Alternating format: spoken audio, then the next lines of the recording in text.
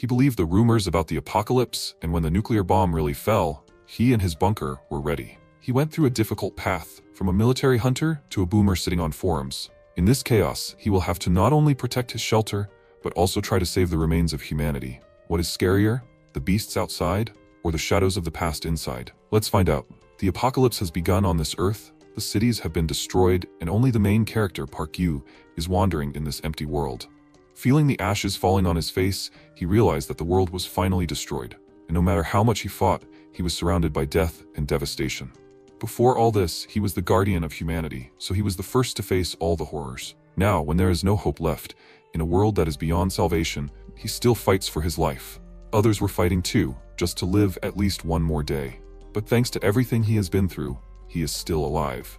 And strangely enough, even in such circumstances, his adventures are worthy of a whole book. While sitting in his bunker, he decided to post about preparing for a nuclear war under the name Skeleton, but of course, no one believed him then. He does not care what the world will become in the end. He will live as before, luxuriously and magnificently. Well, as much as possible. Seoul, the capital of South Korea. The day began as usual. Someone was driving to work, someone was just walking, but none of them knew what was waiting for them then. A black dot appeared in the sky with a loud whistle. It fell and caused a powerful explosion that shook the entire area and destroyed all living things. A column of flame rose into the sky with a roar, and a shockwave passed through the area. It was on this day that a nuclear bomb launched by another country hit right in the heart of Korea. Let's go back 3 years before the start of the nuclear war. We can talk about the day when the world came to an end for a very long time. It was, to put it mildly, full of events. For example, Jew was preparing for the future. From every corner, they were making a big noise that humanity, in the usual sense, was already on the verge of collapse. Nevertheless, only two groups of people were preparing for this event. Firstly, the most powerful of this world. In their position, they have to worry about everything. Well, and secondly, people who truly believed in the coming end of the world. They believed so strongly that they were ready to risk everything just to escape from reality. Well, MC, of course, belonged to the second type. First, he got rid of all his assets, then began to greedily absorb all the information that could even hypothetically help him survive. The first thing he was concerned about was finding a place suitable for building a shelter. Every time he looked at the map, he thought, where should he build it? 3 key requirements. Firstly, a sparsely populated area where hardly anyone would come even in an emergency, but still near the city. Secondly, the landscape should give him an advantage in case of an attack. And thirdly, the price.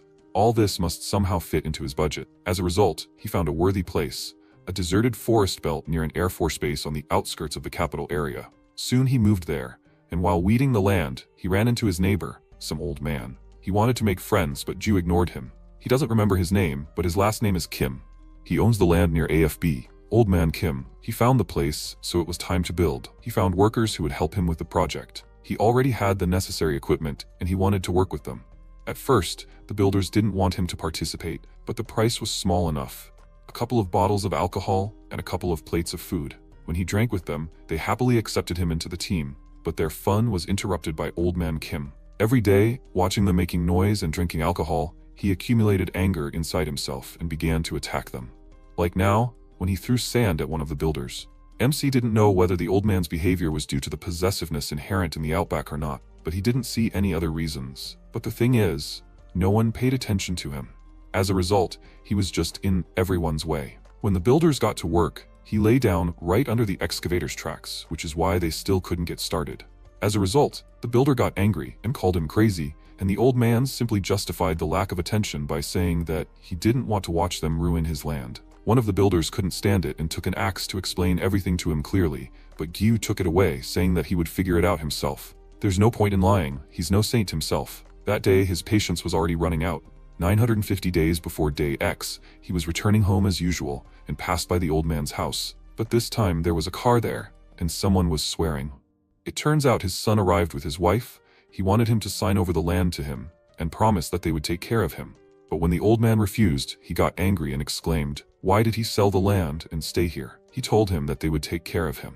He grabbed his father by the clothes and pulled him towards him, shouting in his face that he gave the best land to his sister, and left him only a dilapidated house and rice fields. Let him give him at least something. He threw the poor old man to the ground, and MC frowned, watching all this, but did not dare to interfere. While the old man was writhing on the floor from back pain, his good-for-nothing son said that he had tolerated his unbearable character for years, so let him be a good father at least in the last years of his life. Since he did not answer him, he got even angrier and was about to hit him. But then Gyu decided to intervene. He coughed loudly into his fist, causing them to pay attention to him, and the man felt uneasy when he met his gaze. Cursing loudly, he walked away from his father and headed to the car, telling him goodbye, that he was waiting for the land from him. Otherwise, he would burn everything here. Finally, he drove away. MC followed his car with his gaze and, looking at the sad old man, offered him a smoke. Old man Kim was still depressed, but tried to start a conversation, asking him about his parents. When MC told him that they died, he fell silent and he decided to ask why he didn't want to sell the land and move. With such an area, it must be difficult for him. Old man Kim looked down and thought. After a short pause, he answered him that initially even the part of the land that he gave to his daughter was a useless wasteland like this one. But who knew that the government would decide to build a 10-lane highway there? Why can't he sell this land and move? Tears welled up in his eyes. He remembered how he and his wife were sitting on the porch and they were smiling at each other, and he said that he just couldn't do it, even under the threat of death. Throwing away the half-smoked cigarette, the old man got up and left. Ju still doesn't understand what changed then. But after that conversation, the old man's heart, which had shrunk to a small point, opened up like a 10-lane highway. He stopped interfering with the construction and just watched. Sometimes they would weed the beds in the field together, and sometimes Ju would go to him for a drink, and always saw sadness on his face. So the days passed, and then the day X came. A nuclear bomb fell on the center of Seoul and a deafening roar shook the earth. After that, a belated siren announced the end of the world. The sky turned red, MC hurried to his bunker, and old man Kim, worried about his son, came to him to ask him to find him. He hurried to the bunker and checked the internet. After a few seconds, his look changed, and he went outside to tell the old man the sad news. His son was killed. No one could survive in the epicenter of the explosion. Kim sadly bowed his head and clutched his hat in his hands, and Ju told him that soon there would be a second wave of bombings, including in the center. So he offered him to go to his bunker, but he refused, since he could not leave his house. He thanked him for this offer and went to his home. At night, the builder Kim Wong-soo called him, and he, turning on the cameras around the shelter and seeing him wandering around with an axe in his hands, understood what he wanted. As for old Kim, his eyes had long faded. He knew that sooner or later he would die, and so he decided to leave this life with his own hands and reunite with his wife. When Wong-soo got to the bunker, MC opened the doors and met him with an axe in his hands. The apocalypse began without warning, and the people who had not yet died, as well as those who were still surviving, became enemies. Let's go back in time a little. 852 days before the apocalypse. Ju and old Kim went hunting, and the latter, seeing that he had killed a boar without a gun, was very happy and praised him. He smiled and pointed at himself and said that he had a hunting license. Even the state praised his skills. MC dug a little deeper and found out that old Kim was a military man. His hunting rifle is a useful thing, but it will not save him from the coming horrors. He must carefully monitor his surroundings every second, because the AFB is very close. Both Korean and American troops are stationed there at the same time, as are hunters who specialize in fighting monsters. These are excellent conditions to acquire the right weapon. At the moment, his plan is extremely simple. When the war starts, he will immediately target the base near Gyeonggi-do. After the explosion, the base will be in complete chaos. He will put on protective clothing and calmly take what he needs. And while he was thinking through the details, an unexpected opportunity found him. One day, a builder offered him to get a gun. His name is Kim Wong-soo. He works for the company he entrusted with building the bunker. He is Korean-Chinese, was in a gang, and he still keeps in touch with his old colleagues. But he came here specifically to earn money. After making his offer, Wong-soo said with a smile that there are a lot of people like him in China. The Western news is silent about this, but all of Inner Mongolia suffers from monsters. People are dying, and as far as he knows, he does not want to be among them. Well, since he is building himself an entire bunker, he probably has a lot of money. The bunker is certainly strong, but with a gun at hand, it will still be calmer. Ju thoughtfully rubbed his chin and mentally noted that he clearly had a pronounced Yanbian dialect. Although, as it seems to him, he deliberately uses this to demonstrate his connections with the gangs of northern Yanbian. He shook his hand and said that he would like to see what he has to offer, but only after construction. At that moment, he did not see a single reason to refuse it. Soon the day of the arms sale came. He hired a private detective to find out more about Wong-soo. It turned out that he had no connections with the Yanbian gangs. He was once a member of the Shanhan Triad, and the goods he was going to sell him were taken from there. But in principle, he does not care about this. He wants his weapons, not his story. They arrived together at the place where the guys were supposed to deliver the goods, and Wong-soo said that they would be there soon. They just need to wait. After that, he took out his phone, and notifications about new messages immediately began to arrive on it. Someone was writing to him and asking when he would be free. MC looked at the screen of his phone and asked, "Is that his daughter writing?" He scratched his head with an awkward smile and confirmed this, adding that she had recently turned 7. She constantly asks who he looks like and what kind of person he is. Seeing the truck that had just pulled up, he told Jiu that they had arrived and invited him to come closer. After that, the man showed them a box of weapons. 3 Type 56 rifles, caliber 7.62, 300 rounds of ammunition, 3 clips. Having examined the rifle, he could tell for sure that the weapons were in good condition. It was worth it. He decided to buy these rifles and looked at Wang-Su, who was saying goodbye to his friends and telling them that everything was fine with him in Korea. Turning around, he noticed Ju's gaze on him and quickly approached him, after which he put his hand on the rifle and threateningly said that he then remembered that he once said that he would live in a bunker alone. It is probably not easy alone. Looking at his hand on the rifle, MC thoughtfully told him that there were problems with that, and Wang-Su said that he understood everything. MC smiled slightly and, grabbing the axe hidden behind his back, asked, did he want to help him? The man was silent for a few seconds. It seemed that he noticed this, and then he suddenly forced a smile on himself and said that it was not so. He just thought that the shelter was so big in case someone decided to visit him. But it seemed that he preferred solitude. If he got bored, he should contact them. He knew where they worked. Although he had no work left, he would probably go back to his daughter in the north. This was just a bad joke. He did not think that he would take it seriously. He decided to get back to business and told him that he would send him the bullets and clips after payment, after which he left with his friends. MC knew that he would probably come back and do what he could not do today. Because, in his opinion, it doesn't look like a joke, and sometimes cruelty is inevitable. That's how it happened that Wang-Su came to the bunker after the apocalypse started. Ju understood that until he returned to his homeland, he would need to live somewhere, defend himself somehow, and besides, he knew the exact location of the bunker and its layout. But he resolved everything very quickly. He answered the phone and Wang-Su immediately ran to the bunker doors, saying that he just decided to personally deliver the package to him. The money came. Where should he leave all the things? Watching his movements through the cells, MC realized that there was a bright side to the current situation. He came alone. Taking an axe, he opened the bunker doors and went out to him with the determination to deal with him before everything changed. The man smiled at him, and then suddenly made a sharp lunge forward and pounced on him with an axe, but Gyu managed to duck and then moved behind him. He immediately attacked him, swung the axe near his neck, leaving a deep cut on it, and then hit him on the head. Bleeding, Wang-Su fell to his knees and tried to cover the wound with his hand, asking in Chinese who he was. A special forces soldier? Or a martial artist? He grabbed his leg and began to beg him for mercy and ask him to save him, but MC told him that he was unlikely to be able to do anything. Even if he did not finish him off, he would die from blood loss. Resigned to his situation, Wang-Su asked him to do it quickly, after which the blow occurred. While examining his corpse, Gyu suddenly heard the ringing of the phone and began to rummage through its pockets, thinking that his friends were calling him. But when he picked up the phone, he saw that his beloved daughter was calling him. Since Dad did not answer her calls, she wrote him a message in which she asked him to quickly come home. These messages caused some feelings in him, but he quickly pulled himself together. He can't afford such emotions anymore. Not anymore. It's been 29 days since the bomb fell. As soon as the radiation level dropped, he immediately went to the Air Force base by car. It was empty around, no soldiers, nothing but destruction and ash. And as soon as he entered the warehouse, he couldn't believe his eyes. It was as if he found himself in El Dorado. There were enough weapons here for a whole group of mercenaries. He let out a laugh. In the end, his original plan worked. Walking down the street, he noticed 2 burnt bodies in the car. He still sometimes thinks about how it would have ended if Wang-Su had run here first, or if he hadn't contacted him at all. Would he have survived in this damned world? Would he have met his daughter? But now, seeing the half-destroyed buildings and the ash falling from the sky like snow, he finds it hard to believe. After another foray outside, he returned to the bunker and began doing handicrafts using a video tutorial. The author of the video, Anonymous337, was telling how to make a felt doll, which his daughter simply adores. First, you need to roll a ball of felt. At first, it will not be easy.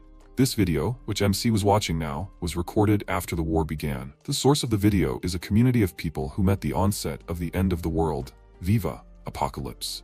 Elon Musk, an extremely large entrepreneur, launched the Galaxy Link satellite into orbit, so even after a nuclear war, they still have the internet. Thanks to technological advances, survivors can still keep in touch with each other, which immediately makes him feel better. Stubbornly following the tutorial from the video, he made a doll together with Anonymous337. In the end, he got a beautiful and cute sheep, and he got something crooked. Looking at the result of his work, He remembered that he had seen something like that in the village where people worship someone. Exactly a year had passed since the beginning of the war. Although there were no more bombings, the enemies had captured the entire region. Huge monsters the size of high-rise buildings appeared on the streets of the destroyed city. The government had lost all control over the situation. The old life had become a long-forgotten dream. Lately, there had been more and more talk on the internet about refugees, as well as people who had not appeared online for a long time. Suspicions had turned into fear and hatred. People were wary and aggressive towards each other. And this was not at all groundless. Once he blocked a user with the nickname Defender, a man whom forum users had nicknamed a human hunter. From the very beginning of the war, he had been posting his deeds. He did not kill for fun. The reason was much more transparent. It was a warning, but when he removed him from his blacklist to view fresh posts, he realized that he had become addicted to killing. He started to act more actively, getting rid of all the survivors whose territory overlapped with his, and started hunting those who posted pictures of their shelters. Anyone who followed his posts on a regular basis would become aggressive and suspicious of everyone. And then he learned shocking news. He received a notification that Anonymous 337, who made toys, had not logged in for a long time.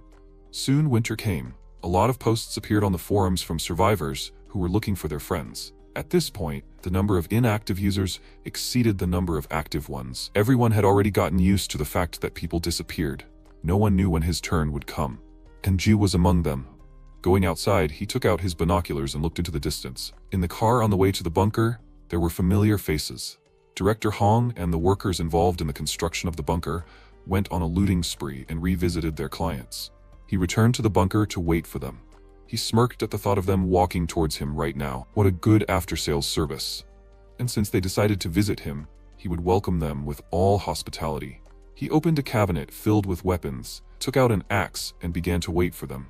Finally, the construction workers approached the bunker, and one of them asked, were they sure they were in the right place? Their boss, Director Hong, said that this guy said he was building some kind of underground hall. It was definitely a shelter. He wondered why the entrance was open then, and he told him that it could be a trap.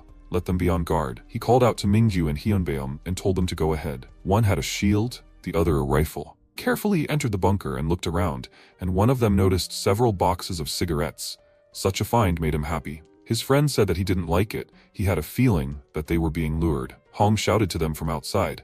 What did it smell like? Does it smell like corpses? They both sniffed and told him that everything was fine, and then the man asked them to inspect the room. Someone should be inside. Let them move slowly and keep the shield up. Taking advantage of their distraction, MC jumped from the top shelves of the rack, right on top of them, and hit the man with his own shield, causing him to fall right on top of his comrade. He immediately opened fire, and at that moment, Gyu threw an axe at him, saying that one is ready. The axe hit him right in the head. His comrades screamed in fear, and then it was his turn. MC kicked the shield, knocking him to the floor, and then raised the axe over him. Looking at him in horror, he begged him for mercy, but he was unmoved. As soon as he dealt with them, Hong's voice was heard from outside, asking how many people were inside, and was nervous about their silence. Realizing that there were 3 more left, Gyu headed for the exit. Meanwhile, one of the builders was about to enter and asked what they were waiting for. Director Hong asked him to calm down. If they went in there, they would be finished. Does he have any tear gas left? They need to throw a couple of them in there, then he will get out of there himself. MC heard this and noted that he still had some brains left. That's why he was in charge. But not everything in life goes according to plan. Because they were on his territory, he hit the button on the wall and smiled, and then the bunker doors closed. Because of this, the builders got very nervous, and Hong told his friend not to worry about it. They would find a ventilation shaft and make him get out of there. After all, he built this bunker himself. There was only one entrance, and, accordingly, one exit too. They would find a ventilation shaft, throw a couple of grenades inside, and he would get out to them himself. Gyu meanwhile took a gun and opened a secret door, behind which there was a small low passage. A game where life is at stake. He never thought that a fight against ordinary marauders would turn into such problems. But there is something they don't know. When Hong and his guys finished building, he expanded the bunker based on his knowledge. They, without having the slightest idea about it, are walking towards their death. The passage he dug led just outside, and it turned out that he was right behind them. By the time he was already outside, they managed to throw a couple of grenades inside, and were surprised that he held on for so long. They decided to throw a couple more grenades, but MC didn't let them do it. He immediately opened fire and hit the man holding the grenade right in the head, and then shot the other one. Hong's mouth dropped open in shock, when he saw the death of his comrades and immediately raised his hands, saying that he surrendered, so don't shoot. Gyu asked how many more there were, to which he replied that he was the last one. He didn't believe him and put the gun to his forehead, and he screamed in fear that it was true. There were 5 of them, including him. After that, MC ordered him to take the bodies to the truck, and while he was stacking the corpses, he noticed something very familiar to him. He immediately pushed Han aside and reached into the back of the truck with his hand, taking out a felt doll of a sheep. Immediately after that, he hit the man with the butt of the rifle and ordered him to explain. What did they do to the man who made that doll? Did they kill everyone who was in his hideout? Hong pressed his hand to the place of the blow and excitedly asked him to wait. He got it all wrong, but then the second blow followed. Ju grabbed him by the clothes and Hong screamed that they didn't kill anyone. There was an old man there, and when they got there he was already dead. They just took all the things and left, he swears. Then MC asked him to take him to that bunker. The location was surprisingly close, 30 minutes by truck. As soon as Hong opened the doors, he immediately recognized the bunker with the video of Anonymous 337. Seeing a corpse on the floor with a bag on his head and a note with the inscription Defender, he imagined what happened here. There was a loud bang. The human hunter shot the old man, smiled, and headed for the exit. Ju's eyes widened. The old man, whose video he was watching, was killed by the human hunter. It was his doing. He looked at the corpse again. His hands and feet were tied. Because of this, he immediately remembered one of Defender's posts with a photo of 2 shot people and the inscription, "Got rid of 2 bugs." A corpse can tell a lot more than people think. Not only the cause of death, but also the conditions in which the victim found himself at the time of death. The murder weapon, how the fatal wound was inflicted, and even the pattern of behavior of the criminal, including his attitude to death. In the past, when he and his team were at a war site, he was carefully examining the corpses, and a guy from his team asked if he found anything. He told him that the body was too decomposed. It wouldn't give them anything. He turned around and added that it was okay. There were more than enough bodies here, a whole mountain of corpses. Hong pulled him out of his thoughts, saying that he did what he asked. He will let him go now, right? But MC pointed a gun at him and he took a frightened step back, exclaiming again that he did everything he asked. He had reasons for doing this. He has children. Without him, they will die. He doesn't want innocent children to die of hunger, right? Ju said that there was a slight misunderstanding. He would never spare a looter who knows where he lives, and he had heard this excuse before. After that, another corpse appeared in the empty shelter. Days passed, winter ended, and he began to spend more time outside. He had lived in the bunker for so long that he began to appreciate the warm, fresh air. It was a small respite from the cold and worries, a blissful calm under the sun. Having hung up the washed clothes, he sat down to warm himself in the sun. But this calm had to be paid for, and in a dying world the rate was very high. As soon as he closed his eyes, he heard a buzzing sound. A drone was flying above him. A user with the nickname Dong Tanmom announced on the forum that he had recently seen a flying thing. It turned out to be a drone. And right now, someone was trying to break into his bunker using welding. He was hiding in a high-rise building in the south of Dongtan, and the actions of local looters were reflected in his series of posts. And since he had no means of self-defense, he was going to blow up all of Dongtan if he had no other choice.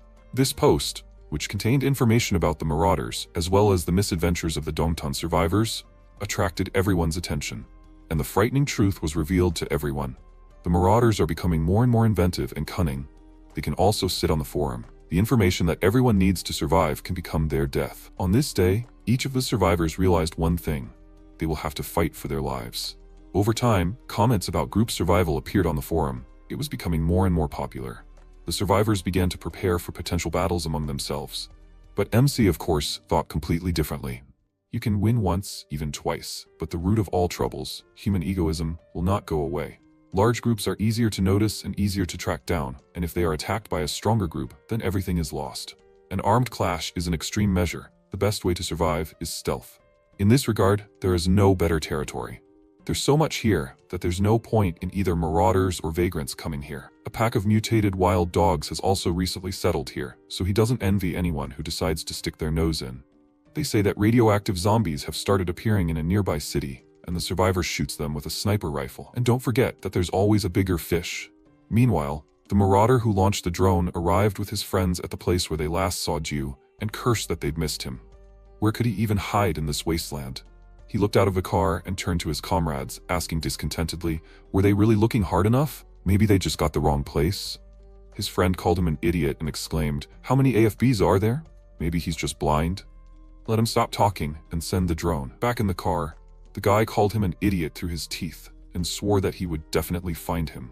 They needed to at least get their gas back, otherwise he would deduct it from them. He looked down at the monitor. The drone was now flying over a high-rise building, where a woman, Rebecca, was currently shooting zombies with a sniper rifle. He became very interested in her and said that, judging by her clothes, she was an American soldier. He turned to his friends and happily told them that he had found a better victim and suggested that they turn around. But as soon as he saw what was happening there, he immediately fell silent, and his friend turned to him and asked what he said. At that very moment, dogs pounced on him and his comrades, whose teeth sank deep into their skin. The guy watched this in shock for a few seconds, not knowing how to react, and when he finally came to his senses, he ordered the driver to step on the gas, but he hesitated because their comrades remained outside. The guy assured him that they were beyond help, and he stepped on the gas, but something hit the windshield. They hit their half-dead comrade, and he blocked their entire view with his body, which is why they crashed into a pole at high speed and were seriously injured. The dogs headed for the car, and the driver, who was the only one left alive, looked at them in horror. There was a grinding sound from the other side of the door. The dog opened it and looked inside. Immediately after that, it grabbed the man's head and mauled him. News of this incident appeared a week later. A user with the nickname Tackon discovered them and immediately made a post. He came across a truck that crashed into a telephone pole near rice fields. Blood everywhere. There are no bodies. The blood leads into the forests. The animals are happy, and the local survivors must be absolutely delighted. The commotion that Dongtanmom caused because of these looters gradually died down. MC was sitting on the forum as usual. Because of this post, he realized that looters were nearby, and suddenly Dongtanmom, who everyone had already forgotten about, got in touch again. It seemed like he was trying to get attention again, and he wrote about the explosion again. This time, he wrote that his hideout was in Gwangyo, not Dongtan, and that there were 5 people at his door. If no one helped him, he would blow himself up. After the last time, no one believed him, but this time it was serious. Nervously watching the number of views, Dongtanmom took the detonator and began to beg for at least someone to view his post.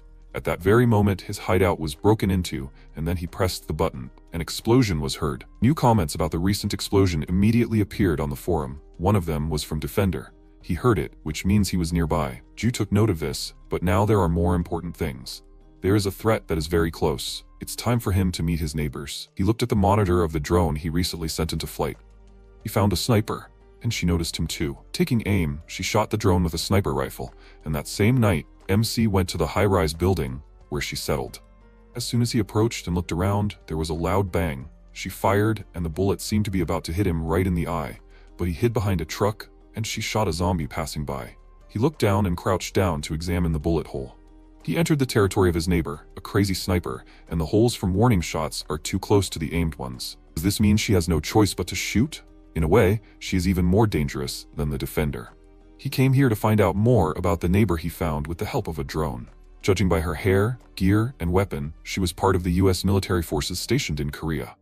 At the start of the war, the US, being the strongest country in the world, intercepted most of the nuclear missiles and protected the main territory.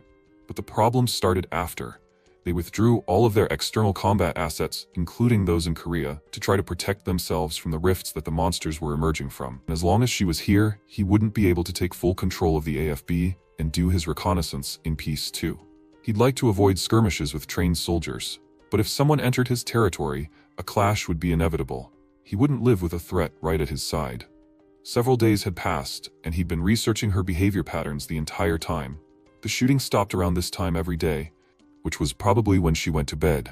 This was the only time he could get close to the building. The entrance was barricaded, so the best way to get in quietly was through the roof of another building.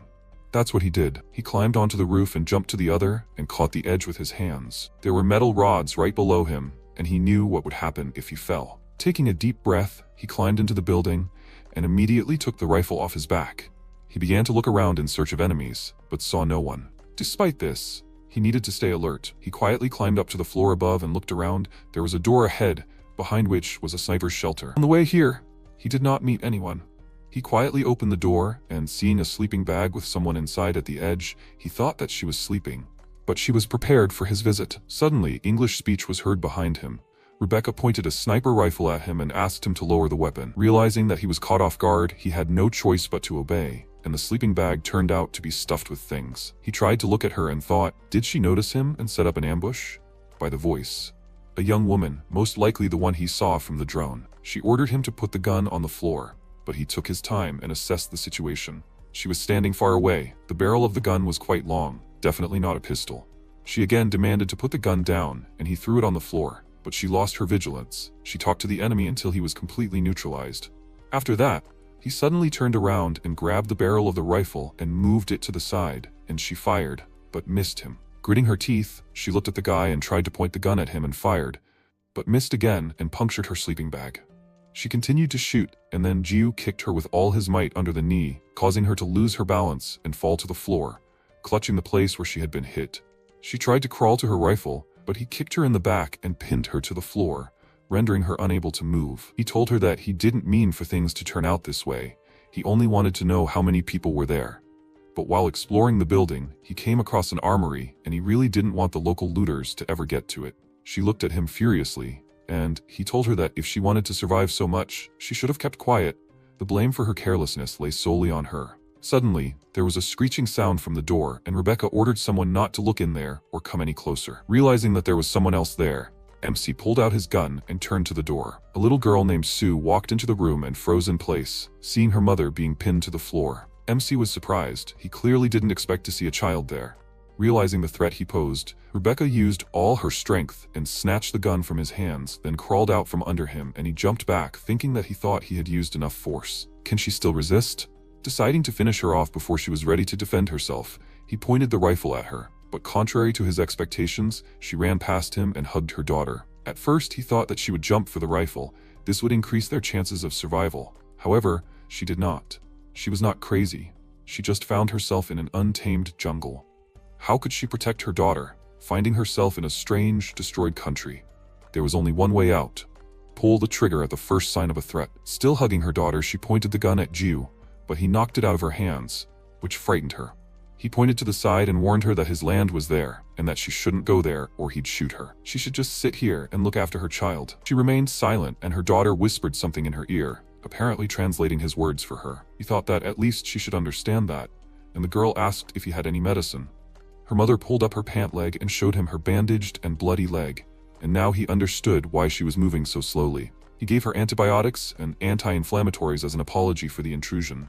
But it turned out that this wasn't what Rebecca wanted. She wanted special substances. Her appearance simply said that she was into that kind of thing. He could understand her. In a situation like that, you want to find any comfort, even if it's illusory. He told her that it wasn't a cure for everything. He didn't remember it ever helping anyone. He pointed his finger at her daughter and asked, "Does she know Korean?" From that day on, he began to support them, regularly passing them painkillers and skim milk at the agreed place. In recent days, the gunshots that he heard even near his bunker have become noticeably more frequent. The frequency of shots is very high, but it does not look like a shootout. Even that day, it was clear that she was already completely on the edge. It seemed that she was not hitting the enemies in her sights, but the demons in her head. He looked towards a high-rise building, and suddenly a beam of light blinded him, and something sparkled on one of the floors. It was Morse code. She wanted to meet him at the agreed place. He came there, and a few minutes later, Sue came up to him, worriedly saying that her mother was ill. She accompanied him into the building, and he would never have guessed what was waiting for him inside. The entire shelter was littered with all kinds of American symbols. Patriotism is the only substitute for addiction that she could come up with. Seeing that he had come, she put away her gun and took off her pants so that he could bandage her. While he was busy, she told him that the marauders nearby had an RPG, and they continued to shoot day and night. Things were bad. The marauders flocked to the sounds of her gunshots, and her leg was getting worse and worse due to the delayed treatment. When he finished dressing the wound, her daughter hugged her, and she said that she missed her home, her family, her friends, and her native language so much. But her home was overseas. She looked at the sky with a devastated look, and her daughter wiped her tears, after which she asked, "Did he really have nothing?" Looking at her, he imagined a mother who sacrificed her life to protect her daughter, and answered her that even if he had it, he still would not give it to her. No matter how much she ran from reality, the problems would not go away. He could only help her a little, and for this he needed a gun. Time passed. On a dark rainy night, he got out of his shelter and headed towards the marauders' camp. He deliberately waited for the rain, because there was no better moment to leave his territory. The rain limited visibility. The cold forced people to huddle around the fire. He noticed ammo boxes nearby containing RPGs. Since they had the advantage in numbers, he had to reduce their numbers as much as possible with the first attack. He decided to strike from afar with the weapon Rebecca had given him. The marauders were sitting by the fire, chatting, unsuspecting, when suddenly one of them noticed some movement to the side, and then a click was heard. They immediately turned to Ju. It was too late. He had fired a rocket at them. When they collided with the ammunition, the explosion was much more powerful than from a regular rocket. The chain of explosions was moving in a good direction, but more people survived than he had expected. He shot at those who tried to escape with a rifle, not letting anyone through. He slowly walked forward, opening fire on everyone who moved, and at that moment he noticed marauders with weapons near a pile of debris nearby. He quickly dealt with them, and suddenly a bullet whistled past him, tearing his cloak. Those who managed to escape managed to arm themselves and opened fire on him, but missed. He quickly went into hiding. Seeing that he had disappeared somewhere, they stopped shooting, and one of them asked, "Did anyone see how many of them there were?" The man answered him that there weren't that many of them, after which he called out to some guy and ordered him to go after the guys from Kapyong. They should resolve the issue before dawn. As soon as he gave the order, a bullet flew into his forehead, and the guy turned around in horror. Then another marauder died. Gyu came out of his hiding place and said that he understands why in a tense situation they are so drawn to the light, but this way they expose themselves more. The guy fell over in horror and backed away, and he came up to him and said that he was very cold while surviving in the pouring rain, so he would deal with him quickly. Like the person who asked him to do this, he really misses his home. After dealing with the last looter with an axe, he returned to Rebecca. He called her and her daughter into the bunker, and the first thing he did was bandage her leg. Her daughter was wandering around the bunker with interest and looking at everything around and suddenly asked why the toilet was in the very center. He irritably ordered her to sit next to her mother and not to ask him questions, after which he tied the bandage and looked at Sue irritably, saying that he was finished.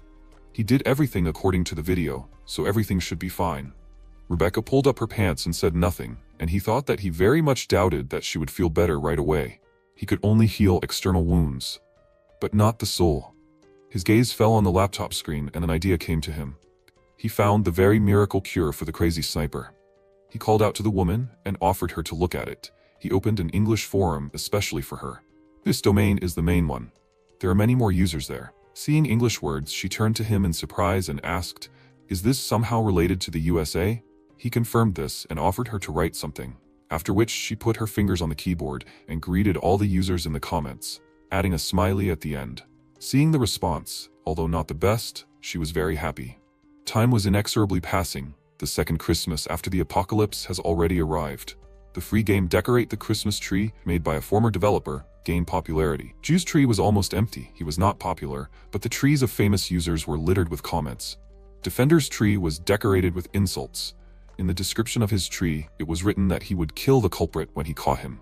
After reading this, MC smirked, because he expected nothing else from him. Suddenly his radio hissed, and Sue's voice came out of it. She called out to Skelton and asked if she could be heard. He asked how her mother was, and she told him that she dozed off. And she also wanted to ask him for a laptop for a while. She wants to spend the New Year's countdown with people from North America. When he first gave her the laptop, Rebecca thanked him and introduced herself and her daughter to him.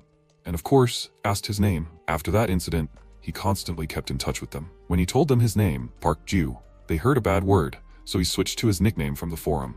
He promised Sue to bring his laptop, but before he hung up, she wished him a Merry Christmas, which surprised him a little and made him smile. He wished them the same in return and hoped that everything would be okay with them. At that very moment, a notification appeared on the laptop screen that some user had decorated his tree. A ball with the inscription John Nennon appeared on his tree.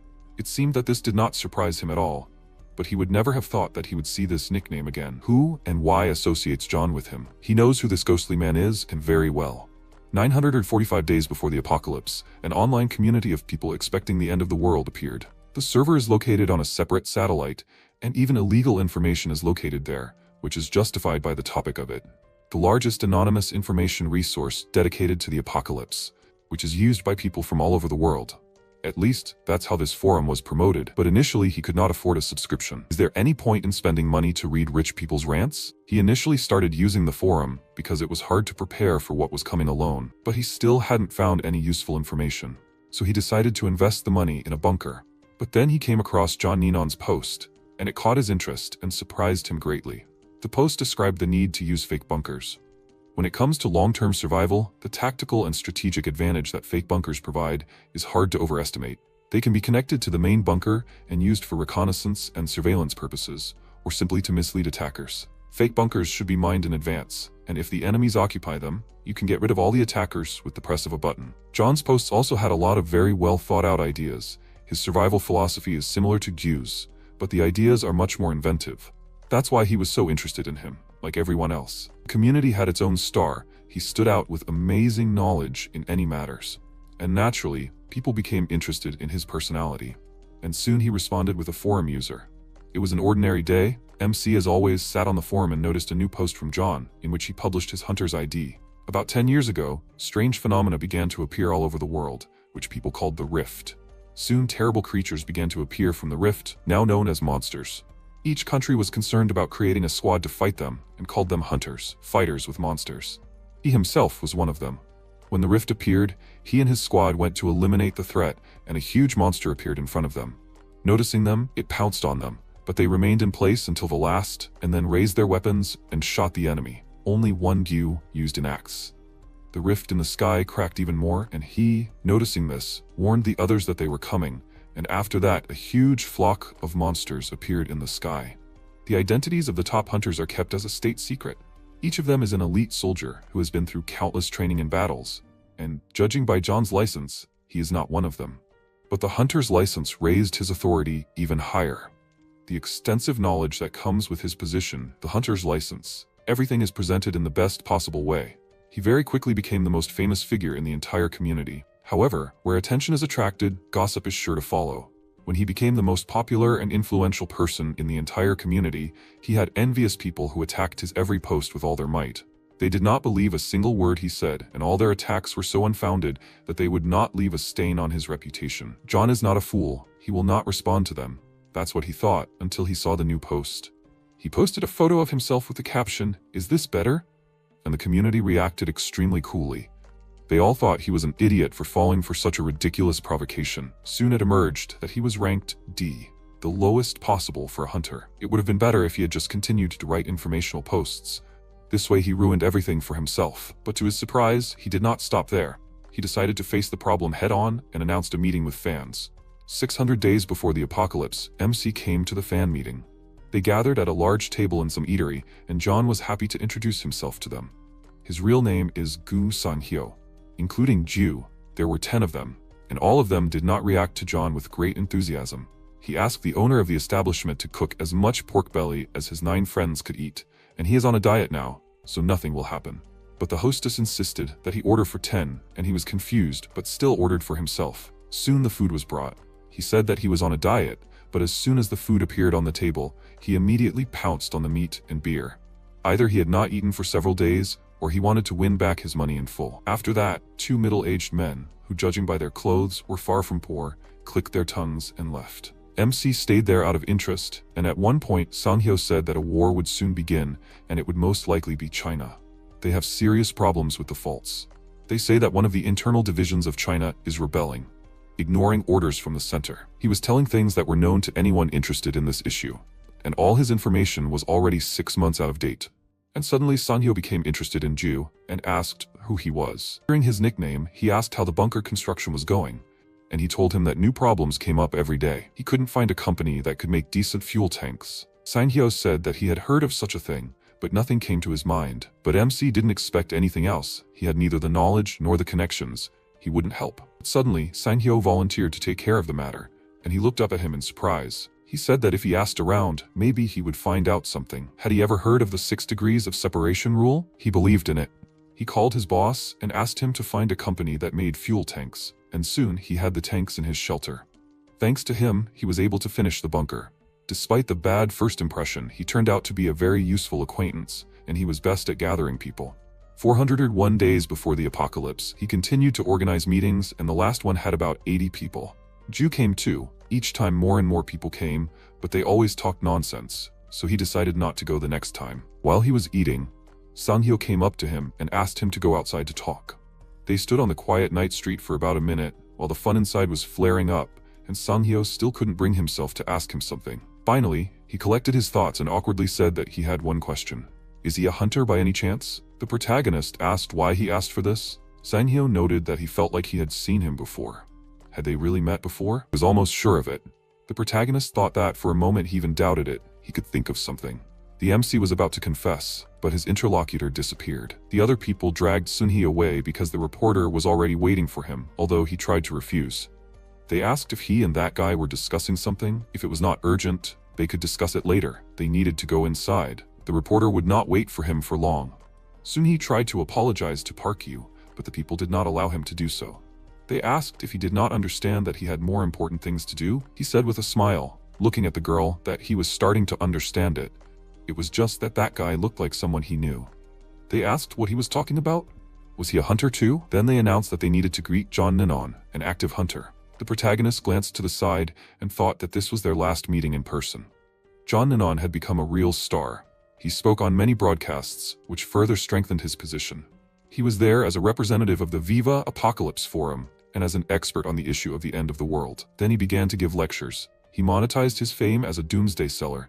He began to conduct special consultations for rich people. He did not just take advantage of the opportune moment, but also actively acted, using all his strength. And the main promotion of his success were the people from the Viva Apocalypse Forum. Forum users worshipped him as if he were some kind of god. He watched their reactions, and he himself began to believe that they would follow him like obedient animals. This thought buried him. On the forum, he was called a scumbag who simply copied posts from the European Forum. As a result, the detective community took up the investigation, who were able to find evidence against John Ninon. People on the forum realized why he was showing off so much. He was just pretending to be an expert. They were given evidence that he had also filed for bankruptcy 3 years ago. After this incident, he was only criticized and insulted. The protagonist thought that over time, it began to irritate him that John Ninon was simply everywhere, so he was glad that everything ended this way. John Ninon quickly gained popularity, but his reputation collapsed even faster. Naturally, anonymous forum members who enjoyed humiliating others made it even worse. He did not try to somehow defend himself from countless suspicions and criticism. The last sign of life that he gave forever remained in the history of the forum. His last message on the forum was, "Your mother." That was the end of the story of John Ninon. After a while, MC took a sip of coffee and thought that in the end, there was no point in investigating his fraud. The bomb hit before the meeting began. And now I wonder who made the comparison between them. Is it just a coincidence? Or was it really John Ninon himself? Park Yu sent a message to Fox Games that he wanted to ask something. He wanted to know who left the message on his tree. Fox Games sent a message that he would think about it if he knew the details. The protagonist thought that Fox Games was a hacker and former game developer. He was the one who invented this Christmas tree on the site. On this day, the protagonist did not even suspect what his curiosity would eventually turn out to be. After Fox Games wrote that he managed to find his nickname, 180 centimeters, MC sent a message asking who he was. He does not remember them communicating with him before. This will lead to a similar clash in the future. After that, the MC listened to the radio. It was an announcement from the National Crisis Management Agency. Their agency was reopening their disaster relief headquarters before the upcoming elections. As soon as the radio started talking about Chief Administrator Lee Sang-hoo, the protagonist turned off the sound. The citizens were still alive, although the world as we know it was destroyed. Countless dead, many destroyed cities, but the state was still breathing, and the heart of the bureaucracy was beating. He was rummaging through his backpack and saying that there was enough food and water for 3 days, as well as a weapon for self-defense. His favorite axe. To be honest, Gyu didn't have any hope for the national agency. It just meant that the state would fall a little later. But while the concept of the nation was still alive in people's minds, he could take advantage of it. That's why he was looking for a place for a bunker closer to the cities. The protagonist dressed normally, and after making sure that there was no one near the bunker, he set off. It's time to see what Seoul looks like today, a year and a half after the fall of the nuclear bomb. The road to Seoul was extremely boring. MC didn't even remember anything. The sight of the city itself evoked complex and contradictory emotions in him. Ju missed the old landscape, which was hard to even imagine in these ruins.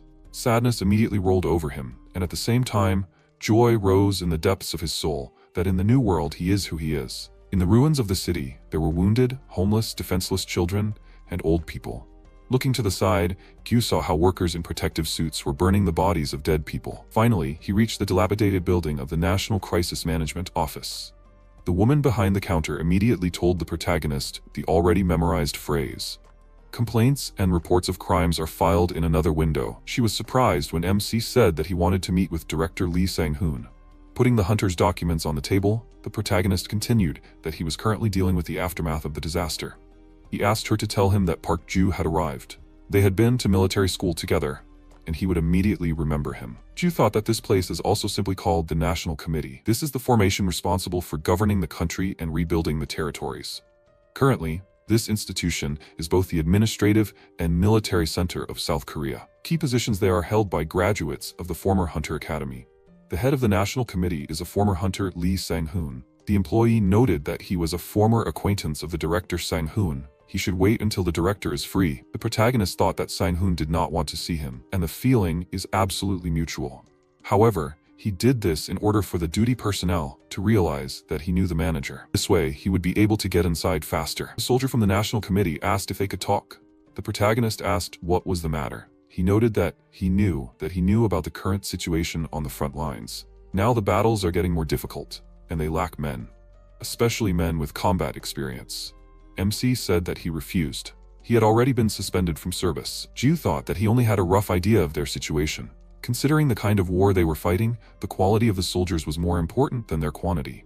They stopped recruiting just anyone. Now they are looking for courageous, promising soldiers. However, he will not agree to this anyway. He does not want to die on the front lines. The soldier said that he heard that he used to be a hunter. The protagonist covered his face with his hands and then asked if he really sent Sang-hoon. He said that this was a mistaken opinion. He was here on behalf of the commissioner. MC asked if he was a member of the National Committee. Gyu thought that he did not expect to hear that name during the protagonist's service. The protagonist said to Daram that he should not even think about other people's opinions. The end always justifies the means, and this is the truth of life. At least in this world. In the present day, MC entered the office. Daram, the commissioner of the National Committee, said that they had not seen each other for a long time. She knows him too well, so they will get straight to the point. They need hunters. Ju pointed out that there was no need for him to ask why he had been chosen. Daram said that he was trying his best to avoid military service. The protagonist said that they had agreed that she would no longer work for the government. She asked if he thought old promises meant anything in today's world. The protagonist thought that there was an unbridgeable gap between what he wanted and what he actually did. The difference between the two of them clearly showed it. The MC said that he had quit precisely because he never wanted to do that again. Daram said that Sang-hoon's manager had also sent a request. Ju asked if he had already forgotten the past. She pointed out that he should believe that he no longer held a grudge against it. At the very least, he was in no position to do so. The protagonist remarked with a heavy sigh that the world had changed the moment Sang-hoon took the managerial position. Daram bit her lip and then said that he knew what situation they were in now. He understands what happens on the front lines every day. The protagonist thought he knew it. There was no way he didn't know it. That was his problem. She noticed him clenching his fist, and she apologized to him. Daram asked if he knew about the Papung group. Chairman Jae Pong-ho said that his workers would hunt monsters. However, they would need help, so they were sent to the National Committee. However, they couldn't help them. She wanted him to put on a show there. He wouldn't be on the front lines as long as she was alive. The MC thanked her. She noted that everything had already changed in this world. Everything except him. They would contact him. After a while, Ju wondered what would happen to industrial conglomerates if the world ended. This was a question that all Koreans were wondering about. The protagonist read a comment on a forum that they had found the bunker of Park Chol-ju, the chairman of the Sokju group. It was a whole closed ecosystem. Detailed photos of the landscape taken from a drone. There is even a golf course. The protagonist thought it was an obvious choice. MC asked in surprise, so you can do that if you have trillions in your account? Ju thought that he gave up the company and the social status to which he devoted his entire life to protect himself and his family. The world was destroyed, and this is a rational choice. Most rich people did this. However, of course, there are always deviations from the norm. Papung Group made an appointment with him. A month had passed since the conversation with Daram. The new headquarters of the company, which was designed by a British architect known all over the world. However, the construction was not destined to be completed. The war began. As a result, the main character had to freeze all the way to the 55th floor in a construction elevator. The protagonist irritably complained that he was very cold. After a while, at the doors of the meeting room, MC thought that before only the best of the best could enter here, the pinnacle of the South Korean elite. After which he went inside the room, and Ju thought, looking at the people present, that in principle, nothing had changed. The man came, and he didn't even turn around. Is that his worker's ID? What's the point of them if there's no electricity? I wonder if the workers are still getting paid? The HR manager asked with a smile. It was him, Ju, right? He had heard that he used to be a hunter. The protagonist said, extending his hand for a handshake, that he was glad to meet them.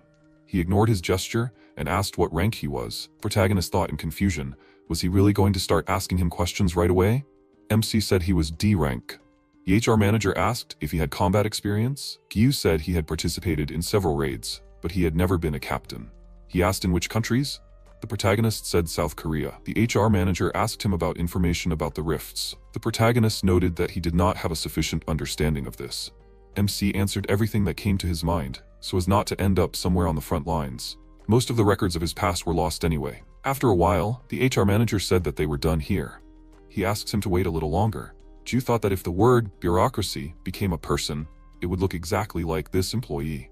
Most likely, all the people working for the corporation, even after the end of the world, remained the same. And he just has to do his job. Daram has most likely already prepared everything. For the place she came up with for him, you only need to pass the minimum threshold. Younghui noted, apologizing to him, that she heard him say that he was a hunter. Is that true? The protagonist thought that another person who follows a different path. She said that a whole horde of zombies appeared in the industrial complex, working for Papung. They tried to gather people, but they are not professionals, so they asked for help from the National Committee. Most of the people defending the complex died. All this is some kind of nonsense. Even now, when there is chaos everywhere, people sacrifice themselves for the good of the company. What can you achieve in a fallen world through loyalty to the company? They are just crazy. That's why she begs him to save her father and the many others who are there. He's a hunter, so she begs him for help. Her father's name is Ji Chang-soo. He's a representative of the subcontractor company the team will be sent to. She will try to repay him in full. She begs him very much to save her father. The head of the HR department said, turning to Ju, that it was time for them to go. The protagonist asked where they were going. He said that he would find out about it once he got there. The MC said, taking the girl's business card, that he couldn't promise her anything. Hunters are not gods, and ordinary people can't understand this. The Korean economy is such that without waterways, the country will simply fall apart. Although some companies hold on, the outcome is already decided, and Papung is no exception. The weapons located at the Papung plant shocked Ju's imagination. The protagonist thought that there were even modernized third-generation tanks there. This happens when rich people seriously try to assemble a personal army. Park Sun-min, in the service of the National Committee, he said, introducing himself, that he was just in time. In the past, he was a hunter, and now he is a member of the National Committee. He will be a consultant on the upcoming mission. He bowed and said that he was glad to meet them. The protagonist thought that he was so young and already in the National Committee. He heard somewhere that people who used to be hunters are treated specially. After a while, they began to discuss the plan of action. Sang Min shouted that they should immediately use all available resources. The head of the personnel department noted that there were thousands of zombies in the complex alone, and besides, he had postponed the operation for a whole month. He said that this was exactly the point. Zombies have a limited lifespan. They need to eat something. They can only last a month. At this point, most of the zombies have either already died or are on the verge of death. The necromancers themselves are not a serious threat without the support of zombies. They will crush them with an armored personnel carrier. A discussion began about whether such a judgment could be trusted, although he spoke quite confidently, and MC watched them closely. After that, they decided to turn to the chairman of the Papung group. Peng Ho noted, glancing at Sang Min, that if the problem could be solved quickly, he saw no reason to do otherwise. Ju thought that Sang Min had a handsome face, a confident voice. He told about the zombies, proposed a well-thought-out strategy. Even he was ready to believe. And these old people, even more so. Sang Min asked, turning to Ju, is he a hunter sent here by the National Committee?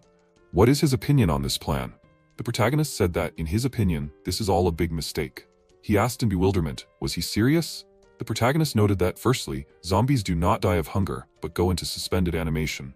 They hardly move, their metabolism almost completely stops. However, if they never find food, then they really do die in the end. Only fresh human meat is constantly being supplied to the complex, so he thinks they need to come up with a different strategy. MC thought that, in principle, it didn't matter to him if the wrong strategy buried them all. However, if it could suddenly become his responsibility, then he decided to draw a clear line.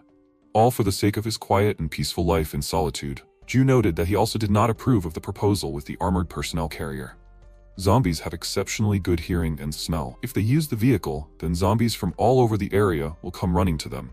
He also cannot understand why they need to deploy all their combat resources at once. He suggests using a small squad. Sang Min asked angrily, gritting his teeth, could he please stop saying that? He understands. He has had plenty of time to read all those beginner guides. The protagonist said that the outcome of a battle is 90% dependent on planning. If the plan is bad from the very beginning, then there can be no talk of success. He shouted furiously that he had enough, Why did he think he could talk to a national committee member like that? He was just trash. The protagonist thought that he didn't need approval from people like that. The MC thought, looking at the scared man, that he was talking to those whose influence could put pressure on the plan. The employee's name tag said that he was Chong Su, a representative of the subcontractor company. Ju walked up to him and whispered, putting his hand on his shoulder, that his daughter asked him for help. When he gave the signal, he would have to run away, after Sang-min finally convinced the higher-ups to go along with his crazy plan. After a while, Sang-min shouted over the radio that there were too many of them. They also came running from the neighboring complex. The soldier reported that they turned over tank number 1. They were breaking through the machine guns. He shouted irritably that in this case, they should get out the flamethrowers. Let them get everything they have there. The soldier reported that they were still breaking through. Their unit noticed an unknown creature. Terrible screams were heard over the radio. Sang-min furiously shouted that he was ordering tank number 1 to respond. What was going on there? Then he noticed the creature and asked what it was. They said that the necromancer would not pose a threat. The protagonist thought, looking at the necromancer, that these were monsters, enemies of humanity. The protagonist noted, seeing how the creature was preparing to use its abilities, that it was time for them to run away. Chang-su looked at him in fear, turning around. MC noted that humanity was not able to defeat them. Suddenly, everything around was illuminated by a bright light. These rays were so focused and strong that the world seemed to disappear in their radiance. Sometime later, in the office of the National Committee Commissioner, Daram said, addressing Ju, that she thanked him for his help. She hopes that after such a failure, the chairman will at least calm his ambitions a little. By the way, he wanted to meet him. He doesn't know what he wants. At nightfall, in an unfinished building, the protagonist thought, why did he decide to meet him again? It's obvious that they are looking for a replacement for Sang-min. He has no reason to go there. However, looking back, he believes that curiosity got the better of him. Is there anyone who wouldn't want to see how the conglomerate develops? After a while, Peng-ho said that he was flattered that he decided to come. Then he noted that he studied his background a little. You don't often meet such people. The protagonist noted that everything remained in the past. Peng-ho said that this is what unites them. According to rumors, his strength exceeds even Song-hoon himself, and he is practically a legend now. He was on the same team with Kang Han-min and Na Hae-in, the saviors of their time. What will he say to this? He was ready to provide him with everything he needed, and with him, the return of both of them to the firmament. MC slammed the table knife down on the table and said that he could only wish him luck. That was the end of their meeting. He said that he was going to fight for the complex again. Peng-ho revealed that he was an illegitimate child. He had no chance of inheriting the company. However, he went against the odds, and now everyone says that the world can no longer be saved, that all this is pointless. However, he is going to go against the odds again, and this time, not for himself.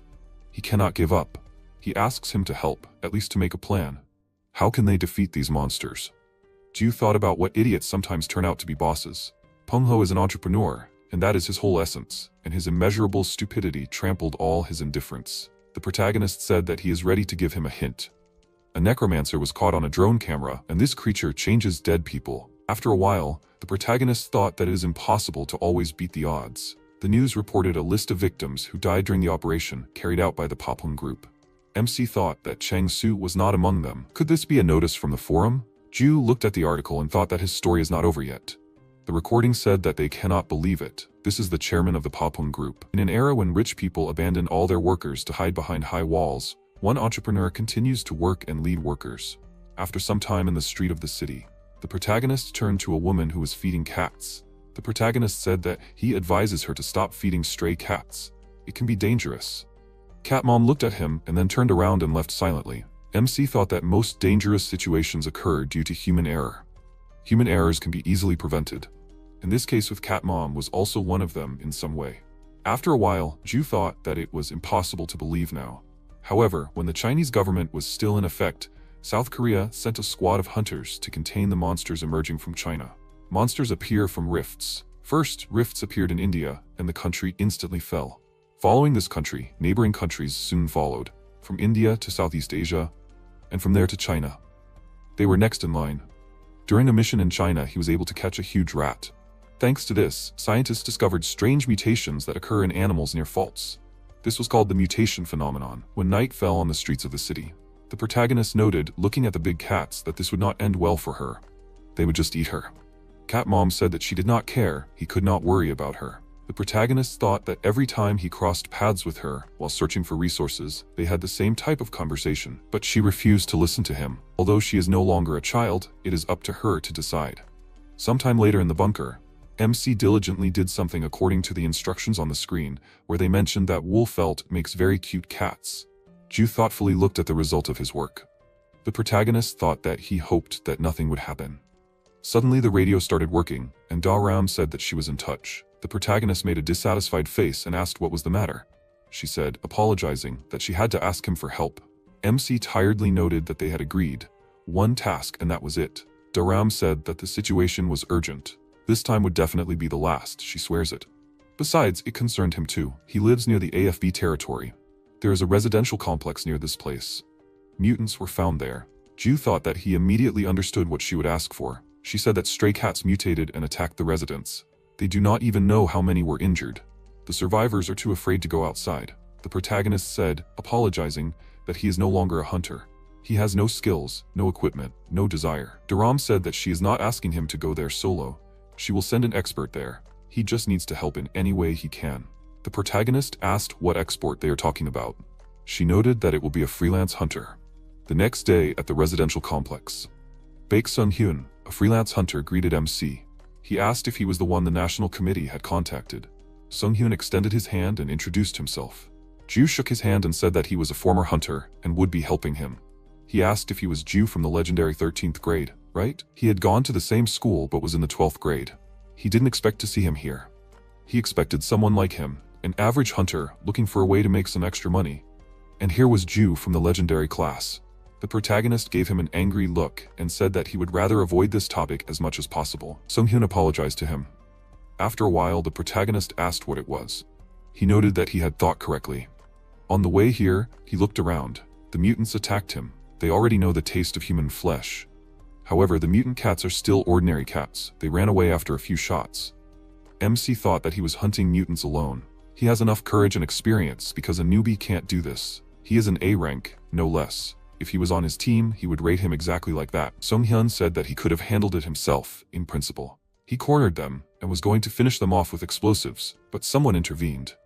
And because of this, they will also have to look for where they are hiding. Ju thought about it and noted that he guessed who he was talking about. After a while, Cat Mom called the cats by their nicknames and said that Mom brought them food. Where are they now? The protagonist watched her from a hiding place and thought that she was feeding the local cats. And if she was looking for them, they would definitely show up. After that, the mutant cats came to the woman, who happily walked towards them. Cat Mom asked, while they were exchanging secret signs, where did they get such wounds? Do they hurt a lot? The protagonist and Sung-hyun came out of hiding with rifles in their hands, ready to open fire on the mutants. Then shots rang out, and the mutant cats tried to dodge the bullets. Cat Mom screamed in horror. Suddenly, the mutant cats pounced on the MC, while the woman screamed that they should not shoot them. Yu dodged the blow and opened fire on the mutant. Cat Mom screamed, "Why are they doing this? They should not touch her angels." At that moment, Sung-hyun said that he should stop. Then he threw explosives towards the mutants, but the woman tried to stop them, and she was in the way. Cat Mom remembered how she was kicked out of the house and saw kittens outside. She followed them into the basement, where they found a common home. Suddenly, an explosion was heard, and flames engulfed everything around. The protagonist noted that he has radical methods. Sung-hyun smiled and said that in today's world, you need to clearly distinguish between your desires and reality. After a while, the protagonist thought that the fall of the company was somewhat similar to a plane crash. Even without a driving force, the object still flies by inertia, and at one point, it falls sharply, crashing into the ground with a roar. MC said, looking up, that he was seeing this not for the first time. Gyu thought that the time had come earlier than he expected. After a while, the protagonist thought while cooking that people cannot live without entertainment. That's how they are made. There is nothing wrong with that. Entertainment is a cure for fatigue. It gives a phantom feeling of meaning. And for him, the main source of meaning was the Viva Apocalypse forum. The protagonist said that it was very delicious. MC thought that the forum had long since lost its original meaning. It was too late to prepare for the coming end of the world, and the worst thing is that the event itself was long gone. In a world where everyone lives in constant solitude, the Viva Apocalypse forum has become a community where people simply talk about their lives and seek some peace. In essence, the forum is no different from social networks that existed in the past. You can write posts and comments, as well as rate other people's posts.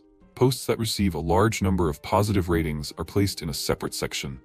the best on the forum now. He does not like to brag, but he, Jew, or rather, they call him Skeleton, recently got into this section. He wrote a post about his meeting with Chairman Peng Ho. He did it wittily but restrainedly. Either he has a talent for writing such things, or people are so interested in details about the lives of rich people. But even he, an unknown on the forum, attracted a lot of attention. Around the same time, one person posted a news item that caused a strong reaction in the entire community. The forum announced a lottery held by the National Committee. Tickets are given out to anyone who wants them, just like rations. Participants draw tickets every 3 days in a specially designated place. The lottery game added variety to the daily routine, where people had only hard work. Naturally, it became incredibly popular. For places 2 through 5, they gave out additional rations or some basic necessities. There is no point in participating in this for a person well prepared for the end of the world. However, the prize for first place was a voucher for moving in, a residential complex capable of independently providing itself with food and electricity. Naturally, it was protected accordingly. The place was so technologically advanced that the residential complex resembled the secret hideouts of the heads of conglomerates. The forum was in full swing, discussing this topic. Soon the opinions of the forum residents began to change. Many were tired of living in bunkers. They wanted fresh air and sunlight. Some were ready to join forces with someone to increase their chances, while others were ready to take the voucher by force. While people were getting more and more lost in their dreams, a winner was announced. His nickname consisted of 9 letters M, and everyone started calling him simply M9, because it was shorter. He remembered that they had once crossed paths at a meeting organized by John Ninon. He was there, quietly and calmly roasting meat. The community reacted very violently to his post. There were a huge number of comments under it, filled with admiration and envy. Luck must have completely blinded him. He began to behave strangely. M9 wrote smugly on the forum that he can't wait to move in. He's going to go crazy from this bunker. How did he even live like this? No matter how long you survive, you'll still become prey for marauders. They're all scum who are just trying to escape reality. They have no dreams, no hopes. He wishes such scum good luck. The protagonist thought that M9 was gloating to the fullest, and the forum's reaction was not long in coming. However, he didn't really believe in all of this. Even basic maintenance is completely dependent on brute labor. Where did the Energy Committee get the money for such a complex? They also started distributing places through a lottery. He will never believe that South Korea can afford this. Most likely, they just decided to calm the public down this way. The protagonist decided to contact Da Ram. She said that this was the first time he had contacted her himself. What happened? The MC said that he had a question about hope. Is there any chance that this housing complex will actually be built? Daram said that it was essentially just a mirage. They were moving to Jeju. They would definitely be done by next spring. Seoul had no chance, but he couldn't tell anyone about it. This information was classified. Ju thought that reality didn't care about other people's dreams. They had decided to leave the capital, even though he wasn't in Seoul right now, but he still felt strange. Life in a bunker had its own nuances. He didn't know if it was day or night. Monotonous food, the same experiences. However, just knowing that Seoul was nearby helped him cope with loneliness. Daram asked him not to spread the word, so he shouldn't write about it. The housing complex is hope, rebuilding the country. All these dreams are doomed to remain dreams. If he writes about it, he will become famous on the forum. The protagonist thought that he had the patience of a saint, so people were not destined to find out about it after some time in the city. The protagonist said that he was just looking for a growing kit. Here's the payment for it. You should check first. MC thought that there is something that smokers value more than gold. It is quite a popular currency in the post-apocalypse. The seller said that everything is correct. A man in the crowd said that human greed knows no bounds. Since when did people start gathering in lines? Are they hoping to win the jackpot? He said with a laugh that they work for lottery tickets. The woman said irritably that he literally lives on the same food as the rest of them. Ju asked who this was. The seller noted that these were potential residents, Hope. Now they walk around and brag about it, and lately they have started gathering in groups. They act like they're better than everyone else. After a while, the employee announced that the giveaway was over for today. The people shouted in displeasure. What do you mean? They have been standing here for several hours. She said that the committee had reduced the quota for each region. They shouted. Why are they trying to deceive them?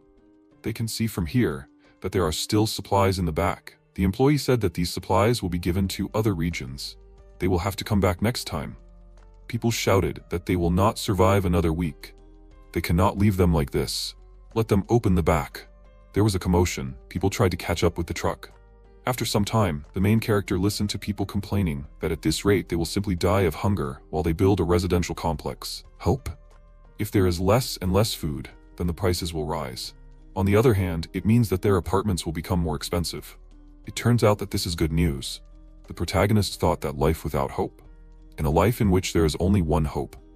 After some time, MC posted a message on the forum under the nickname Skeleton that according to rumors, the chances that the residential complex Hope will be completed are minimal. They better not expect much. It's just a mirage.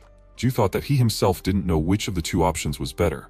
To be honest, he didn't even want to talk about it. After a while, the protagonist thought, recalling the past, that selfishness and nihilism are two words that convey the essence of survivalists. The protagonist declared, leaving a statement on the table, that he was leaving. He had enough of hunting. Kyungmin shouted, addressing Ju, that he was talking to him. He understands, it hasn't been easy for him all this time. However, doesn't he understand the situation they are all in now? Has he at least thought about those whose trust he is betraying? Maybe he should just take a break and then come back? He will think of something. With his track record, the higher-ups should approve of this. They need to hold out for a while and then everything will be decided. MC asked, does he believe it himself? Does he honestly think that the situation will change if he stays? Things are much worse now. Just because he is still here, his subordinates do not leave. They can't escape from this hell. Ever since that day, any soldier who has been on the battlefield knows how it will end, so he shouldn't stop him. Kyungmin said he understood. It seemed like it was pouring rain outside. He shouldn't forget to bring an umbrella. Gyu said he was grateful, and he would try not to die. At the moment, the protagonist thought that since he left his allies, he had been living in a bunker like this. He had managed to build a bunker and survive, so his opinion hadn't changed. People would die out, and there was no way to avoid it. Disarming despair surrounded them. Primal terror and helplessness. The ultimate feeling that there was no hope left never went away. So all his efforts were just selfless attempts to live another day. The protagonist read the comments on the forum, where they asked if it was even possible to leave during the war. A user with the nickname Keystrone wrote that he is currently in the southern part of Paju. Did he imagine it, or was there an earthquake? Everything is shaking for him now, and how are they doing? MC thought that the first fault in Korea opened in Paju. A local earthquake somewhere near a fault most likely means the appearance of a large specimen. Ju pulled out his bike and thought that most likely the National Committee is in complete disarray. The destructive power of large specimens is akin to a full-fledged natural disaster. Fighting it is useless. Their only weakness is the Earth's environment. Large specimens begin to rot and disintegrate as soon as they leave the fault, and the larger the specimen, the faster this process goes. The best option is to avoid contact with this creature. You need to hide, like from a tornado. The protagonist thought, leaving his bunker, that it is better to know about the weather in advance. After some time, the National Committee staff were panicking and trying to resolve the situation.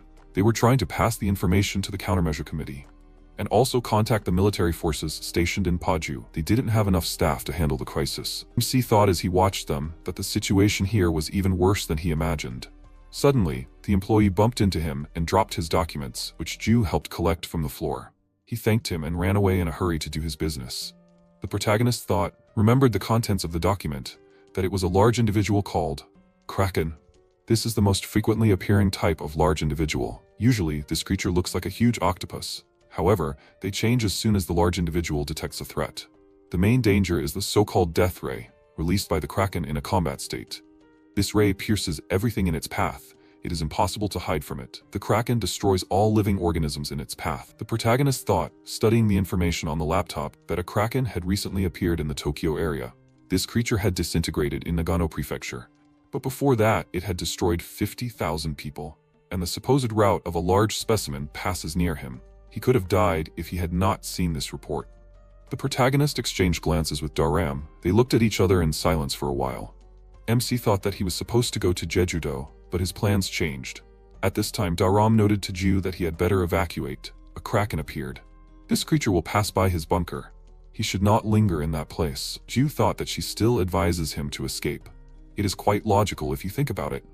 After some time in the bunker, the protagonist thought that he went back to his place to quickly collect essentials. The protagonist thought, looking at the laptop and remembering her words. MC thought that he should help them too. Ju posted on the Viva Apocalypse forum on behalf of Skeleton, in which he said that this is a warning. The monster is already close. This creature is moving south. The route is on the map.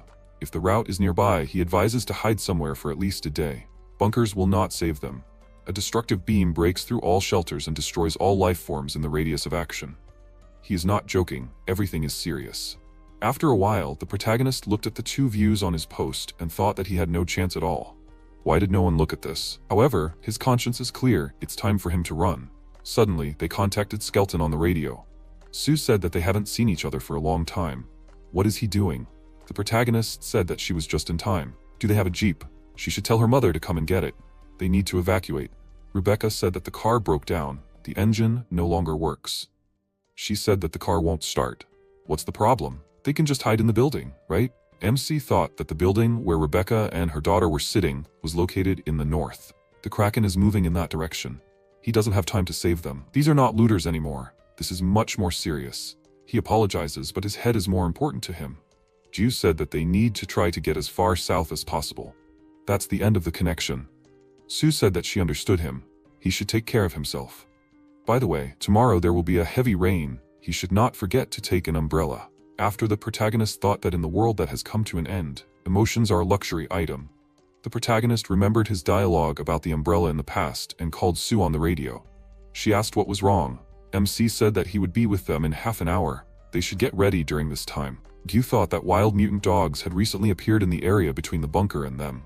However, time is not on his side. In this case, he will have to fight his way through. After some time, the protagonist was moving along the streets of the destroyed city in transport, while a pack of mutant dogs was chasing him. The protagonist shot back at these creatures with a pistol, not giving them the opportunity to get too close to him. After MC destroyed the creatures on the road with a pistol shot, Gyu thought that he missed once. The transport is shaking a lot, it is difficult to aim.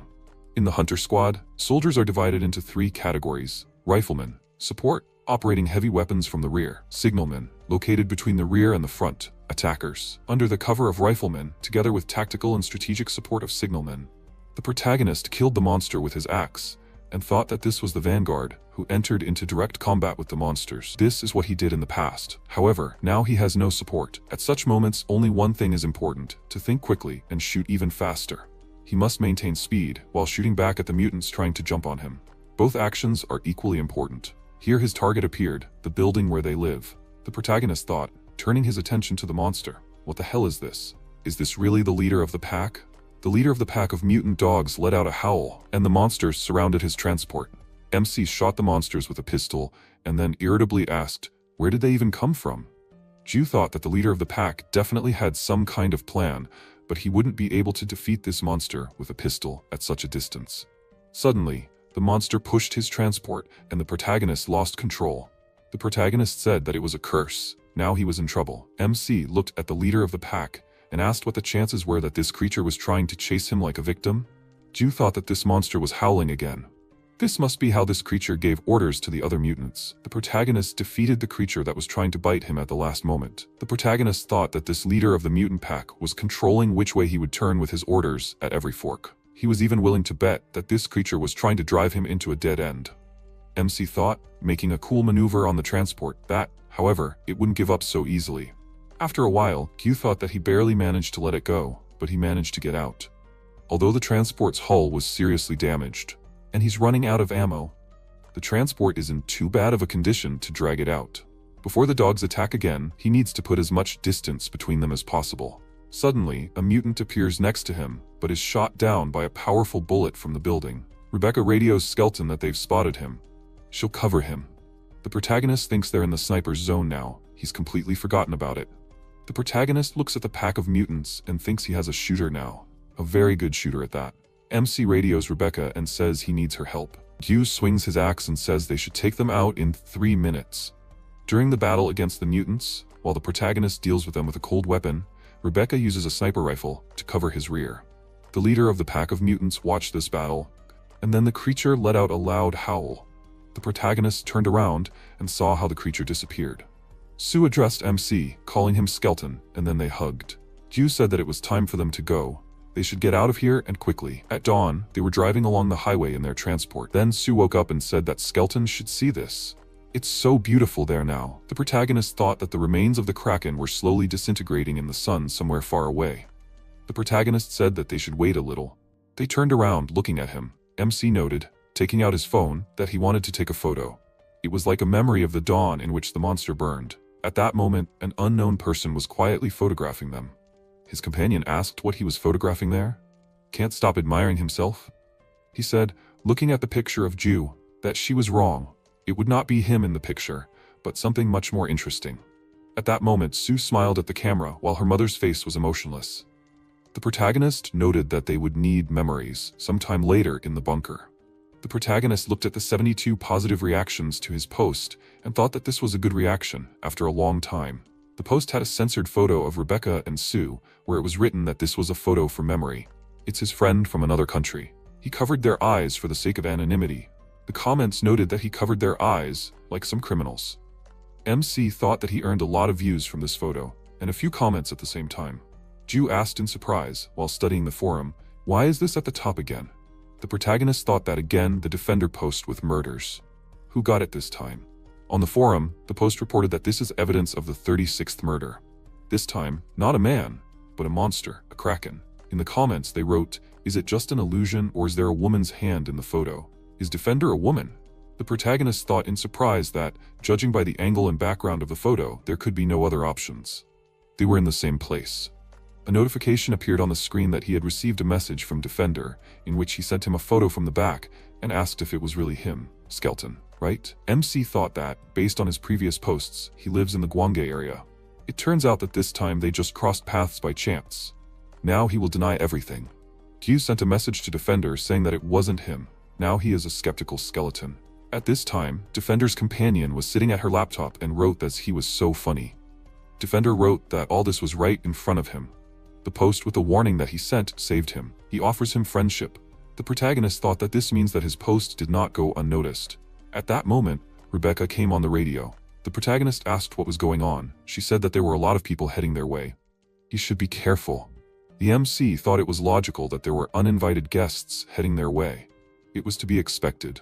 They had nicknamed the leader of the pack of dogs, Gold, whom they had encountered the other day.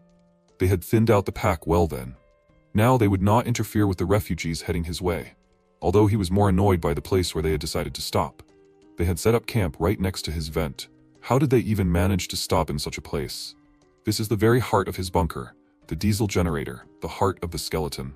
This device is simply enormous. It takes up an entire basement floor. Naturally, the output of this engine is appropriate, and the exhaust from this device is strong. And if smoke comes out of the chimney, it means that someone is inside. If he turns on the generator, the refugees will know that his bunker is underneath them.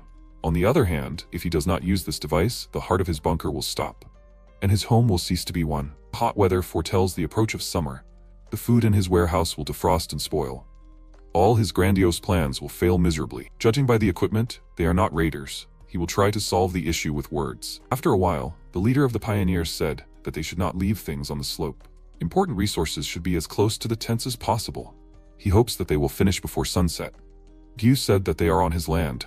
He asks them to find another shelter. The pioneers asked indignantly, did he even understand what time they were living in? What difference did it make to whom this territory belonged? He motioned for his men to stop and said, turning to him, that such a young man could not worry. They were pioneers. They even had permission to do this. The protagonist read the document, which said that it was a permit for reconnaissance of territories, issued by 218th Section, 22nd Division. The protagonist thought that a post that he had recently come across immediately popped into his head. The government is recruiting a lot of people to motivate them to rebuild the country. Although this will never happen, useless people were exiled from the settlements, mainly old people, and given a document with division numbers. When they realized that they could not support so many people within the city, they gave the poor guys a mission and exiled them to die. However, they are not marauders, at least not yet. MC said that he gives them 3 days. They must gather their things and get out of here. The leader of the pioneers shouted while the other men held him back. Didn't he understand? The government gave them every right. Ju declared, clutching his rifle in his hands, that they were all here precisely because the state that the government governed no longer existed. 3 days later at dawn, the protagonist thought that there was no sign that they were going to leave. The protagonist came to their camp and asked, do they mean that they cannot leave here without orders from their superiors? The leader of the pioneers said that if they leave their assigned area, their families who remained in the city will receive less food. So for a few days, or perhaps even weeks, they beg him to let them stay here. The old woman begged him for mercy. All of them who were here were nothing but prisoners of fate. Their families abandoned them. The country abandoned them. The old people have nowhere else to go. They do not wish him harm, she said, passing the bar, that she asks to let them stay here. Does he agree? They beg him very much. The protagonist returned to his shelter, where it was still dark, hot, and humid. The protagonist sighed heavily and thought, maybe he should just finish off all the pioneers? His endurance is not infinite, but he does not want to kill innocent old people. Is there no other way? MC decided to write about his problem on the forum. Viva Apocalypse. Refugees settled near his bunker. They say that they are pioneers. Because of them, he cannot turn on the generator, otherwise he will be discovered. For some reason, they refuse to leave. What should he do? The comments mainly advised to just kill them. A notification appeared on the monitor screen that he received a message from the defender, in which he said that they are future marauders. As soon as they run out of supplies, he will become their first target. If he wants to survive, he must attack first. Capju said that he couldn't expect any other answer from him. The protagonist thought that he agreed with something.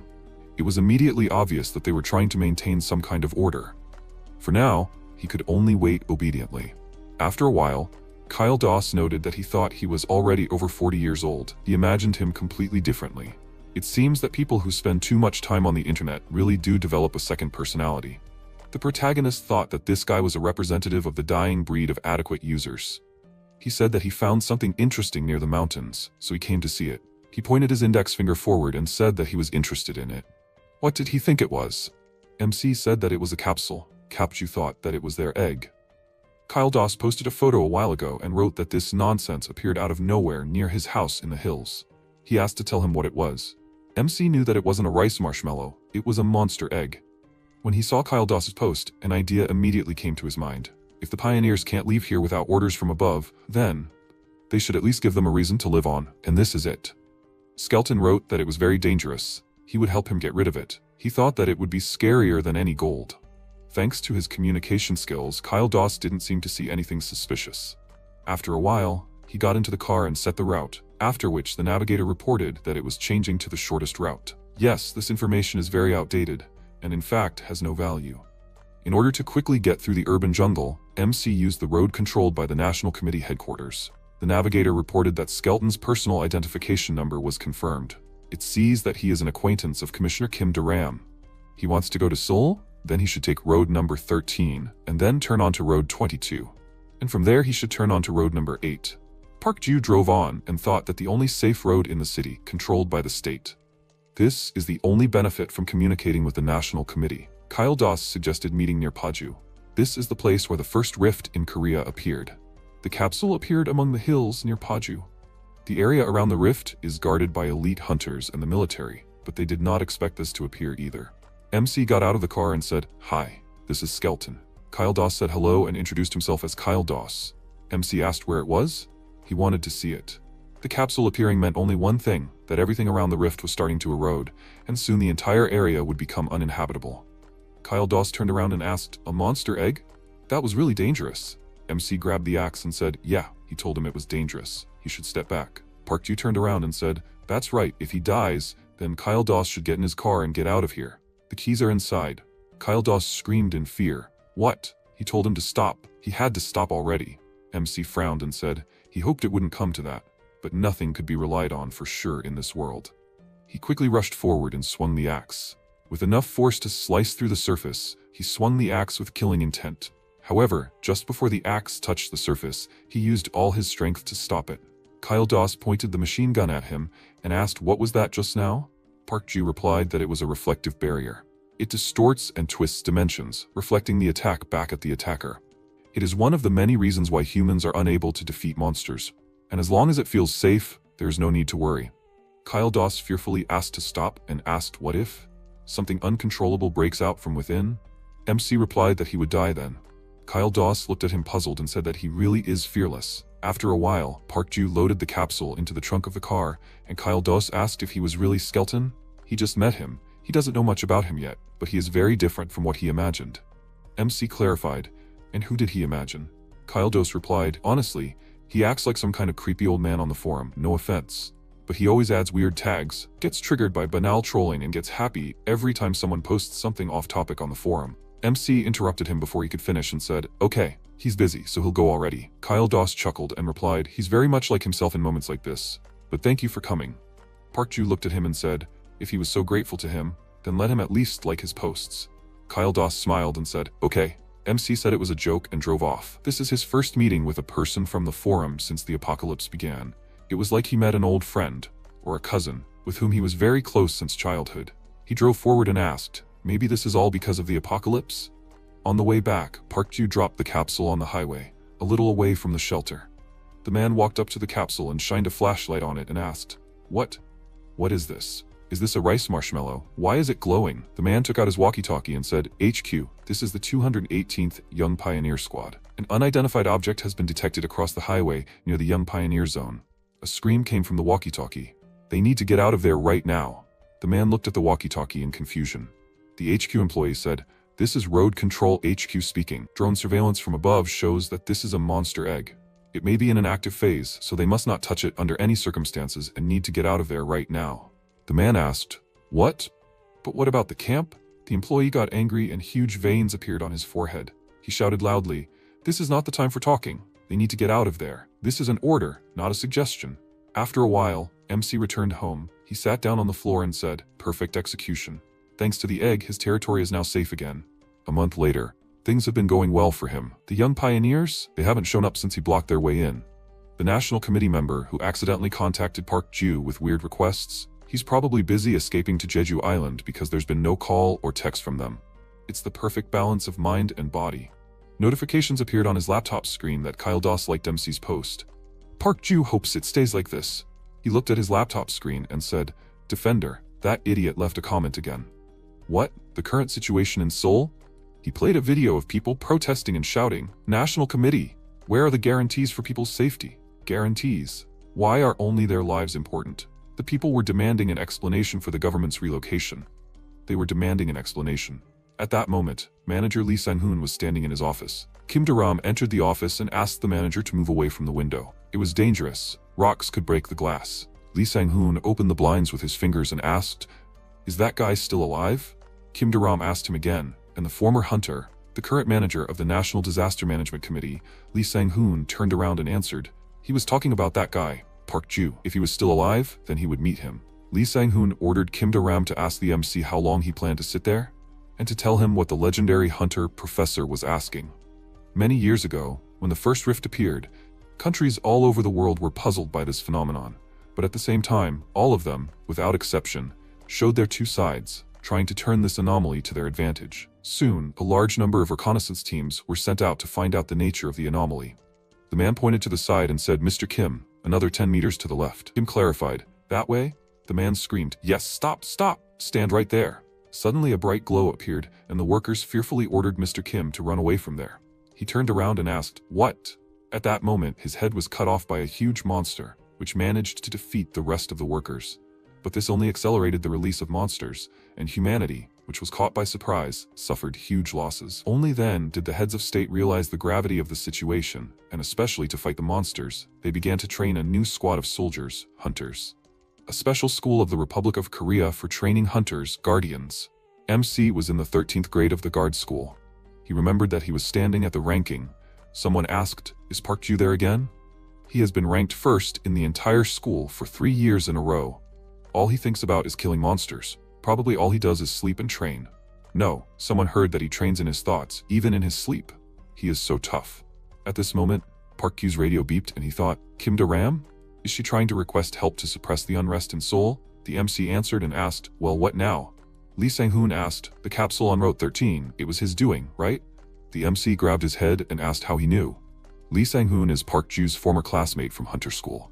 Sang-hoon said that if the capsule appears in a place where there is no rift, then it was done by a criminal living nearby.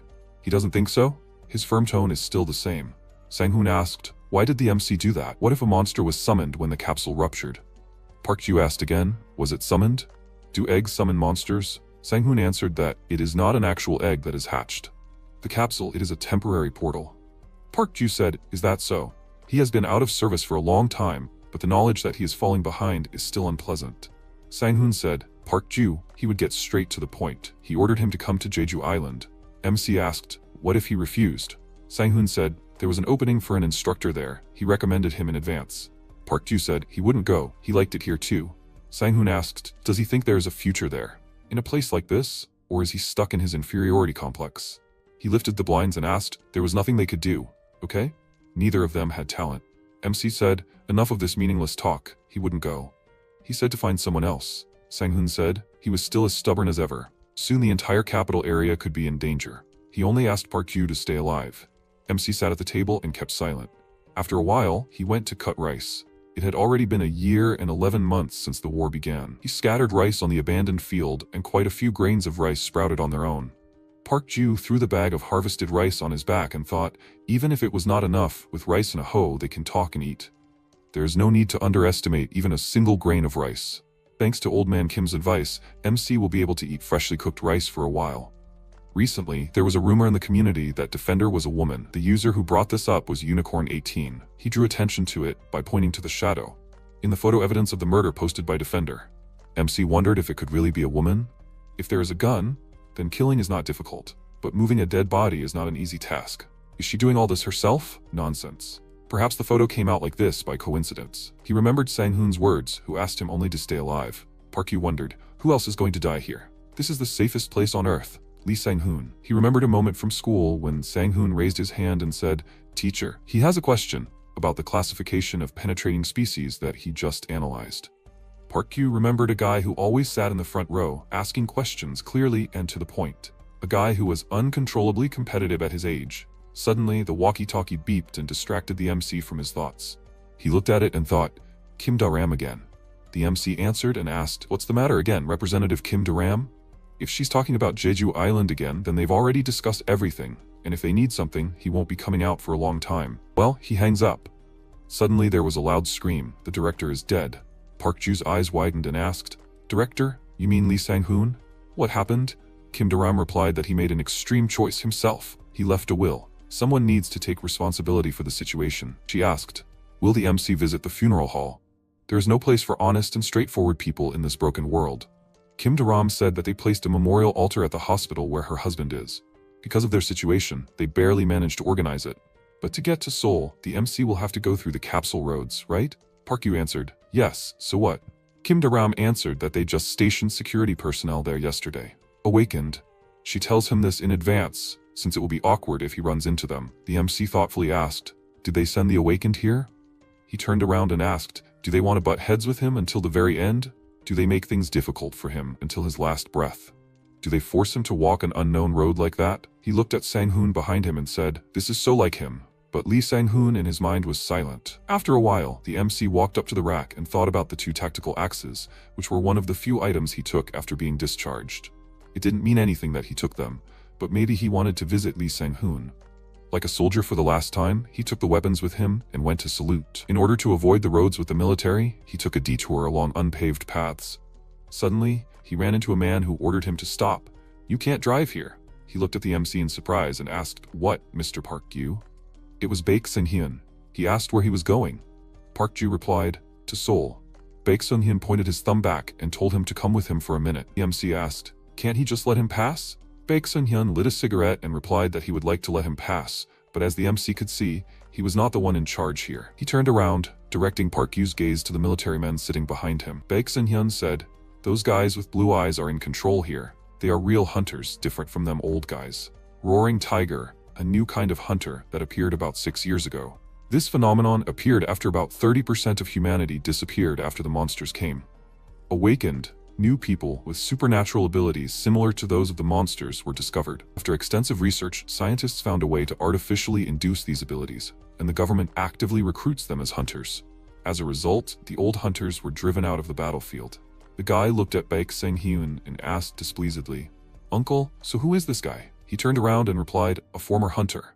The guy pointed his finger at him and asked, A former hunter? Like a part-time one? How is he? Baek Seung-hyun laughed and then grabbed his lips. The guy asked a question, but then why is the former hunter driving on the paths in the semi-darkness instead of the normal highways? He's not a criminal, right? The MC looked at him with hostility and asked, Which group are they from? Baek Seung-hyun literally blushed with fear, and the guy asked, What? He put his hands in his pockets and walked towards Park Yu, saying that he was hopeless. He walked up to the MC and asked, Which group is he from? Park Ju looked at him and answered, From the 13th. The guy spoke, But groups up to the 18th are not considered senior, right? Except for a few people. Well, mister, he was purified, so he knows how dangerous the capsules are, right? Why doesn't he quietly drive back while they are just talking? Park Ju clenched his fists in his pockets and thought that avoiding conflict was wise. It would be wise to turn back. Suddenly his thoughts were interrupted by Baek Sung-hyun, who asked if he was coming or not. MC pointed his finger forward, causing the awakened to question.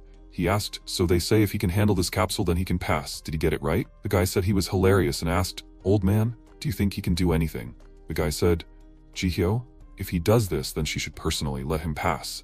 She looked at her phone screen and asked, "Why her?" The military man who was standing by the side mockingly shouted, "Senpai, he can do it!" Park Gyu walked forward and thought that according to the outdated military doctrine, there weren't many tactics for fighting monsters alone. The only method he could use right now was a zero-range battle. MC swung his axe and rushed forward, swinging it. Getting closer, he hit the capsule, leaving a hole.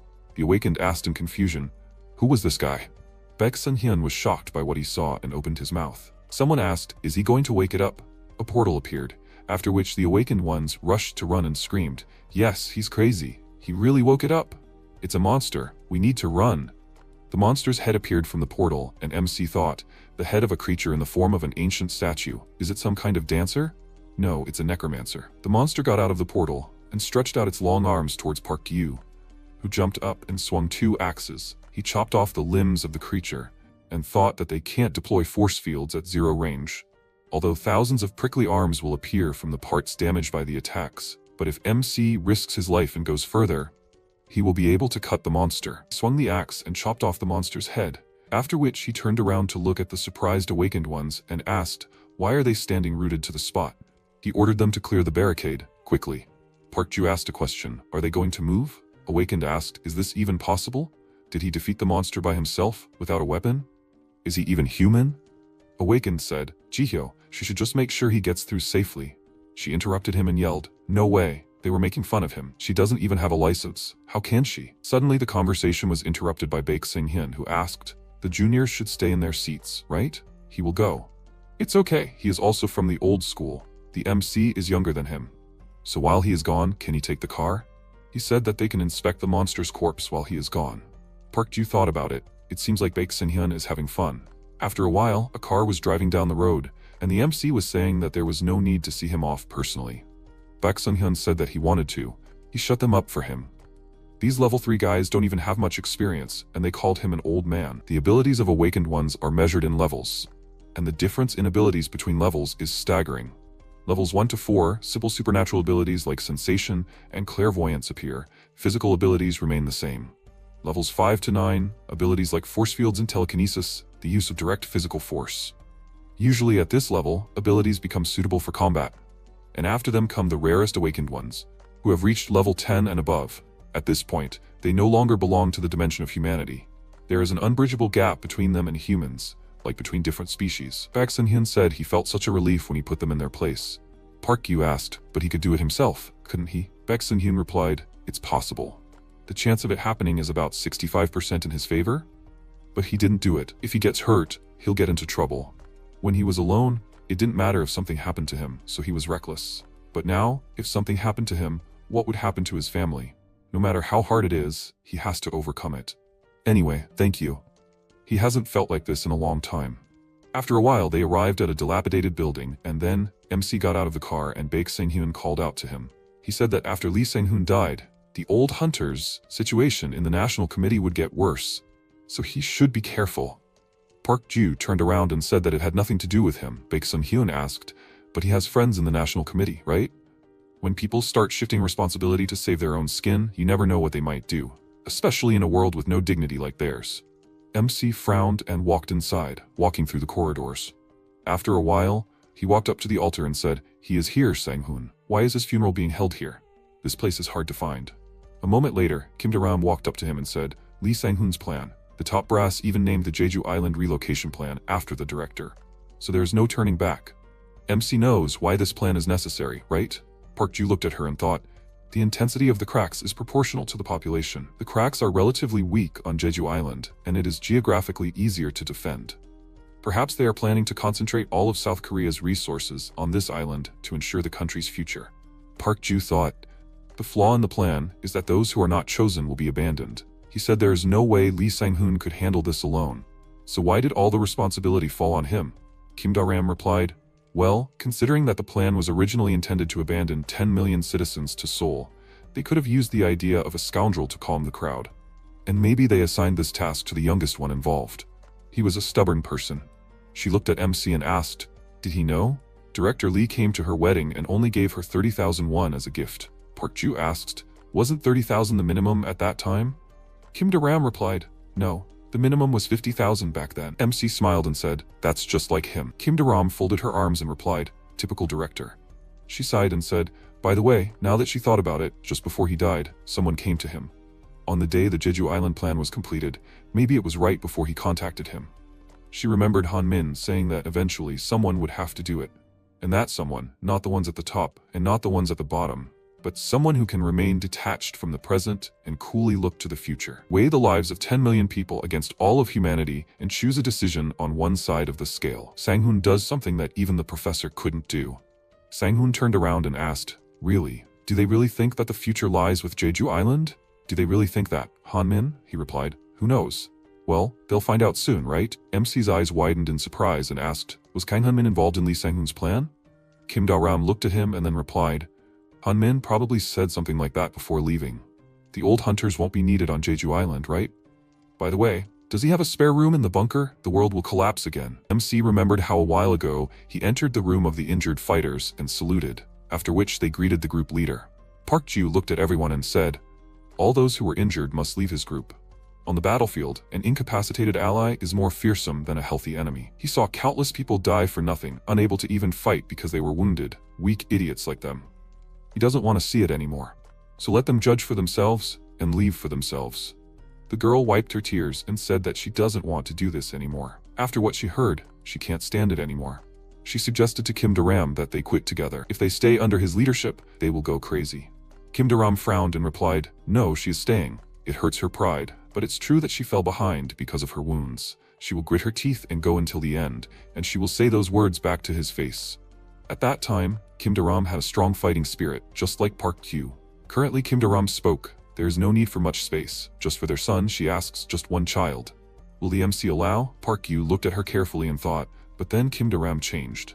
After a while, MC sat on a chair in the hospital and held his head. He recalled Kim Do-ram's words. She begged, pleaded with him that she would send him her child and money. She only asked to give him somewhere to sleep. Seoul is on the verge of strikes every day. She can't leave her child in such a place. If something happens to him, she won't be able to survive it. MC frowned and thought, no, he needs to refuse. Given the current atmosphere, this situation could end in a rebellion. If the military gets involved and there is a civil war, the situation will definitely go downhill. He can't turn the bunker into a kindergarten. At that moment, the door opened and Chongo walked in, who said that he was Director Lee Sang-hoon's subordinate, the guard of their 18th Division, Hom Chongo. The nurse replied, "Yes, the room is on the second basement level." Chongo asked, "And by the way, do they have any extra medicine?" "His little sister is very sick." The nurse asked in a puzzled tone, "Does he think there is any extra medicine at such a time? More importantly, is he really an authorized person? This place, it is exclusively for National Committee members. No one can just walk in." At this moment, the MC came to the counter and interrupted her and said, "He is Park Ju, a classmate of Director Lee Sang-hoon and a senior commissioner Kim Do-ram, and also a subordinate who came to pay his respects, so he asks for medicine." They were given medicine, after which Chongo bowed and shouted, "Thank you, thank him very much." The MC replied, "If he is from the 18th Division, he is probably not close to the subordinates or seniors. Does he really know Lee Sang-hoon?" Chongo ruffled his hair and said, "No, he just remembered his name first out of all the high-ranking officials, so he hoped that because he was mentioned, he would be given medicine." Park Kyu thought, a hunter from the 18th Division, the Awakened were the main force there. This means that starting from this class, fighters without abilities had no future as hunters. They were practically not hired to be in the front lines, and they were only given dirty work in the reserve forces until they were finally gotten rid of. The hunters younger than them had supernatural abilities, while the old-school fighters had a wealth of combat experience. Stuck in between, in isolation, they were called the Cursed Class. Chongo said that there were no medicines in the stores now, except for painkillers and fever reducers, so he had no choice but to come here to the Central Hospital of the National Committee. "It's dangerous," his little sister. After a while, he walked out of the hospital and bowed and thanked the MC again. He asked them to take care of themselves. Park Gyu turned around and started to leave, and Chongo happily walked forward, humming the music to himself. Chongo walked to the car and said, He's back. The operation didn't work, but he got some medicine. Regarding the transportation of the National Committee members, more information needs to be obtained. He couldn't attend Director Lee Sang-hoon's funeral, but more importantly, he saw Skeleton. At that moment, MC appeared behind him, holding a gun to his head and saying, "It seems they already know a lot, so he'll keep it short." Hands up, behind his head. Defender. Suddenly, he turned around and knocked the gun out of MC's hands. He intercepted the gun and said that if Park Ju wants to talk, he should put the gun away first. Don't you think? MC also quickly knocked the gun out of Defender's hands and grabbed the gun and turned around when suddenly Defender kicked the gun away and threw it very far away. Defender looked at the fallen gun when suddenly MC clenched his fist and swung it. He hit him in the face and he swung it back. The guys continued to fight when suddenly Defender fell to the ground and laughed loudly. He said, "Wow, Skeleton, he's strong." MC picked up the gun, then Defender stood up and asked, "Does he want to end this right here?" He reached for his blade and said, "Okay." He suggested that the next round be a timed match. A timed match is a duel that involves certain rules or the use of certain weapons. Suddenly, there was a movement in the car, and the girl moved closer. Defender turned around and thought, what if there was a stray shot? He threw down his blade and said, "He's kidding." He suggested that they settle this verbally. Park Yu thought, as expected, he needs protection. Defender asked, what is more important, since when did he start suspecting him? MC replied, since the very first moment. Defender asked in surprise, what? Park Yu continued to point his gun at him and replied that when he reaches the level of a group leader, a special sense is revealed. He is from the 18th Division, the cursed class. He knows what kind of work he was sent abroad for. A while ago, a question was heard. Old men, are they finished? Come on, they are not fighting monsters. What is taking so long? They can't even forbid someone's throat. The man ordered to ignore him and suggested to just finish. The guy asked, if they have no abilities, what are they even going to do? After a while, Chungo asked, are they not finished yet? The guy replied, Chungo, they are almost done. Chungo asked faster and asked to write call signs on their faces. Currently, MC said that the battles on the front lines are for the awakened. So they guys do a job that can't be publicly revealed. It's also called a bloodbath. Chungo asked, so rumors spread? But he said he knew right away, it's hard to believe. MC replied, of course there were other guesses. It just so happened that he was on a website that he also visited. He examined the body of the man he dealt with, his build, his gait, his dominant hand, even his habits that he himself didn't know about. Thanks to this, he understood everything that he was Defender. Defender smiled, and then laughed really loudly. Park Yu asked displeasedly, what's funny? Defender replied, no, he thought only the 18th graders were scary. It seems that this is true for all hunters. But his conclusions are a little short. MC asked, surprised, what? Defender replied, yes, since the days of the 18th unit he leaves traces, and the fact that he found him by these points is impressive. But he is not Defender, he asked to meet, this is his sister. Defender, this is a duo. Park Yu thought, the site users who thought that Defender was a woman were right to some extent. Chong-ho said he usually is on the front lines while his sister writes posts and handles things from a distance. His sister is like an animal on the internet, but in reality, she is more like a hamster. MC asked, why is he telling him this? That they are a duo. Isn't this a strategically important secret? What is the point of telling him all this? The girl put her hand to her face and whispered something in her brother's ear. He smiled and asked, is it so important? Is this all for fun? Does fun need a reason? Park Ju thought he felt this way before, but these brother and sister. Chungo said, they are not bad people. Does he agree? MC thought, they are not serious at all. They behave as they want without caring about the consequences. Chungo asked, what, he wants a second round? Park Ju replied, no, this is a waste of time. He started to leave when suddenly, Chungo called out to him. He thanked him for the medicine and said that they would see each other next time. Park Ju sheepishly asked, next time? However, the moment of reunion came sooner than expected. MC returned to his bunker and saw a message on his laptop screen. He had received a message from user Defender. He asked, Skeleton, do you have any extra bullets? A lot. If he does, he offers to trade. MC asked, is he talking to his sister? She replied, yeah. Skeleton wrote that he didn't have any extra bullets. Defender told him not to lie to her. Does he want to die? Park Ju thought that this didn't sound like the real her at all. He replied, seriously, he doesn't. Defender asked, even if she begs? Skeleton replied, no. Defender asked, no matter what she does? Skeleton wrote, yeah, never. Defender asked another question. What if she likes all his posts and increases his views? MC frowned, then changed his position and asked for the location. After a while, he went outside and thought, the place she mentioned is an old mansion. It overlooks a theme park on the outskirts of Gwangyo. It's tall, which makes it good for defense, but they are too exposed. Maybe that's why they decided to eliminate nearby threats instead of hiding. Suddenly, MC turned around and saw a hanged man. At that moment, Chungo called out to him and said, it must have been hard to find this place. Park Ju looked at the tree and asked what happened to the corpse. Chongo replied that it wasn't a very funny story.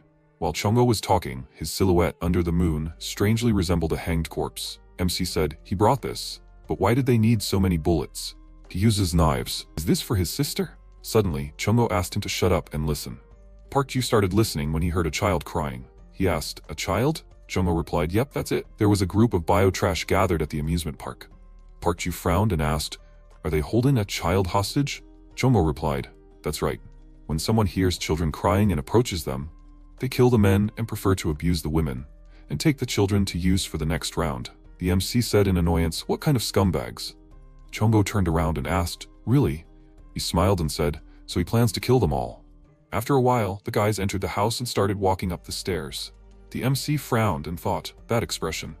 For talking about killing, it was too cheerful. Suddenly, Chongo turned around and said, by the way, Skeleton, did his sister talk to him about anything other than bullets? Park Ju thought, anything else? What does he mean? Chongo said, it seems like she didn't mention it. MC followed behind him, holding a knife behind his back. He thought that Defender was an unpredictable opponent. Is he planning to fight him? Chongo asked. Skeleton, did he happen to bring anything to eat? MC asked, what? After a while, he sat down on the sofa, holding a cup of tea in his hand. The cookies he took to replenish the calories for the trip. Chongo looked at him and asked, they are so delicious. He cooks well too. As expected, he has a really good sense for people. MC wondered, do they have any concerns at all? What if he poisoned them? He won't drink this tea. Suddenly, Tajong turned the laptop screen, which said that it was not poisoned, it was just delicious tea. Park Ju asked, couldn't she just say it? Tajong wrote that some things can't be expressed in words. MC took a sip of tea, and Chongo said that his sister prefers to type. Well, since they've had a snack, can they get ready? Park Ju thought in surprise, how delicious. He said that if they're bringing hostages with them, these guys must be pretty solid. How do they plan to fight them? Chongo replied that they'll deal with these guys first. Then, when their cries of pleading die down, the others will come running to check. One by one, they'll kill them, and then they'll wipe them all out. Sister will deal with the kids. She's an expert on drones. She'll drop bricks on them. It won't be hard to do, and it'll be quiet. MC asked, do they really need to kill the kids? Chongo replied, well, if they don't, things will be more difficult. After all, they're not his, right? They're not his? Besides, even if they're spared, they won't survive unless they take them in. Tajong whispered that in their world, it's strange for a child to survive on its own. The times aren't in their favor, so what can they do? MC had to accept it. Defender works in a duet. When facing a much larger group of enemies, this might be the best solution. Park Ju thought, but even so, they are still scary. MC frowned and said that there is another way. It is a little more difficult, but the chance of it working is high and less risky. After a while, they will launch a drone first. The fighter pointed his finger up and asked, what is this? It is a reconnaissance drone. Let everyone shoot it, to lure the enemies in the direction they need. The guy shouted in irritation, idiot, how could he miss it? Let him try to shoot it himself, idiot. MC looked at Chongo and nodded. After that, quickly and quietly they dealt with the guards from the back flank. Park Ju gripped the axe and pounced on the man and struck him. MC held the head of one of the bandits, and then looked at the door and went inside. Inside he saw children. When suddenly one of them stood up and asked, is it his turn already? MC decided that they would use one of the kidnapped children as bait. He went outside with the child and said, those who went after the drone will be here soon. He needs to retreat. Chongo asked, is he sure he can leave everything to him? Park Ju looked at him and then answered, maybe not him, but he trusts Defender's skills. After some time, Defender told the guys that the drone had been shot down. They also know that there is no real force behind the drone. They will be here soon. The man grinned and asked, what is this? The fighter said, horror, they can't even keep an eye on the little ones. The man shouted, hey, little idiot, why is he wandering around here at this hour? Why isn't he sleeping, but walking? He ordered him to go back inside. At that moment, MC and Chongo started to hit the bandits. After that, Chongo came up to him and put his hand on his shoulder, offering to go sledding later. Park Ju thought that if they hadn't used the kids as a shield, there would have been a real fight. The two trained killers, using a young decoy, ground the idiots into dust. After a while, when it was already morning, Chongo took a couple of photos of the idiots with bags over their heads and asked which one to upload. Tong whispered, this one. The one without the filter is better. MC looked at the boy and then said that it was over. He said that he and the other kids could go wherever they wanted. The boy stood there and looked at him, not saying anything in response. At that moment, Chongo turned around and said, Skeleton, he is so cold-blooded. Didn't he want to protect them? He thought he wanted to raise them. MC turned around and asked, in their world, who would protect others? And also, at least he is human enough not to want to kill them like some people do. Chongo turned around and asked what he was grumbling about. Did he want to end their little fight? Suddenly a boy ran into the center and shouted, "Please don't fight. Thank them for saving them." Chungo and Park Ju looked at him and the boy walked forward. MC said, "Yeah, after all, it was the best choice they could have made." Chungo put his blade away and said, "That little jerk. He robbed him of such a good fight." "Really, Skeleton?" He was so upset about the suggestion to kill the kids. It seems he's a little sensitive in that area, half-heartedly feigning virtue. Just because he doesn't want to be the bad guy, he puts everyone in danger. Park Ju said he's seen enough of that, ad nauseum. At this point, Defender's outrage as he spoke while looking at him was clearly directed at someone else. Is he talking about that corpse on the tree? Even after his death, they left him hanging, so the target of the outrage is obvious. He screamed, "He is not a hypocrite." And even if he was, he has no reason to adapt to their actions. Yes, that's right, he is definitely not that kind of person. MC remembered the subordinates screaming, "This is the professor of the group, they need help from the rescuers." The group's top professor fell into the rift. There was a sound coming from the radio. "Professor, no. Park Ju. Can he hear him? If so, let him answer." "Park Ju. Are there any signs of life? Is he answering?" The subordinates don't know. They can't look inside the rift. One of his legs and arms seems to be broken. They have to confirm that he's alive before the connection is cut off. Suddenly, the girl said that it was too dangerous. She suggested that they stop searching. The professor always said that. There's no place for incompetence on the battlefield. And now that judgment applies to him. They have to act according to his words. He's useless now. A month later, he barely escaped from that hell, but there was no place for him on the battlefield anymore. After that incident, his goals became quite simple. He asked to just let him survive, only him. Park Ju has no power. He can't change anything. It's time to accept that. It's time to stop thinking about others and focus on yourself. Accept that an era has passed. Sometimes, small reminders appear that he is not completely helpless and powerless, but the tragic reality he saw has not changed. Currently, he said that his life is the only priority. He just chose the safest path based on that. Suddenly, Chongo and his sister laughed out loud. MC asked in frustration, why can't he listen to him seriously for once? Chongo apologized and said that he just really liked the way he thinks. They are similar. Their safety is the most important thing, and anyone who threatens it must be eliminated. It was an uncomfortable feeling of camaraderie. While Defender kills intruders without a shred of doubt and enjoys the process, he, in turn, executes them without regret, but with a slight touch of pretense. The methods are different, but the inconvenient truth is that they are killers who only care about their own safety. Chongo reached into his pocket and said to take it. He took out a small children's notebook with a teddy bear on it and asked if he remembered. That day when the Kraken guy appeared, when they were saved thanks to his post. Skeleton, he saved their lives. Chongo tore out a piece of paper from the notebook and said he wanted to thank him properly and get to know him better, so he sent him messages, but he never responded, right? MC thought it sounded more like a threat that they would come to kill him if he didn't agree. Chongo asked if he was scared. Was he hopeful? He handed over the paper and said that after the whole situation at the hospital, he felt like he owed him, so he would repay with this. Park Yu asked what this was. On the sheet it was written, a ticket for the call of Defender. Chongo said, this is a ticket to summon Defender. If he was in trouble, he should just contact him. He would come running, no matter where he was. Tajong turned around and whispered, Skeleton, now please let him answer her messages. MC watched them leave, and then looked down and thought that they were impulsive and straightforward. They wouldn't lie. Park Yu said to get the dangerous part of Defender out of the way. He's lucky. After that, in agreement with their agreement, Defender started commenting on all of his posts. But their enthusiasm was too strong. They left a lot of comments saying they loved Skeleton. Dodo1234 asked, what's wrong with Defender? Is that such a threat? Quer11 and 14 asked why he suddenly praises this boring Skeleton. No Named wrote that they love each other anyway. MC's reputation on the platform got worse, but he won't focus on it. A few days later, Park Ju received a message from Kim Daram. She wrote that they haven't seen each other for a long time. She thanked him for coming and paying her respects. MC asked if she's okay. Kim Daram asked, this is a bit sudden, but can they talk? Park Ju frowned and asked, is she alone? After a while, he was standing near the bunker and a big car pulled up next to him. Kim Daram got out of the car and said, she came. MC thought that last time she asked about the free space in the bunker. Is she going to leave her baby with him? He asked. Is she alone? Kim Daram tilted her head to the side and said, yes, she came alone. She wanted to see where he lived. Park Yu wondered, what was she planning? A sudden tour of the house? If she came to leave the baby, she would have taken him with her. They went inside and he said, well, since she's here, let her look around. Welcome to the skeleton den. Kim Daram widened her eyes in surprise and asked, is it really possible to live here? It feels like a storage room that they didn't even wallpaper. It's that smell. Does it smell like a basement?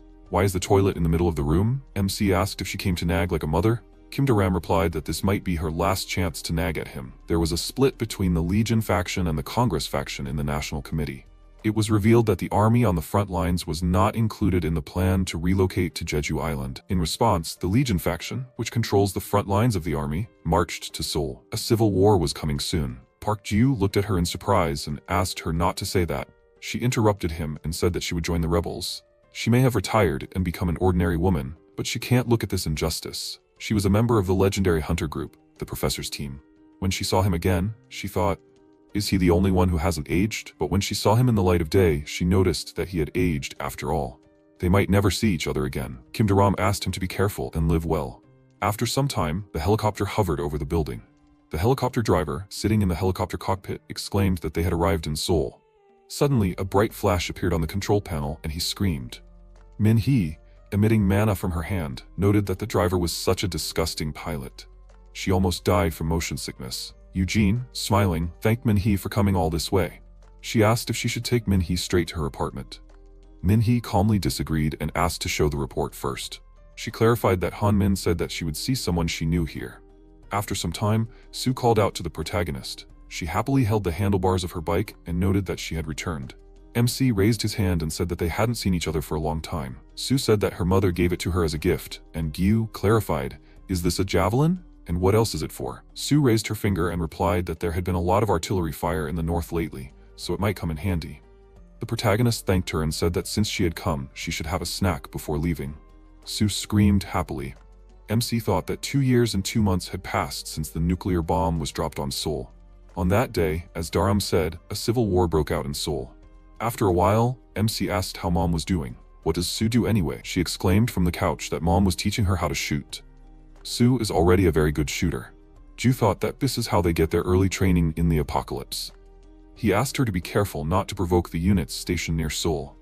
Although the protagonist is sure that Sue herself understands everything, she puts a toothpick with food in her mouth and agrees with him. MC thought that the forces that held military power were the National Committee. The core of the group was made up of high-ranking officials from the former government and renowned hunters. They formed a faction known as the Diet. They were the ones who ruled over the shattered Korea in the chaos of the first days after the disaster. But it soon became clear that many influential people had decided to abandon Seoul and flee to Jeju Island, taking with them only their closest supporters. Outraged by this, the frontline military units called the Core Faction turned their guns on Seoul. At first it seemed that the Core had the upper hand, but the Diet was pulled up by hunter forces from Jeju and reclaimed the National Committee. The two armies divided Seoul in half and a civil war began.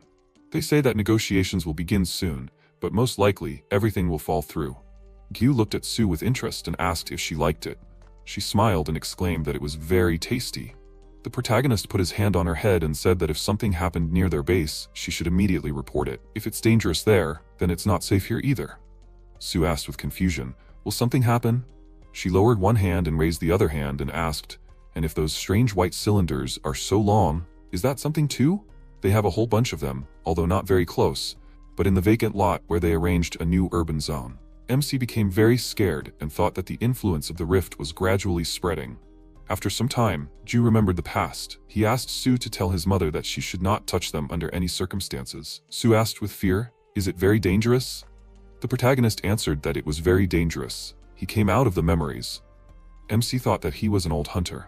Ju is afraid that his skills and tactics are not enough to fight an entire horde alone. Only collective power is needed.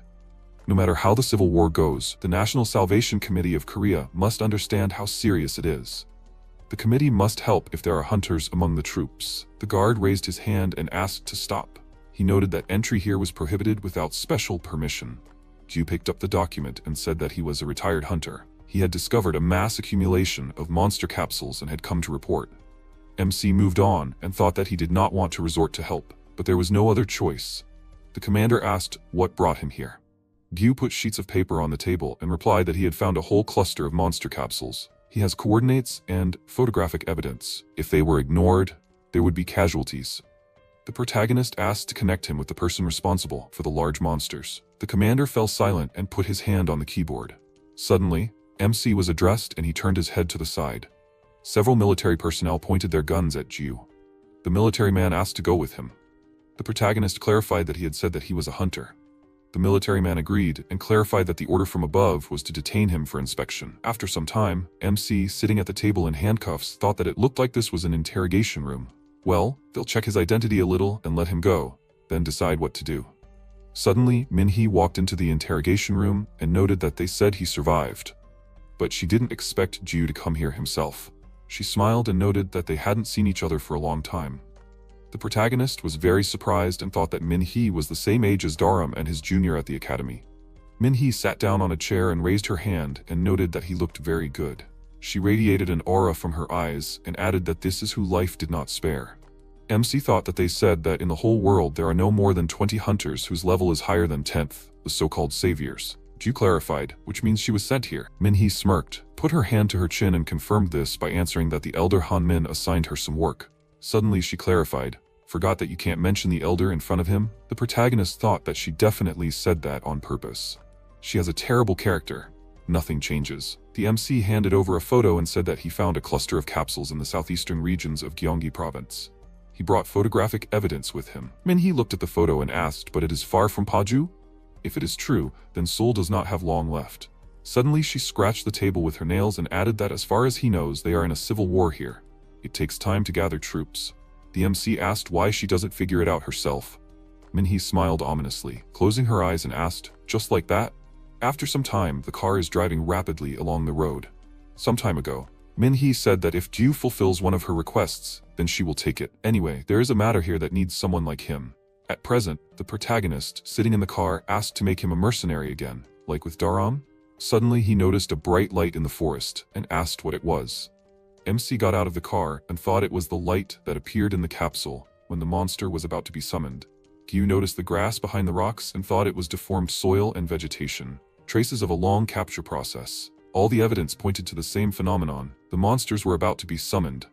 If a small species came across, he would have dealt with it himself. MC looked at the huge monster and thought that there was only one exception, that same dancer type. After some time, Gyu was sitting in front of his laptop. He thought with confusion why exactly that monster appeared here. The dancer type is a close-range reaper, sweeping away everything that is within the radius of its front paws. Going against it with only 2 axes is suicide even for it. Special equipment for hunters is needed.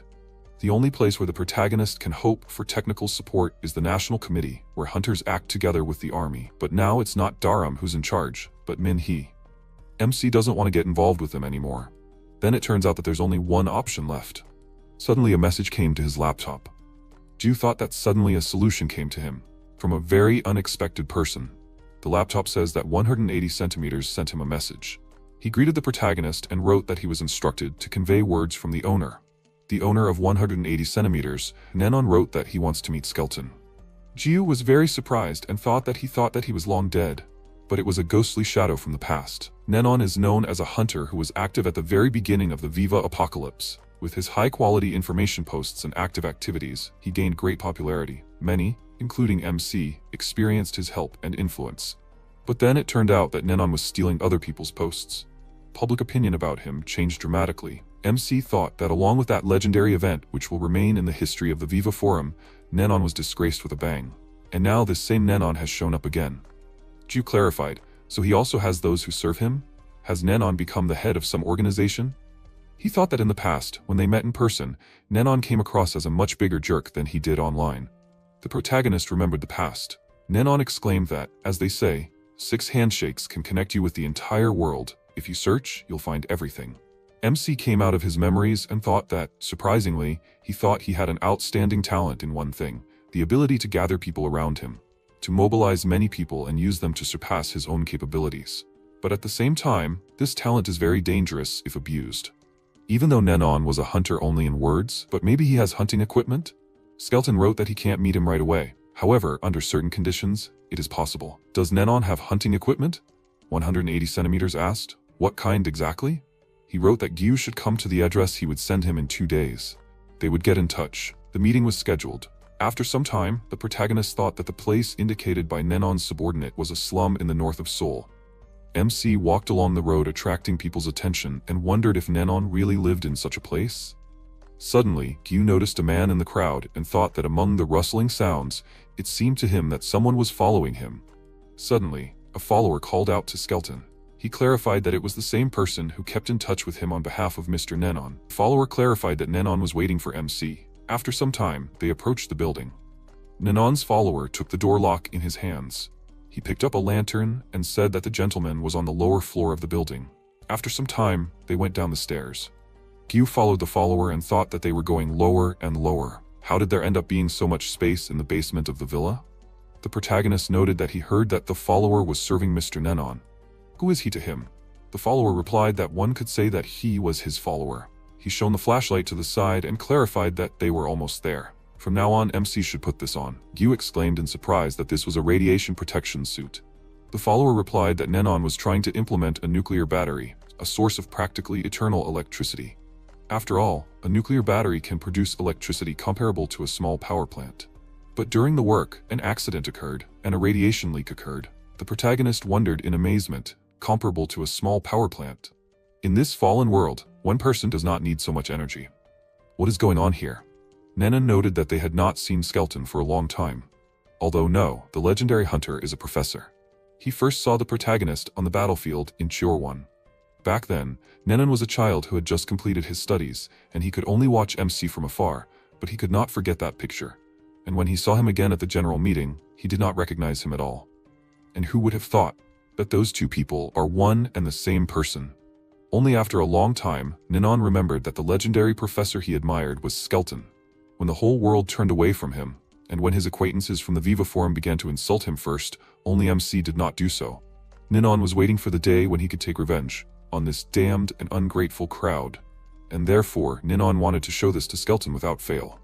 Gyu looked at the bright light with great surprise and thought, is this a multi-monitor system? Is this really a surveillance system for civilians? The protagonist roared with fury. What is Nenon up to? Nenon madly raised his hands and yelled that this is the opening of a new community. MC asked in confusion what this means. Nenon yelled that it is so. Its name is FailNet. This is a new VM community in the world of the apocalypse. He raised his fist with a terrifying smile and roared that everything will be his way here. He decides which posts are popular, he decides who to block forever. And even the nickname font can be changed. The follower noted with a smile that FailNet is controlled through a connection to abandoned foreign sites. Thanks to this, anyone can access it, even without satellite equipment, like on the Viva Forum. But because of this, a lot of energy is spent on maintaining the servers. That is why Mr. Nenon suffered when introducing nuclear energy. Despite this, overcoming the pain, he put all his strength into creating and managing FailNet. Nenon is a real hero. Gyu, greatly confused, did not answer. Nenon turned to Skeleton and asked if the protagonist knew how much power and influence the internet community had. At the moment, FailNet is used by the most conservative estimates by 10,000 people. And also recently, he learned how to connect to the Viva Forum with the help of hacking. Does Skeleton know what this means? Nenon mockingly raised his hand and yelled that this means that he can fill up Viva, the apocalypse, with angry comments. The protagonist turned around and hit himself on the forehead with his hand. Thought that something grandiose would happen. And then this. Nenon asked the follower to find out if this freak under the nickname Rokag is still active. He wrote angry comments when Nenon fell. MC thought that after all, this man definitely has demonic talent. To build such a system in the era of the apocalypse, to gather like-minded people. Suddenly, his thoughts were interrupted by a follower. He called out to the master, seeing blood on the floor. Nenon, wiping his mouth from the blood with his hand, said that everything is fine, nothing to worry about. Gyu thought that sacrificing life to achieve a goal is not everyone is capable of this. His life will soon end, and yet Nenon continues to pursue his goal. Maybe this is how he tries to forget about reality and pain. The protagonist said that, to be honest, it was surprising. He sternly addressed Nenon and clarified that he had a very important question. And if MC registers on FailNet, will he also be able to make his nickname shine? On the computer, Nenon's nickname is highlighted in different colors. Gyu sternly pointed at this with his finger, and Nenon puzzledly disagreed and clarified that this function is only for administrators. After some time in the forest, the protagonist upsetly put his hand on the weapon. He remembered the past. Nenon thanked him for the fact that MC visited him today. Here's the promised hunting equipment. MK7 Harpoonizer. Separate case loading for 1 cartridge. Skeleton, is this model familiar? Gyu came out of his memories and thought that this was his favorite weapon from his service, the so-called hunter's spear. Now that he has a spear in his hands that can pierce a monster, it's time to hunt. He looked at the huge reaper. The protagonist thought that monsters have powers. The most famous of them is the reflective field. It reflects any physical attacks within its radius. The radius of action varies among monsters. The strength and type of the field varies slightly depending on the type of monster, and in response to human resistance, this power evolves. This is how another power appeared, detonation. It detonates any gunpowder within its radius at a random moment in time. That is why it is difficult to resist monsters using conventional firearms. That is why separate casing loading was developed. Two substances that do not explode separately are mixed just before the shot. The dancer-type monster slammed its paw on the ground, raising smoke. It rushed into battle, and the protagonist raised its weapon. Suddenly, the monster struck the ground many times, creating bright flashes. MC ran past the enemy at great speed, and the monster turned around and struck the ground many times. The monster attacks with terrifying power, creating bright flashes. Ju, running away quickly, thought that as he expected, it would be difficult to get close. He loaded the weapon and thought that there was no need for it. The protagonist fired the weapon, and the arrow, leaving behind a stream of flame, flew at the monster. MC covered his face with his hand from the strong flow of wind. Suddenly, an explosion thundered near the monster, and Ju ran to attack. The protagonist confidently jumped on the monster, raising his axes. He attacked, and the monster fell to the ground. The protagonist noted that it was good that there was only one monster. MC thought that every time he saw them disappear, he thought. Ju stopped thinking and looking at the weapon said that the old weapon was still better. He thought that he still missed the battlefield. The protagonist thought for a bit and said that he would go home and surf the internet. After some time, MC thought that there was a real epidemic in online communities lately because of the comments of Nanon and Failnet. An announcement appeared on Viva News. Is this where they have a Viva apocalypse or what? In the comments, a person wrote that he was from Failnet. So they are having fun here while they are not looking. Keystone asked, where did they come from? Fox Games wrote that they all came from Failnet. But you shouldn't immediately take it that way. If they could get here, then they can get there too. Fox Games wrote that Failnet and Viva are an apocalypse. Their world has become even wider. Suddenly, the protagonist received a message from Defender. MC got very angry when he saw his message. Skeleton wrote, is he his little sister? Jongho wrote that this is not so. This time, it is an older brother. At the same time, Defender asked irritably why Skeleton was only looking for her.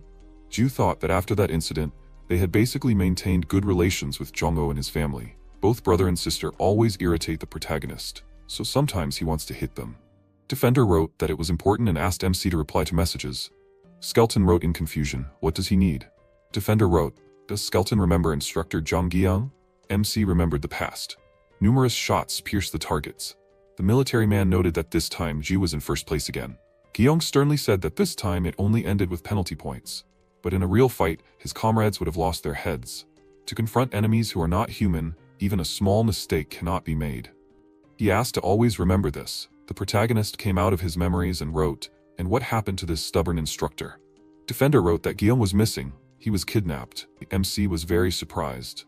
He thought that Guillaume was a first-generation hunter who proved himself during the opening of the rift and a mentor to the old hunters. The man who gave Ju the name Professor. And this man was kidnapped by someone. Defender wrote that some military took Guillaume away, and someone nearby filmed it with a drone. It seems that something serious is happening. Defender wrote for the protagonist to be careful, that's why he contacted him. MC thought that not everyone can remove an instructor who had a certain influence in the army. A completely new force must have come that has nothing to do with the previous government. Their organization is stronger than that of their predecessors. Suddenly the radio lit up and Ju looked at it. Min-hee clarified that it was her. Is he not busy now? She wants to meet him. The protagonist, calmly holding the radio in his hand, asked, why? He has no business with her. Min-hee clarified, is this true? Then they will leave the capsule nest as it is? She already knows where he lives, so MC can wait, she will send people for him. After some time, the assistant clarified that he was on behalf of the director. He handed Gyu a blindfold and said that for safety purposes, the protagonist should wear it, and they will also take his weapon. MC got into the car and thought, if they are going to the National Committee, then why blindfold? Where are they taking him? The car headed to the destination. After some time, the assistant asked Gyu to get out. The protagonist thought that there's a smooth concrete floor here, so this is not a street. The sound is reflected here. Is this really a corridor? Suddenly the guy turned to his mother and said that he can't take it anymore. He wants to go home. The mother replied that everything is fine. This is the last time. She asked her son to be patient a little longer, and then they will all go to a good place together. MC, hearing this, thought that there are children here too. What kind of place is this? The assistant asked to remove the blindfold. Gyu clarified that it was Min-hee. She calmly apologized for being so rude. This place requires special secrecy, so she asks for understanding. The protagonist asked what kind of place this was and why she brought him here. Minhee, resting her chin on her hand, replied that there was no need to strain herself so much. This place could become another chance for him. MC, confused, clarified what a chance meant. Minhee noted that Gyu also wanted to become one, awakened. The protagonist lowered his head in rage. He quickly grabbed Minhee by the throat with his hand. She suggested that they be honest and clarified that it would be like this soon anyway. The military quickly pointed their weapons at MC. Minhee asked him to lower his hand and said that there was no need to be so nervous. He had been through this before, 3 times, hadn't he? But then it was impossible to awaken those who did not have the ability for it. Gyu himself knows this very well, so they developed this. A way to awaken even those who have no talent. The protagonist is offended, right? That those who did not stand next to him at school, having received power, are now pretending to be saviors? She asked him to just imagine that MC awakened, and with this experience and skills returns to the battlefield. Minhee smiled and added that now they will be useless. If Gyu wants to fix everything, he only needs to agree. The protagonist asked with a horrified look, did she offer the same thing to Gyeong, whom she brought here earlier? To come and become a test subject? Minhee was very surprised to hear this. She smiled and asked how he knew about this. She was just about to introduce them. MC became even more angry after hearing this. In the past, Gyeong clarified that he heard from Min about returning from the rift. This is already the 3rd test for awakening. Others risk their lives just for one experiment. You can really die like that. The protagonist sits sadly on the hospital bed. He thought for a bit and asked to be allowed to ask. MC remembered the past. He pulled the needle out of his arm and said that he would go through it again. The instructor shouted that it took Gyu so many days to come to his senses. Has he really gone crazy? The protagonist came out of his memories and said that while others only risk once, he had already done it 3 times. If this time it doesn't work out, what then? Gyeong remained silent and MC sadly lowered his head and added that his soul had become calmer. Realizing that nothing would work out, he could finally give up. A hunter deprived of this power has no right to stand on the battlefield. While there is still time. Suddenly Gyeong interrupted him and turned to Gyu. He confidently said that there must be a way. The instructor will find a solution, no matter what it costs him. Only MC must promise him. Gyeong clenched his fist in rage and said, no matter what happened, Gyu must never say that it was over again. Gyeong was currently sitting at the table with a mad look and sensors attached to his head. The protagonist angrily squeezed Minhee's neck even tighter. She ordered the freak to let go and called out to the director. Suddenly, the director pointed a gun at the MC. Gyu turned around with great speed and snatched the gun from the director's hands and hit him. The protagonist quickly turned around and kicked the assistant in the face. The 3rd assistant raised his fist with the intention of attacking the MC. Gyu instantly dodged and kneed his opponent in the face. He kicked the assistant in the face with great force. The protagonist turned around and thought that he was the last one left. Minhee ordered to stop and a stream of smoke spread around. Suddenly, a powerful explosion occurred and bright rays of light were directed to the sides. Cracks appeared on the walls in the room. Gyu squatted down and covered his face with his hand. He thought it was the power of a top-rank awakened person. A shockwave. Minhee asked with a terrified look. Can he listen to the end? The protagonist exclaimed with great anger. How could she do such a thing? Gyeong was her mentor too. Minhee clarified that this was exactly why the MC had to listen to everything, because the instructor himself wanted it. Gyu was very surprised and asked what this meant. After some time, Minhee said on the video that they were starting to record. She clarified, did the instructor read all the safety measures?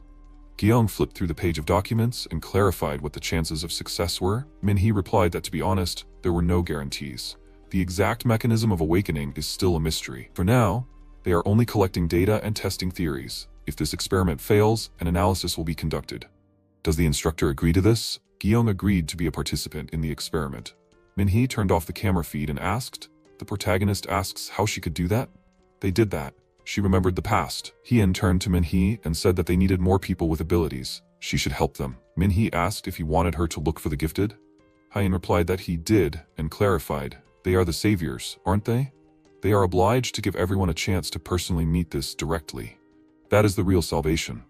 Minhee came out of the memories and noted that MC probably already realized that this is the place where the awakened are selected and sent to Jeju Island. That is why there are many desperate souls here, and those like Gyeong? There are a lot of them here. Parents flock here, ready to sell their children for the opportunity to get to Jeju. If Ju had not left then, everything could have been different. The protagonist thought for a while and asked what state the instructor was in now. After some time, MC remembered the past. Minhee replied that Gyeong was practically a living dead. There were still signs of life, but he didn't eat or sleep. He just repeated the actions frozen in his subconscious. MC asked what awaited the instructor next. Minhee replied that if his consciousness didn't return, he would soon be declared dead and euthanized. He couldn't be allowed to wander around like a ghost. Gyu came out of his memories looking at the instructor. He remembered the past. Gyeong asked to look at the drawing and asked what the protagonist would say about it. This was his tactical weapon, a battle axe with a jet accelerator that increased its destructive power.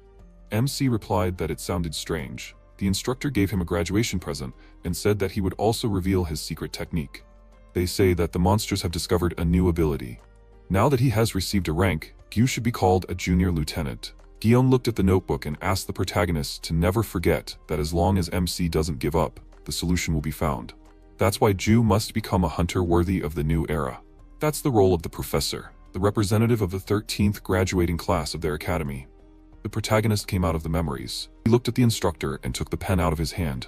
MC knelt down in front of the table and wrote in the notebook that Gyeong's student, the professor, was here. Minhee suddenly noticed that the instructor remained a hero until the very end. Unlike the one who gave up everything to save his own life. Maybe MC should undergo the experiment to continue the instructor's work? Who knows? Perhaps success will atone for all of Ju's past sins? The protagonist calmly raised his middle finger and refused her. Minhee closed her eyes and asked, "Is this some kind of game?" MC turned his head to the side and disagreed, clarifying that he was just telling her to go away. He really wanted to become an ability user, but not like this. Ju refuses to do what they want. Minhee thought for a moment and asked, "Is it because of his damn inferiority complex?" The protagonist replied that she can think as she wants. After some time, it is raining outside. Jongho is running through puddles. He put his hand to the microphone in his ear and asked where he is. Tajong answered that he is somewhere around the corner, about 50 meters away. At the same time, she looked at the camera and yelled that the enemy is right in front of him. Jongho saw the enemy and quickly raised his weapon. He instantly slit his throat. Tajong yelled for her brother to grab the body and go forward to the building. Jongho ran to a building in the distance. After some time, he held the enemy's body with his hands and looked away. Suddenly, several people entered the building. Jongho looked out from behind the wall a little and saw a man with a terrifying aura in his eyes. Jongho was very scared seeing them. After some time, the protagonist thought that chaos had broken out in society because of some rumors. Anonymous 2901 posted a photo of a man on the forum and wrote, "Have they seen these people before?" Anonymous 8421 wrote, "Who are they? Are they really cosplayers?" Anonymous 2901 wrote, "They are some crazy cultists from China. Have they ever heard of the cult of the Converging Rivers?" MC thought that the cult of the Converging Rivers believes that monsters are messengers of God and they are worshipped. They are very cruel and they make human sacrifices. Gyu often confronted them when he was in China. Their terrorist attacks killed many hunters, but he thought that he eradicated them back then. Suddenly, a message came on the forum. Defender wrote that it was urgent. "Can Skeleton help them?" Skeleton wrote, "Doesn't he only work on a call-out basis?"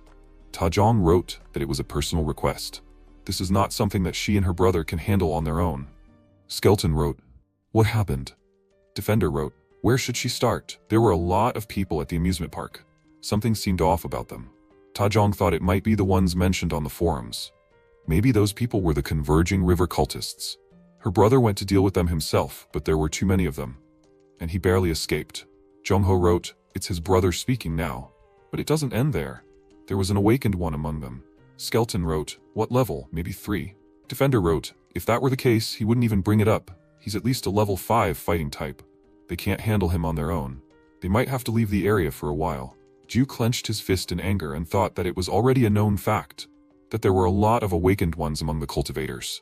But they were always levels 1 to 3, level 5 and up. If that high-level awakened one were to gather a large group of those cultivators and take over his territory, it would be difficult to fight them alone. It would be nice if there were other hunters who could help him. But who could Ju ask? One died, another left the area, and the latter was more dangerous than the enemy. The protagonist tiredly threw his head back and thought that his social media was a complete mess. Suddenly, he looked up and thought that there was someone after all. Someone who was surprisingly reliable when it came to cooperating with other people. Skeleton wrote that he was on his way, and Defender should gather everything they needed and wait. At the same time, the siblings looked at each other in confusion. After a while, the car stopped near the trees. The protagonist got out of the car and they headed towards the house. Rebecca confidently stood behind MC. They gathered together, and Ju announced that their temporary team would be called Team Skeleton. Jongho asked who she was. The protagonist replied that she was his friend. a phenomenal sniper. Once in the house, he put the map on the table and started a meeting. At this time, the cultists were walking around the square, looking around. Immediately after that, one of them was finished off with a shot to the head, and the rest panicked and shouted, "There are enemies here." At the meeting, the MC said that Rebecca would be there heavy. She needs to focus on destroying those with glowing eyes. She'll provide support by laying down sniper fire. She found the right target and destroyed it. The cultists began to scatter. One of them ordered the rest to hide behind buildings. They could move in dashes. They didn't even have a chance to finish the order. The protagonist and defender shot them. They performed the role of the assault. After that, they split up, approaching and reducing the number of opponents. The enraged cultist shouted to the others to run after them and kill them. Gyu immediately shot the crowd, the leader of which was screaming that they were stupid idiots. They need to surround them. His comrade grabbed him by the collar and threw him back, shooting the opponents. He did not hit once. The MC simply hid behind the building. He activated his abilities, admitting that he missed, after which he saw everything and everyone around him as if through an X-ray. He found the protagonist and ordered his minions to cut him off and ambush him. They hid in cover, waiting until one of them saw a grenade, which flew right to the target. Jongho, like in cool movies, ran on while a huge explosion was behind him. Along the way, he destroyed opponents, which could not help but anger the awakened cultist. There were sounds of gunshots and explosions everywhere, and a drone was circling above the cultists. Because really, they move around the area as if they already know where they are. Gyu at this time jumped with his axes in his hands on the cultist and finished him off instantly. Tajong, who is a spotter, was happy that the rare mob is down. What does he think about this, Skeleton? It's all thanks to her. He did not answer and said to Defender, "That's the level 3 taken care of. Let him go inside and deal with the rest." He accepted the order, and Tajong shouted, "Hey, he's ignoring her?" Gyu just thought that she was definitely having fun.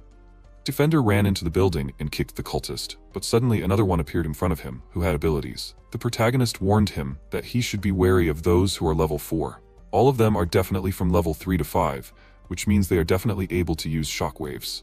Jongho was taken aback, and he will have to deal with them? Really? At this point, he still moved forward, and the cultist put his hand in front of him, directing white energy threads straight at the defender. These threads caught fire, but he unbuttoned his burning shirt and threw it at the cultist, after which he raised his dagger and stabbed the enemy. MC said that without shockwaves, they are no different from 3-level awakened, so it will not be difficult. He clarified, but what if they still use it? And so it happened.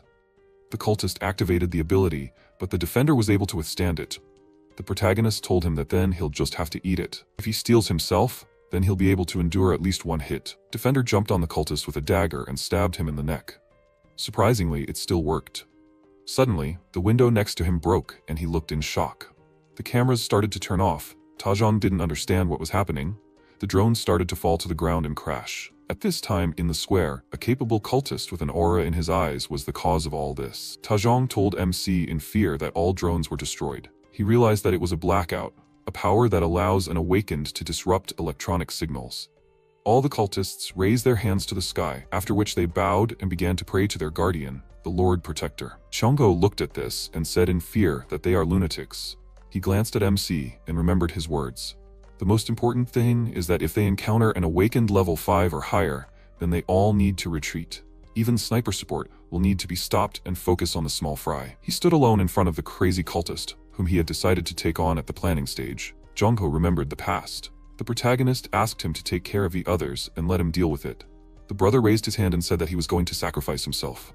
Didn't he tell the MC that he hated such things? Q clarified, but didn't he already tell him? He always chooses the safer option. Jongho came out of the memories. A powerful stream of light spread around. The cultivators fearfully covered their faces with their hands from the flow of wind. Jongho gritted his teeth and thought, is this really possible? The protagonist holding the hunting equipment in his hands thought that the awakened one can use the same abilities as the monsters. He fired the gun and the bullets covered in flames flew at the enemy. The awakened cultivator raised his hand and instantly waved it, creating a reflective barrier. The bullets passed through the dark space and headed back towards MC. The comrades were very scared and called out, "Skeleton?" Ju calmly stopped and bullets flew past. Suddenly, he appeared next to the awakened one. The protagonist jumped at the enemy with a terrifying look, raising his axe. The awakened one immediately blocked the attack, creating a bright flash. He looked at the wound on his arm and yelled that he used the reflective barrier. MC raised his weapon and used intimidation. He calmly clarified that they were feints. Ju thought that the reflective barrier redirects any physical attack within range back to the attacker. In other words, if the protagonist does not aim to hit, the reflected attack will not hit him. MC clarified that it may seem like monsters and awakened ones have infinite power, but there is a limit to their capabilities and the number of times they can use them. They need time to recover after reaching their limit. This way, you can force them to use up all their power, and while they are recovering, get close so they cannot use their barriers and kill them. This is how old-school hunters fight. After a while, powerful streams of smoke rose up from the destroyed ground. The awakened one furiously sent many arrows covered in mana from his hand. Ju calmly dodged the attacks and shot at the enemy. The awakened one raised his hands and created a reflective barrier. The bullets flew into the barrier and headed towards MC, but flew past him. Ju moved and attacked the enemy with an axe. The awakened one coughed, raised his hand, and spread a bright light around. The protagonist dodged the enemy's attack. The awakened one thought that the other followers were distracted. He cannot count on their help. Suddenly, MC shot at the enemy, and the awakened one thought, "Is this another feint? Nothing will hit him anyway. He needs to maintain his barrier." Suddenly, the awakened one noticed how the bullets are flying straight towards him, and thought that they will really hit him. He instantly created a reflective barrier, and the bullet quickly flew towards Ju. The awakened one mentally ordered the protagonist to die. Suddenly, he was very surprised to see the bullets go through MC's hair. Ju noticed that it was scalping. He thought that this was another level of intimidation when he intentionally misses by just a few millimeters. The protagonist uses them as soon as the enemy figures out his first feints. The awakened one thought, "Is this freak even a human?" Every time he tries to use some strong skill, the protagonist forces him to put up a barrier with his feints, and before he can come to his senses, MC closes the distance and attacks. Suddenly, Ju jumped over the awakened one and raised his axe. The enemy raised his hand, emitting light from it, and thought that the protagonist is a monster. The awakened one knelt down on one knee and put his hand to the wound. He thought that at this rate, he will pass out from loss of blood. The awakened one can only use the barrier one more time. Even if MC shoots him, there is a risk that the bullets will reflect off him, so the protagonist will not aim at critical points. The awakened one will take these blows on himself to save strength, and then... Suddenly, Ju fired, interrupting the enemy's thoughts. The bullets hit the awakened one's body, and the protagonist quickly ran towards him. The enemy illuminated the space around him and thought that he needed to act now. He looked at MC's hand and wondered why he had nothing in his hand. With great speed, the axe flew down, cutting through the air. The awakened one raised his head in fear and looked at the weapon. He immediately covered his head with his hands. Ju caught the axe and noticed that the enemy's barrier did not work against gravity. He dealt a powerful attack to the awakened one and remembered the past. The instructor said with a smile that if there were 100 more people like the protagonist in this world, they, the old-school hunters, would never have been driven out of the battlefield. The enemy quickly fell to the ground after receiving a blow. The followers looked at this in fear and quickly began to run away. Jongho clarified, "Aren't they going to track them down?" Ju replied that they had lost their leader and the will to fight. So there was no need for that. More importantly, did Jongho learn anything from watching him? The protagonist pointed at the corpse of the awakened one, and Jongho sadly clarified that he meant that. The MC added that the comrade needed to watch and learn in order to use it later. The comrade agreed and replied that he would do so. After some time, into the building. Jongho looks at the corpses of the followers. Ju looked at the corpse and said that this guy was not a Lord Protector. The comrade was surprised and asked, "What does this mean?" The protagonist clarified that the follower did not actually understand how his abilities worked. He was either a candidate or a self-proclaimed Lord Protector.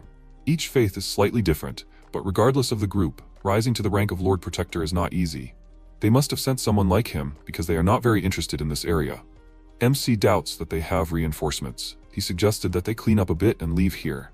Jongho thought, was he trying to fight someone like that? If he made even a small mistake that day, he would have been killed. Are all real old-school hunters like this? Suddenly, Jongho noticed an open door. He walked into the room and pointed at something. At the same time, a car pulled up to the building. Minhee calmly walked out of it. After a while, Minhee clarified, even though the protagonist acted like he never wanted to see her again.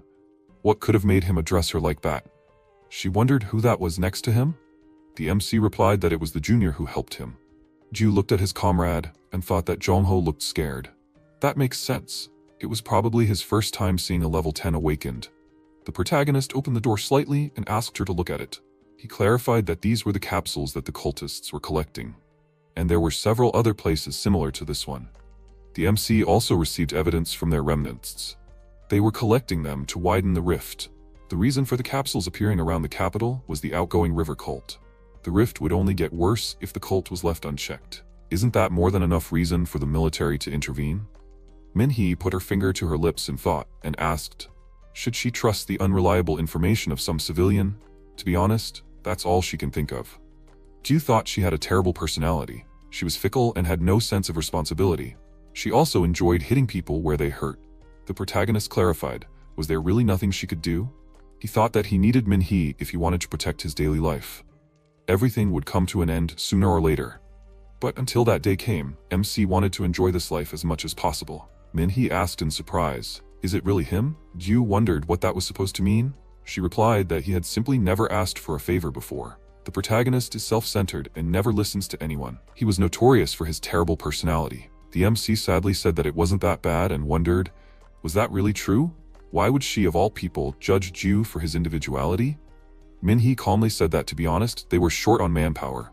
She started writing something on a piece of paper and clarified that they need to find out who is behind this whole cult mess. But they don't have the necessary information, nor the soldiers. MC asked, so someone is controlling them? Minhee answered that they have gained a foothold in Seoul too quickly. She can't shake the suspicion that someone is helping them by hiding. Minhee handed him a piece of paper and added that this is why she thinks they should work together. This is a personal line through which the protagonist will be able to contact her directly. Even if they deal with this cult right now, it will only be temporary. The rift will naturally spread anyway. Sooner or later, MC will need them. Minhee is going to use it and come back, and he can use her. In fact, he can't afford the luxury of changing his mind, can he? She specified that she would immediately take care of the capsules. Ju could consider this in advance. Suddenly, everything around stopped and went dark. Minhee was very scared when she heard the sound from the clock. In her head, it was as if two parts had come together, and the dominoes that had been placed fell. Suddenly, everything came back. She was horrified. The protagonist looked at the crying Minhee and turned to her. She covered her mouth and, leaving, replied that she was fine. Minhee would call him later. After some time, Jongko put the box down and exclaimed that this was the last one. Taejong asked what her brother was going to do now. Jongko replied that he already had one place in mind. He had looked at several others earlier in case something like this happened. He suggested placing the laptop and satellite equipment on his lap. Ju turned his head to the side and apologized for ruining the moment. He pointed at the corpse and asked if they were just going to leave it there. Jongho replied that he would say that it was none of the protagonist's business, but he didn't want to seem ungrateful. The MC wondered who the hell that was. Jongho thought for a moment and replied that it was their father. He deserved to die. So Jongho killed him. Does Skelton have any problems with this? The protagonist furrowed his brows and declared that he was a liar. Hanging someone was not his style, and there were no visible wounds on the corpse. Jongho asked indignantly, did he really not know, or was he just pretending? What was wrong with him? Taejong stopped him and suggested that she just tell him. Enough time had passed. He then leaned over and sighed, saying that he did it himself. But it was good that he was dead. He was a wimp and did not deserve to live. His father, while at the amusement park, leaned over to him and said that he was sorry. He knew it was Children's Day, but he had something to take care of. There was no one else in the company who could replace him. Next time they came here, he could play as much as he wanted, he promised. Okay? Their father would be called a good man by many. He was trusting, and even if someone betrayed him, he would laugh at it. He was such a good person. In other words, he was a weakling. Chongo added that his hobby was working late and overtime, and he specialized in giving out loans that would never be repaid. Despite finding himself in trouble many times, he never learned his lesson. He knows what the first thing he did after the war started. He let strangers into their house. Then he yelled at him indignantly, "Were you crazy, father?" What the hell was he thinking? He replied that he understood his concerns, but they were his acquaintances and could be trusted. And the more people around, the safer it would be. Chongo repeated indignantly. He asked why he was worried about their safety. He beat his chest and added that he was a hunter and even served overseas and he could trust the safety of their family to him. The father put his hand on his shoulder and said with a frown that it was not so. After a while, he sat on a rock with many bodies nearby. He looked at his shaking hands and said, even if he had to suffer, he could not let him do it. With tears in his eyes, he added that he was young and had done nothing to deserve this. It was all because he was a terrible father. He deserved to die. Chongo said that at first everything was fine. They worked together on repairs and collection. They even helped them repel the raiders, but how long did he think this cooperation would last? MC remained silent and Taejong adjusted her hair, revealing a wound on her face, and he said that it was not so. Of course it was not so. At that time, Gina was rocking the baby in her arms and saying that everything was fine. Greg was next to her and, cursing, said that he asked him not to touch his daughter. Dawn explained that she had bitten him and scratched him with her nails. What the hell was he supposed to do? She looked absolutely wild and he thought she was in a state of insanity. This girl was the complete opposite of her father. Greg replied that at least she was still breathing. She was nothing like her old father. She was good. Gina turned around and asked, was he really going to do this in front of his child? They, men, were really disgusting. At this point, Chomo was looking at what was happening in horror. In the present tense, he said, that's how people are after all. Even if he shows them kindness, they only value their own lives. And in a world like this, it's either him or them, he understand? That's why he repaid them in kind. He killed every single one of them, even their child. He wondered what his father was thinking, watching all this happen. He remembered that his father had simply burst into tears, but he hadn't spoken to him and had simply left him there, because honestly, he didn't want to know what was going on in his head in the slightest. He treated Tajong's wounds and would do his best for his mother's body. Only after he had rested for a while did he finally remember his father. He couldn't find him anywhere, so he went outside to look for him. Then he asked in confusion, "Father?" He looked at his body hanging from a tree. He added that he found him dead. He hanged himself overlooking the amusement park. The end. What a boring story, right? He turned around and added, now if he was no longer curious, he should move on. The protagonist said that he would regret it if he left him here. Chongo was indignant. Did he want him to cremate him or something? He did this to himself. He chose to end his life rather than take responsibility. Besides, he never forgave him. The protagonist asked, then why not take the body with him? He would be able to forgive him when he calmed down and some time passed. Chongo put his hand to his face and sighed heavily, saying that he had to listen. He liked him, but it was not enough. It had nothing to do with him. How would he feel if he stuck his nose into his family affairs? The MC replied, to be honest, he did not know. He did not have parents. He and his sister looked at him in surprise, and Chongo, pointing his finger at him, shouted, "This is not fair. He is playing dirty." Then the protagonist added, despite this, even he knows that this is wrong. At this moment, Rebecca was sitting in the back seat of the car and drew a family on the fogged glass. And the protagonist said, okay, he already understood. It so happened that the defender's new home was located approximately 4 kilometers from his territory. They were sitting in the car and the MC looked out the window and asked if this was really the place. When they got out of the car, Chongo pointed at the building behind him and said that it might look pathetic, but the house had a nice basement. He would call him when they got settled. Anyway, he needed some time to think. He then walked towards the building and asked Tajong why she was just standing there. She sheepishly replied, "Never mind." After a while, Sue happily ran to the exit and shouted, "Welcome home." She threw herself into the protagonist's arms and then tilted her head back, looked into his eyes and said that she had looked after the house just like he asked, so he should give her something delicious. After that, everything went smoothly. Meanwhile, Jack looked at Min-hee and said, "But this place isn't even part of Seoul. Doesn't she have more important things to take care of?" She replied that she was in charge of fighting monsters. He had orders, he had to follow them. Min-hee kept her end of the deal and quickly dealt with the capsules. He was very happy that he was finally free of these headaches. After a while, the protagonist was holding a walkie-talkie in his hand, and Tajong called him, saying that her brother wanted to ask him something. He shouted, "Brother-in-law, they need to throw a housewarming party." The protagonist was confused. What the hell are they talking about? After a while, the MC was listening to the radio. The sky was high and the leaves were changing colors. Autumn is just around the corner, guys. According to satellite data, the cold weather is expected earlier than usual. Next up are their most popular songs. He made some tea, and the radio said the order came from Mr. Hoyeon Lee in Sokcho. He will play it for them right now. This relaxing program that the protagonist is listening to is a propaganda broadcast from the Legion, and they have become quite restless lately. Even since the Jeju military led by Min-hee started supporting the NCOC, there have been disagreements within the Legion about how to defend their cause. The protagonist took a sip of his drink and thought, I wonder how Daram is doing.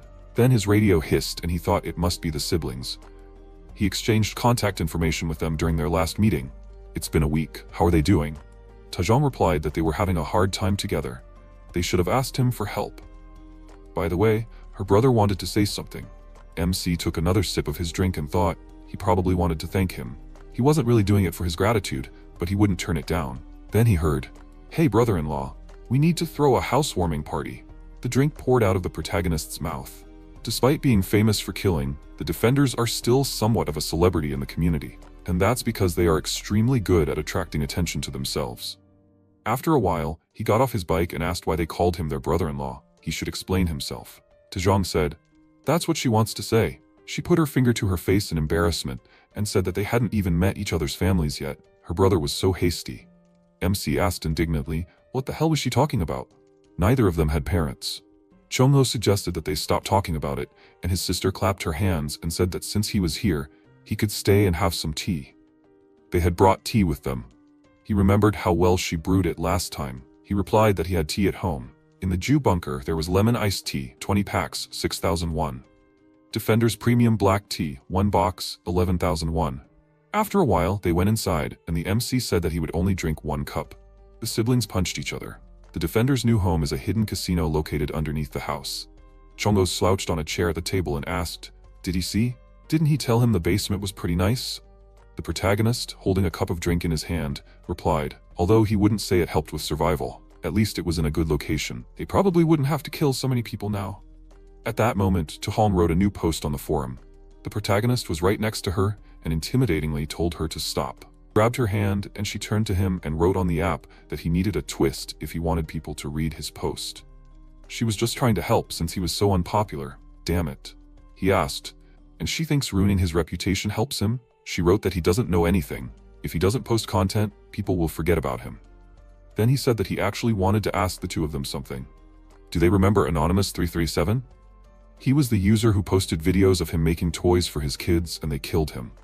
Chongo replied that he remembered. Is he going to ask why he killed him? He replied that he doesn't think it makes sense now. He's more interested in what happened to his kids. In his videos, he always said that he made toys for his kids, but in his bunker, he only found his body. Maybe it's because the raiders searched his house, but he couldn't find any trace of them anywhere. Did they see any kids in his bunker? Chongo rested his chin on his hands and said no. He suggested that there were no kids there to begin with. Then he and his sister were walking through the winter forest, and he saw a man and asked who was there. He noticed that he didn't even react. Then he took out his knife and said that he thought he was just another psycho. After a while, he put the body inside the bunker and, dusting off his hands, said that he didn't expect to find a bunker in such a place. He suggested to his sister to take a photo and leave. She should take everything she thought was useful. She walked forward and, noticing a toy, told him to take a look. Then she asked if he was a forum member. Chongo noticed what an unlucky guy he was, of all the people in this country, to run into them. Tajong asked if he thought there was something wrong with this bunker. These toys, she didn't see any signs that this had ever been played with, and the bunker was so small, but she didn't think she had ever seen a child in his video. Maybe he was. Chongo sighed heavily and she asked what they should do. In the present tense, he asked what he thought they did. He just doesn't understand parents. The MC replied that he's been thinking about it for a while, but they guys are really weak when it comes to family, huh? Chongo asked why it always comes down to family for him. At this point, Tajong happily said, oh, some positive reactions. The person with the username 00 asked in surprise, 2 meters tall? In a tuxedo? Brutal. Another commenter added, so it was the two of them who did this? Tajong then noticed that the reporter had made a new post. It said that the first stage of negotiations between the Legion and NCOC had been summarized. The negotiations had been delayed due to the troop withdrawal and the lack of supplies. Not to mention, they guys know that the politicians' deadline is almost up, right? They couldn't come to any conclusions because the elections were approaching. Apparently, there will be a truce on the election day. Some NCOC members have already made their promises. At this point, the main character asked again, so why does he call him brother-in-law? Tajong told them to come and take a look at this. It's a really interesting post. She turned the screen of her laptop over. The main point of this post is that the NCOC members' term is ending, and they need to make a strong impression to win votes for re-election. That's why they are working with the Jeju forces, who are already supporting the NCOC, and their attempt is of great importance. Then, the MC asked in surprise, the evacuation fleet headed to Jeju Island, 2,000 people as a test run. He thought that Jeju Island is currently where most of the military and supplies in Korea are concentrated. It's practically a paradise, and such a place is accepting even more people? He then asked, do you think this is legal? Chongo looked at him and replied that it is not. Does he really still believe in their government? Has he already forgotten about that guy who won the lottery? He called himself M9. He is the only one who still protests against the abolition of hope. He thinks that he used up most of his reserves celebrating the lottery win. He probably won't last through the winter. The protagonist replied, blindly believing in something is certainly stupid, but not caring about anything is equally foolish. This just gave him a good idea. He returned to his bunker and immediately contacted John Ninon. He opened the chat and saw what he wrote. The person who posted it does have connections to the government. However, he cannot guarantee the authenticity of the content. He wants an untraceable account? And then MC said that the admin gave him a secure account at his request, so he plans to use this to trick the government contact into leaking information. Chongo folded his arms and said, okay, he understands that this is his plan, but is he seriously going to use this as his nickname? He replied that he needed to hide his identity. Chongo asked, but why are all his posts like this? He replied that this is his online identity. His name is Nongim Kim, he is 11 years old and he enjoys trolling. This should be enough to convince anyone that he is not a 30-year-old man. He replied that he feels that there is another reason why people might think this. Why does he become like this when it comes to everything related to the internet? The protagonist thought that everything is ready. The only thing left for him to do now is to throw out an irresistible bait. He is definitely divulging classified information, but if he wants to attract the attention of the government, then awakening level 10 plus is his only option. After that, he posted that for some reason, he started to glow. Is this an awakening? People started commenting in surprise. Is this true? He heard about glowing eyes, but the whole body? This is a troll post. It must be. If this is true, then he must be at least level 10 plus. Free pass to Jeju Island. Damn great. His post is too detailed. It looks suspicious.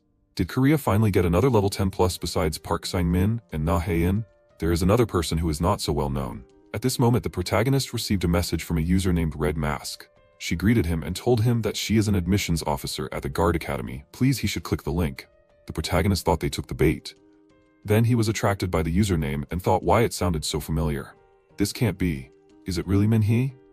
Chomo surprisedly told him to wait. Isn't she the same level 10 plus as before? What if he gets caught? He replied that it was impossible. His game is flawless. He will continue with the plan and ask her to tell him everything. Personally, he believes that the reason the professor was able to become a top-notch hunter is because of his adaptability. The MC then announced, the recipient is Park Ju, callsign Professor. As one of the guard hunters, he was the first to uncover the mechanism of mutation. And he was also the first to identify and defeat new types of monsters, including the Dancer, Pyromaniac, Artilleryman, and several others. The ability to adapt to the ever-changing battlefield filled with different species and unpredictable situations. For his incredible actions on the battlefield, he will be called the first S-rank hunter in their country's history. And this adaptability is shown off the battlefield as well. Right now, in this place, the professor does not exist. Instead, there is Nungum Kim, an 11-year-old child. And Nungum is an incredibly nasty child. At this moment, the MC greeted Minhee in a distorted manner. Meanwhile, Chris ran to Minhee and asked, she is the director, right? Minhee asked, who is she? The worker stopped the woman and said she wasn't allowed to be there. She pointed out that she was a mother. Chris asked if her second child would be able to pass the test to get to Jeju Island. She was always told he was too young, but he was smart and developing quickly for his age. She didn't understand why he wasn't allowed, but they always said no. Could she please put in a good word for him? Minhee replied emotionlessly, please, she should talk to those in charge of this process. They know better what to do. The woman looked at her in surprise, and then she turned around and walked on, turning to Eugene, asking why she wasn't working properly. She apologized fearfully and explained that they were short of manpower. More and more people were coming due to the cold weather. To be honest, they couldn't handle them with their current forces. The island had called for reinforcements again, and signs of an outburst were detected in the Paju Rift. Minhee replied that she would handle the rift personally, and she should do her job. She needed to work properly. After a while, Minhee came to her office and sighed, walked forward, taking off her shirt. She asked how long she would have to do this. She needed to take a break. Then she looked at her laptop screen in surprise and asked, best posts? She read a post from Noingwim that said that for the past few days, even when he closed his eyes, he still had visions, something like an axe with a handle, like fire. His mother and sister also saw them. Then, a few days later, light burst out from his eyes and body. Why? An acquaintance told him to write here. Is this really an awakening? And will he be sent to Jeju Island? Minhee thought that he had no way of knowing unless he had experienced it himself. Besides, if such precursors of awakening appeared, it meant that he was a fairly high level awakened. If he's lucky, he might reach level 10, no, maybe even higher. She thought that high-level awakened ones, especially those above level 10, each of them was like a superweapon. They did not know how the situation might change in the future. Such talents definitely needed to be recruited. Then she saw that Ningum was in the chat and asked him to introduce himself. She thought, this child. Why is he saying that? The main character wrote, named Kim Ningum, 11 years old, height 2 meters, weight 120 kilograms, 28 centimeters. She clarified, was this his real name? He confirmed it and added that they say that it means a beautiful sun, like an apple. A problem? She replied, no problem, she just wanted to make sure. Was he really 11 years old? MC confirmed it again, and she asked, is he really 2 meters tall? He replied that he often gets told that he is tall. She replied, do kids really grow up fast these days? Is that his real weight? He replied that it is not. In fact, he lied. He lied about everything except the last one. Minhee covered her mouth in embarrassment and shouted, is that last one true? She put her hand to her face and said, what is she even doing? Did she forget that she is talking to an elementary school student? And then she wrote, does he even understand what a great thing he has done? She is a girl who can send him to Jeju Island. At that moment, the main character thought, Jeju Island. He started writing quickly. Jeju Island? He is going to go there by ship. They already have a schedule. They say they will leave right after the vote. She thought, is he talking about this evacuation fleet? Maybe she can tell him. It is also beneficial for the other side to remain silent. Then she asked, evacuation fleet? It's better not to sail there. The ship is too small, not to mention it might sink while sailing. At this point, Tajong whispered to him, why the hell is his toilet in the middle of the room?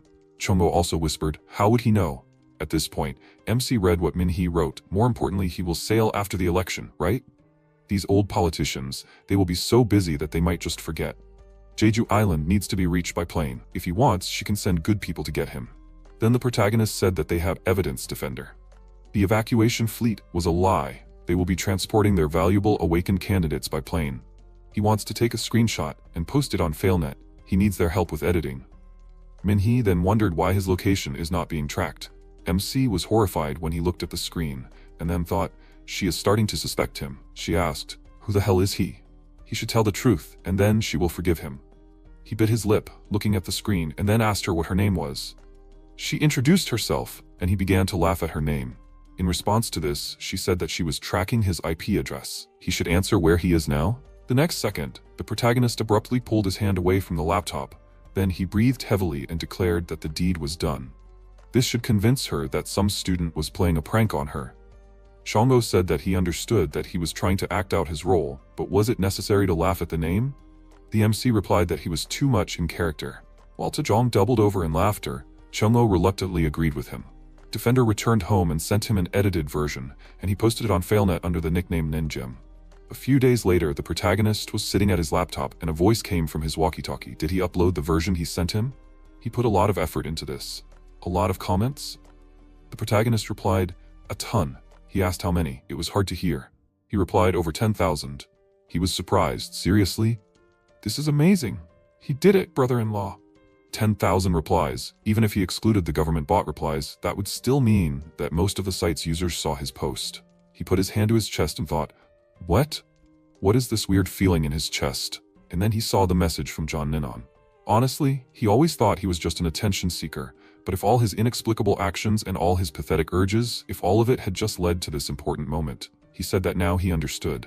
Then he thought, by the way, the journalist has been very active lately. She is so maniacally looking for Ninjim. Then he asked, can it be? His radio beeped again. Minhee sat at the table with a broken laptop and asked, Q? Does he even go online? Has he ever heard of a person with the nickname Noongum? He asked back, the internet? What is that? She asked. Confused? What? The MC thought he felt like he overdid it. Luckily, that wasn't what Minhee wanted. She asked, hasn't he paid for the capsule he removed last time yet? Can he help her with something? They'll send a driver for him. Seoul, where he went at Minhee's request, didn't look busy at all despite the truce. There were few people on the streets, and those who were there were openly hostile to the official car. This is probably how what the National Assembly calls the restoration of strength looks in the eyes of the public. After a while, the protagonist asked, why is she looking like that, since she invited him? Minhee sat on the chair with her arms folded across her chest. She continued to look at him and asked if he really didn't know about the internet. He replied that he knew. That's what you do on a computer, right? She replied that he sounded like an old man. How old was he anyway? He asked what her business was. She replied that it was election campaigning. One of the candidates wanted to take credit for his achievements by removing a capsule. The protagonist replied that there were capsules everywhere. Would cleaning one be considered campaigning? She bowed her head and explained that the place was special. After a while, the National Assembly building, the highest legislative body of the Republic of Korea. The protagonist thought that it was really symbolic. No wonder the National Assembly members were so excited. At that moment, Sang-min came up to him and asked if he was the hunter from the National Assembly, right? He heard about him from Director Min-hee. He was National Assembly member Park Sang-min, asking him to take care of him. But before he could finish speaking, their eyes widened in surprise, and he pointed at the protagonist in confusion and shouted, "Him?" This man's name was Park Sang-min, a former hunter who became a member of the National Assembly on the party list. He participated as a military advisor in the Poppin Group's operation to retake the industrial complex. But in reality, he was a hunter who had just received his license, and he pointed out the impracticality of the operation plan he had drawn up. However, he ignored his words and insisted on carrying out the plan, which of course led to a complete defeat. They suffered huge losses and retreated. The Poppin Group, which supported the operation, was never able to recover from this damage, and later, after the death of Chairman Jae Pung-ho, completely fell apart. MC thought he heard that he barely survived. What a tenacious guy. Then the protagonist turned around and said that if he didn't like him, he could send him back. Sang-min grabbed him and was indignant. What an offensive word. He must go. Reinforcements are already here. Then they approached a group of people, and the girl standing in front happily said, "Mr. Sang-min. He looks so good today." There were only about a dozen of his followers, and it was noteworthy that most of them were middle-aged and older women. The MC thought it seems like he was especially fawning over that woman. Is it really a major sponsor? At that moment, Baek Sun-hyun turned his attention to him and asked, "Is that Park Gyu?" The protagonist turned around and said, "Hunter Sun-hyun." He waved at him and said in surprise, "Wow, he didn't expect to see him here." The protagonist shook his hand and remarked that they hadn't seen each other for a long time. How had he been? He asked. Him, as usual, hustling to survive. The MC asked, were those behind him his people? He replied that they were the guys with whom they complained about life together. Freelance hunters. Their skills are top-notch, but now they are just getting by with part-time jobs. What else is left for the old guard? At that moment, Sang-min came up to them and explained that they were starting a briefing. He asked everyone to gather. He explained that the operation was very simple. He and Hunter Park Gyu would go to the capsule and take it out of the meeting. The others would have to film this process. Nothing complicated, right? The protagonist raised his hand and said, "Wait a minute, it seems like he is underestimating the capsule, but it is a simplified portal from which monsters are summoned. What will he do if this opens up during transportation?" He put his hand forward and answered, "Of course, Hunter Ju will have to deal with it. He heard that he can handle small creatures alone." The protagonist replied that it depends on the type. For example, if there is a dancer type, then the former hunter said that it is for the sake of the people. The MC asked in surprise, "What? What kind of nonsense is he talking about?" He put his hand to his chest and replied that it is not nonsense. He is saying that it is for the sake of the people. The protagonist was puzzled. How is this for the sake of the people? Isn't it all for his election, Mr. Deputy? He replied that it was, so this action itself is for the sake of their people. At this point, Sung-hyun indignantly said, "Screw it all. He won't do this. Go there barehanded, without equipment? Do they want them to die?" The protagonist noticed an exaggeratedly loud voice, not like usual. He speaks so openly so that Sang-min can hear. Or no, maybe so that his supporters can hear. At this point, Max noticed his loud voice and asked, "What if he hears?" He replied, "What will he do if he hears?" The Poppin Group fell apart. This idiot lost all connections long ago. Campaign with aunties? What nonsense. Bill noticed that he was killing with facts. At this point, another man approached them and apologized to the deputy. He explained that their hunter said that they can't do this job. Do they need more support? Is that possible? Sang-min looked down and told them to just leave. Sung-hyun raised his index finger and twirled it in the air, announcing that the job was done and they could leave. The MC had thought about it before, but Sung-hyun's working methods were overly efficient. Sometimes it was to the point of being unpleasant. He then added, "Right, Mr. Ju, does he happen to have a walkie-talkie? If he doesn't mind, they can have a drink later. If he has a personal call sign, they can exchange call signs. His working methods are not so good, but he is resourceful and has connections with other hunters." The protagonist thought that exchanging contacts would be fine.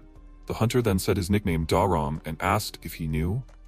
The protagonist, puzzled, asked, "Daram? Isn't that Daram's walkie-talkie? Why do they have her thing?" He replied, "By the way, she seems to be his close hubei." Then it's a little awkward to say. The protagonist asked if they knew anything about her. But without answering, they walked away in the opposite direction. And the MC thought that he heard that she had defected to the Legion faction. They say that she made a wrong choice there. At that moment, Sang-min came up to him and whispered that in the situation with Chairman Pung-ho, he was indeed wrong. He was not a real hunter, and could not recognize such an outstanding person like him. The protagonist replied that he was not that outstanding. He was not going to take all the blame on himself in the slightest. He had to tell the director that he had quit. Then he repeated again, for the sake of the people.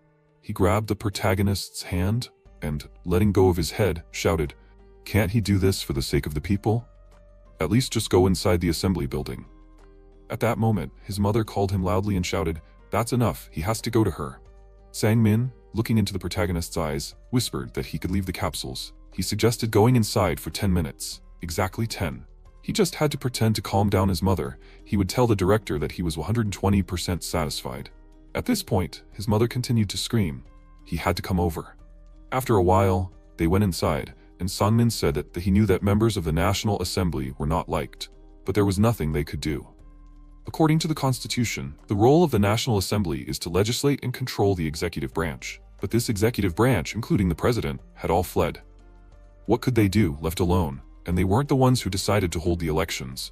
Or was they? At least it wasn't him. MC thought that 10 minutes was a long time. Then he looked at the floor in surprise and thought, no doubt the marks were left by a small, tiny creature like a spider. Had the capsule really opened? Sang-min noticed how he was crouching and asked if there was something there. He replied that today was just a terrible day. He was giving him 3 seconds. He should throw his gun on the floor.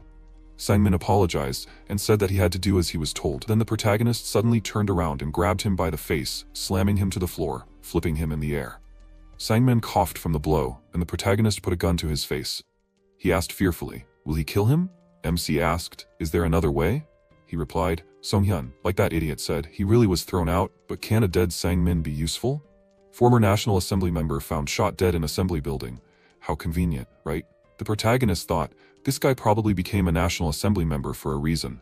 Reads the situation better than he thought. He then replied, "If a human killed him, then yes." He then told him to get up.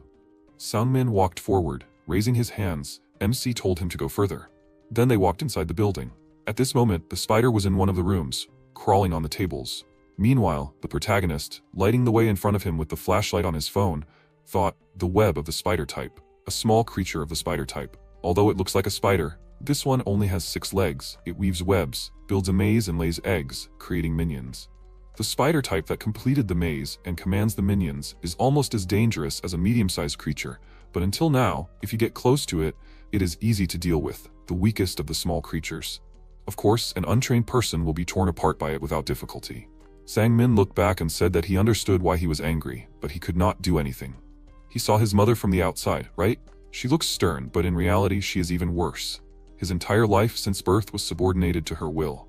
Friends, school, work, even choosing a wife, he had never decided anything by himself. This operation was the first time in his life that he went against his mother and insisted on his own if he failed. MC interrupted him and replied emotionlessly, so he should have listened to his mother as usual. Sang-min turned around, looking at him in confusion. Then they continued walking forward and stopped at the door. After that, they opened the door and saw the capsule in the center of the room. As they walked forward, Sang-min said, just once. He wanted to do something himself. To succeed with pride and show his mother that the son she raised alone is not just some fool. Wanting to be a son that can be proud of, he understands this too, doesn't he? Then he turned to the protagonist and knelt down. He lowered his head and said, he's asking him so much, please, he must help him at least once. The protagonist replied that he understood the circumstance. But why did he have to do this at the risk of his life? Sang-min looked up at him and asked, is it that hard for him to at least pretend to listen? At that moment, the protagonist, still aiming at him, looked to the side and thought that there was a lot of web near that place. The spider type was in that direction. He started moving towards that door and suddenly heard a scream behind him. Turning around, he saw a small spider climb onto Sang-min's shoulder. Without thinking, he started shooting, driving the monster away from him. He thought, a spider-type minion? A small spider? Then the monster seemed to disappear into thin air, and he thought, does the spider type only create minions after completing the labyrinth? Then the weapon in his hands began to heat up rapidly, and he abruptly threw it back. The gun exploded. Sang-min, perplexed, said, the weapon itself. MC thought, detonation, an ability used by the spider type. That means... With these thoughts, he looked up and saw a huge number of small spiders running along the ceiling, and near the hole in the ceiling sat a huge spider. It opened its mouth, releasing a huge number of small spiders. Sang-min asked in fear, where did so many small spiders come from? The protagonist guessed that it seemed to be a type that does not build nests, carries eggs inside the body, and gives birth to young. A mutant. According to the generally accepted theory, monsters do not have intelligence, it just acts according to several set patterns to achieve its goal. The reason why humanity was pushed aside by such simple creatures. Rifts, adapting to the tactics of people, constantly create new species. When the army intervened, the necromancer type appeared. When defensive lines were erected in front of the rifts, the kraken type. When hunters using bladed weapons appeared, the dancer type. As if mocking humanity's desperate struggle, a malicious new species appeared every time. That's why they always taught him to avoid fighting with an unknown type if possible. The protagonist thought, moreover, he didn't come here to kill monsters but to deal with one person. Leave him here and run away, that's all. But why? Then he said, he mentioned that he must understand the desire to be a son who is proud of, but he has no parents. Both were killed by monsters. What touched his heart after all? Probably it was not only this banal plea. Then he told him to run or die. He can do whatever he wants. He just wanted to understand why they were doing all this. Holding axes in his hands, he came very close to the monster. He decided that he had to kill this creature. After that, he abruptly ran to attack, and Sang-min, perplexed, shouted, "What is he doing?" The protagonist, making his way forward, cut small spiders in his path. Turning around, he noticed several small spiders that opened their huge mouths. He started attacking it again, and then ran forward again and thought that it was impossible to kill all these small spiders, and there was no point in it. He approached the huge spider and decided that the main thing was to break through and engage in close combat. His time was until his strength and concentration ran out. He ran at the huge spider while it was trying to go around him. Then the spider aimed its paw at him, and MC ducked his head, dodging the blow. The spider's paw flew further, hitting the wall next to Sang-min, which raised a cloud of dust into the air. The former hunter screamed, trying to cover himself from the smoke. Meanwhile, the protagonist bent down, dodging another attack from the monster, and put the blade of his axe to the mouth of one of the small spiders. And then he swung his weapon several times and cut several monsters. He ran forward and turned in the air and attacked the spider along the way. The next moment, the spider opened its mouth, releasing many web bundles forward. The protagonist put his axe in front of him, and then cut it and thought that it was easy to dodge. The spider's movements were long, but the attacks of the small spiders from all sides were troublesome. But the most dangerous was the erosion phenomenon. There was no change in the landscape yet, but the web alone covering the battlefield was enough to create a threat. And then he cut another small spider and thought, the longer time dragged on, the worse it was for him. He pushed off the ground and ran forward quickly. He thought that he needed to make a decisive move and end this. He ran further towards the main spider, but a huge wall of small spiders lined up on the side of him. He looked at it in horror and thought that it was impossible to mindlessly repel everything. He attacked the small monsters again and thought that he only needed to repel the attacks that reached him. He needed to concentrate. He swung his weapon, cutting down several monsters, and got through the wall of monsters. He ran forward again, trying to dodge the spider's attacks. He stabbed the axe into one of the legs, and the spider pointed a huge horn at him. MC kicked off the ground and turned around in the air, holding the axe in front of him, and thought, this is the horn of the spider, and he thought, what is this? The monster defended itself with the horn? Then the paw was near his face. He put the axes on both sides of himself to protect himself from the paws. He clenched his teeth in tension and then jumped to the ground. He sighed heavily, thinking that fortunately his bones and muscles seemed to be undamaged. Too disadvantageous. He needed to lure it somewhere narrow. He then walked through the open door and slammed it behind him. Entering inside, he breathed heavily and then was surprised to see Sang-min behind him. He shouted indignantly, "Why is he here? Didn't he escape?" He answered hesitantly that he tried, but the exit was already taken over by those spiders. If those spiders were swarming everywhere, then holding on to Ju seemed like the only safe option. But everything should be fine now, right? It seems like the monsters won't get here. If we find another way and get out. He raised his index finger up, and the next second, the spider's legs were near his head, but the protagonist threw it down and put an axe in front of him, stopping the monster's paw. He said, "The door." Sang-min, pointing there, shouted, hordes of spiders poured in. The next second, a phone flew into his face. MC, trying to stop the monster, shouted, "What is he doing? He should take the flashlight and run." Then he followed his order, and they headed further down the corridor. Sang-min, turning around, was horrified. A huge spider and several small ones were running right behind them. He continued to run forward and tried to cover his head, screaming in fear. The protagonist turned around and swung his axe to attack the monster that attacked Sang-min.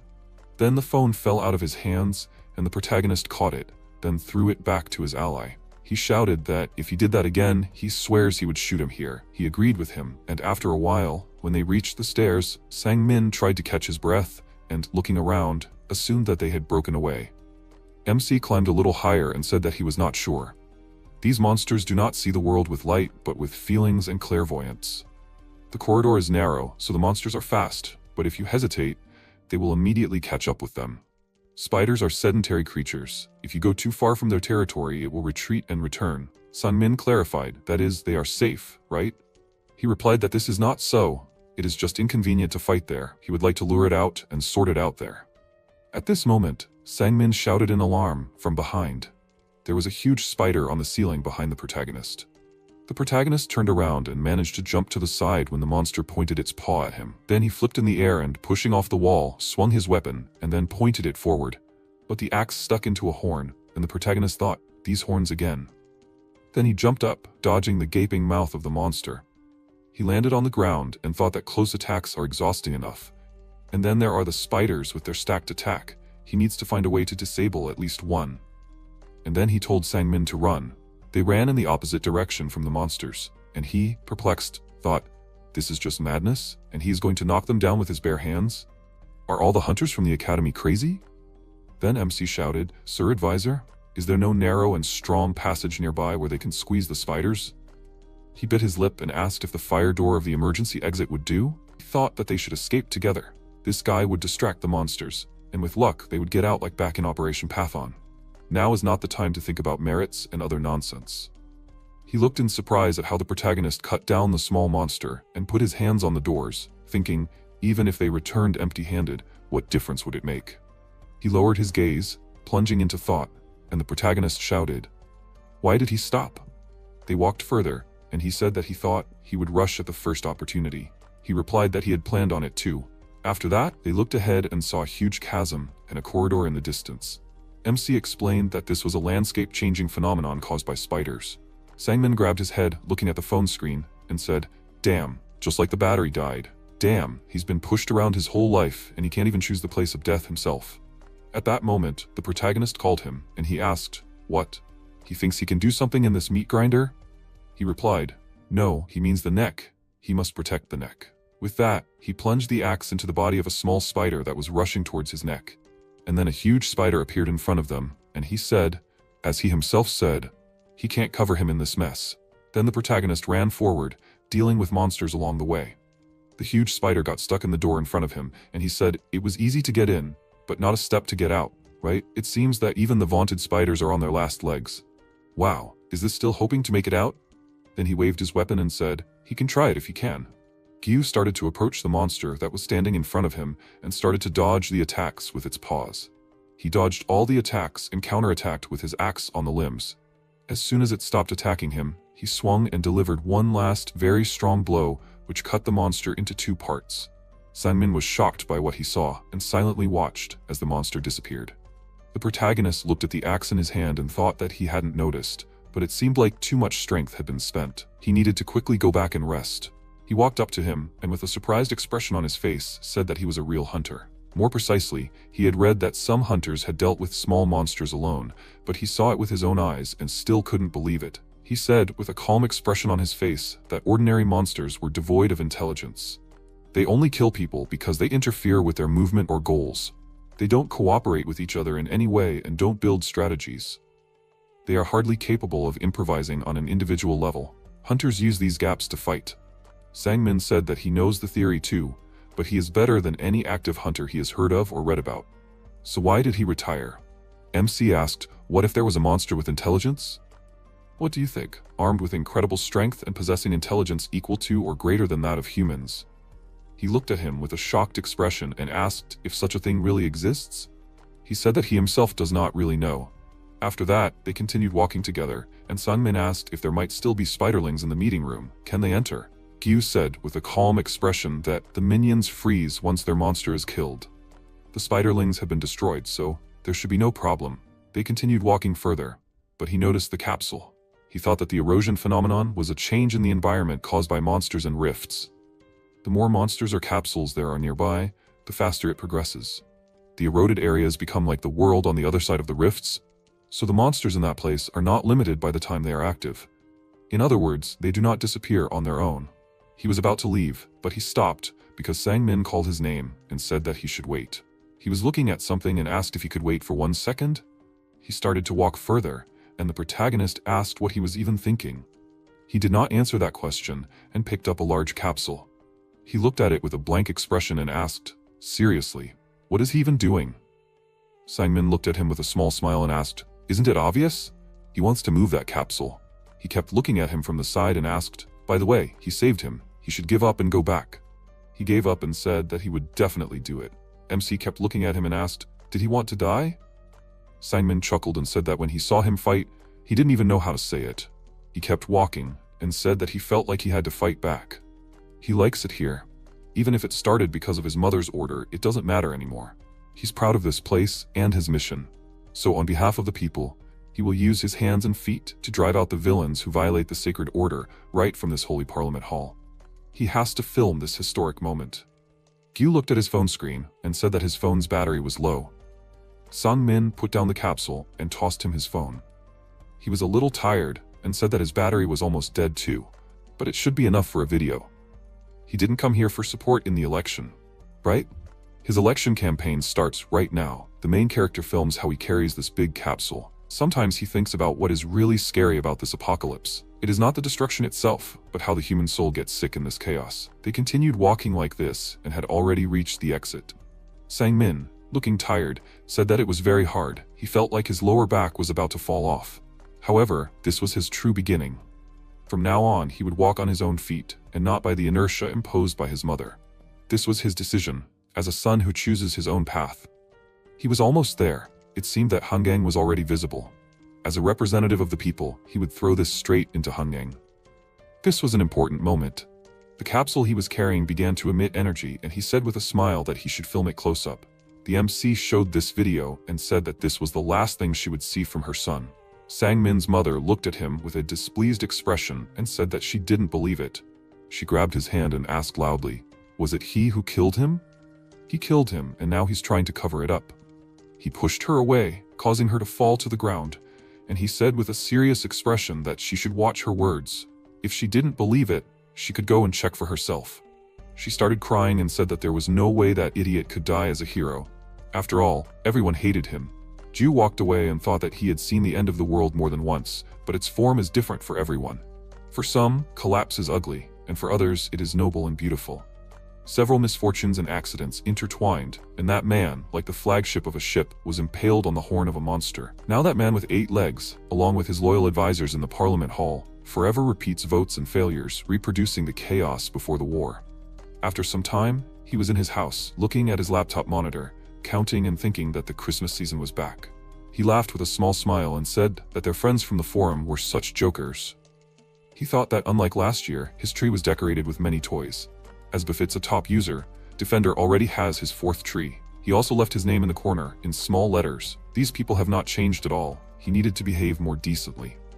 Sue called him over the radio, thanked him, and said that she had received his supplies. However, what is this box? It still can't be opened. The protagonist remembered about it and said that it can be opened now. Rebecca opened the box and he said that it was an apocalyptic satellite equipment that he got from the Failnet trading board. She wanted to find her family, right? She should keep an eye on the North American forums. Suddenly something will appear. They were very happy about this and wished each other a Merry Christmas. He thought that winter had returned again. An unprecedented cold had come with the blizzard. Most users had supplies for 3 years. Even with a clear plan for spending, supplies were starting to run out. The situation with the rifts wasn't very good either. They wrote on the forum that there were monsters and mutants all around.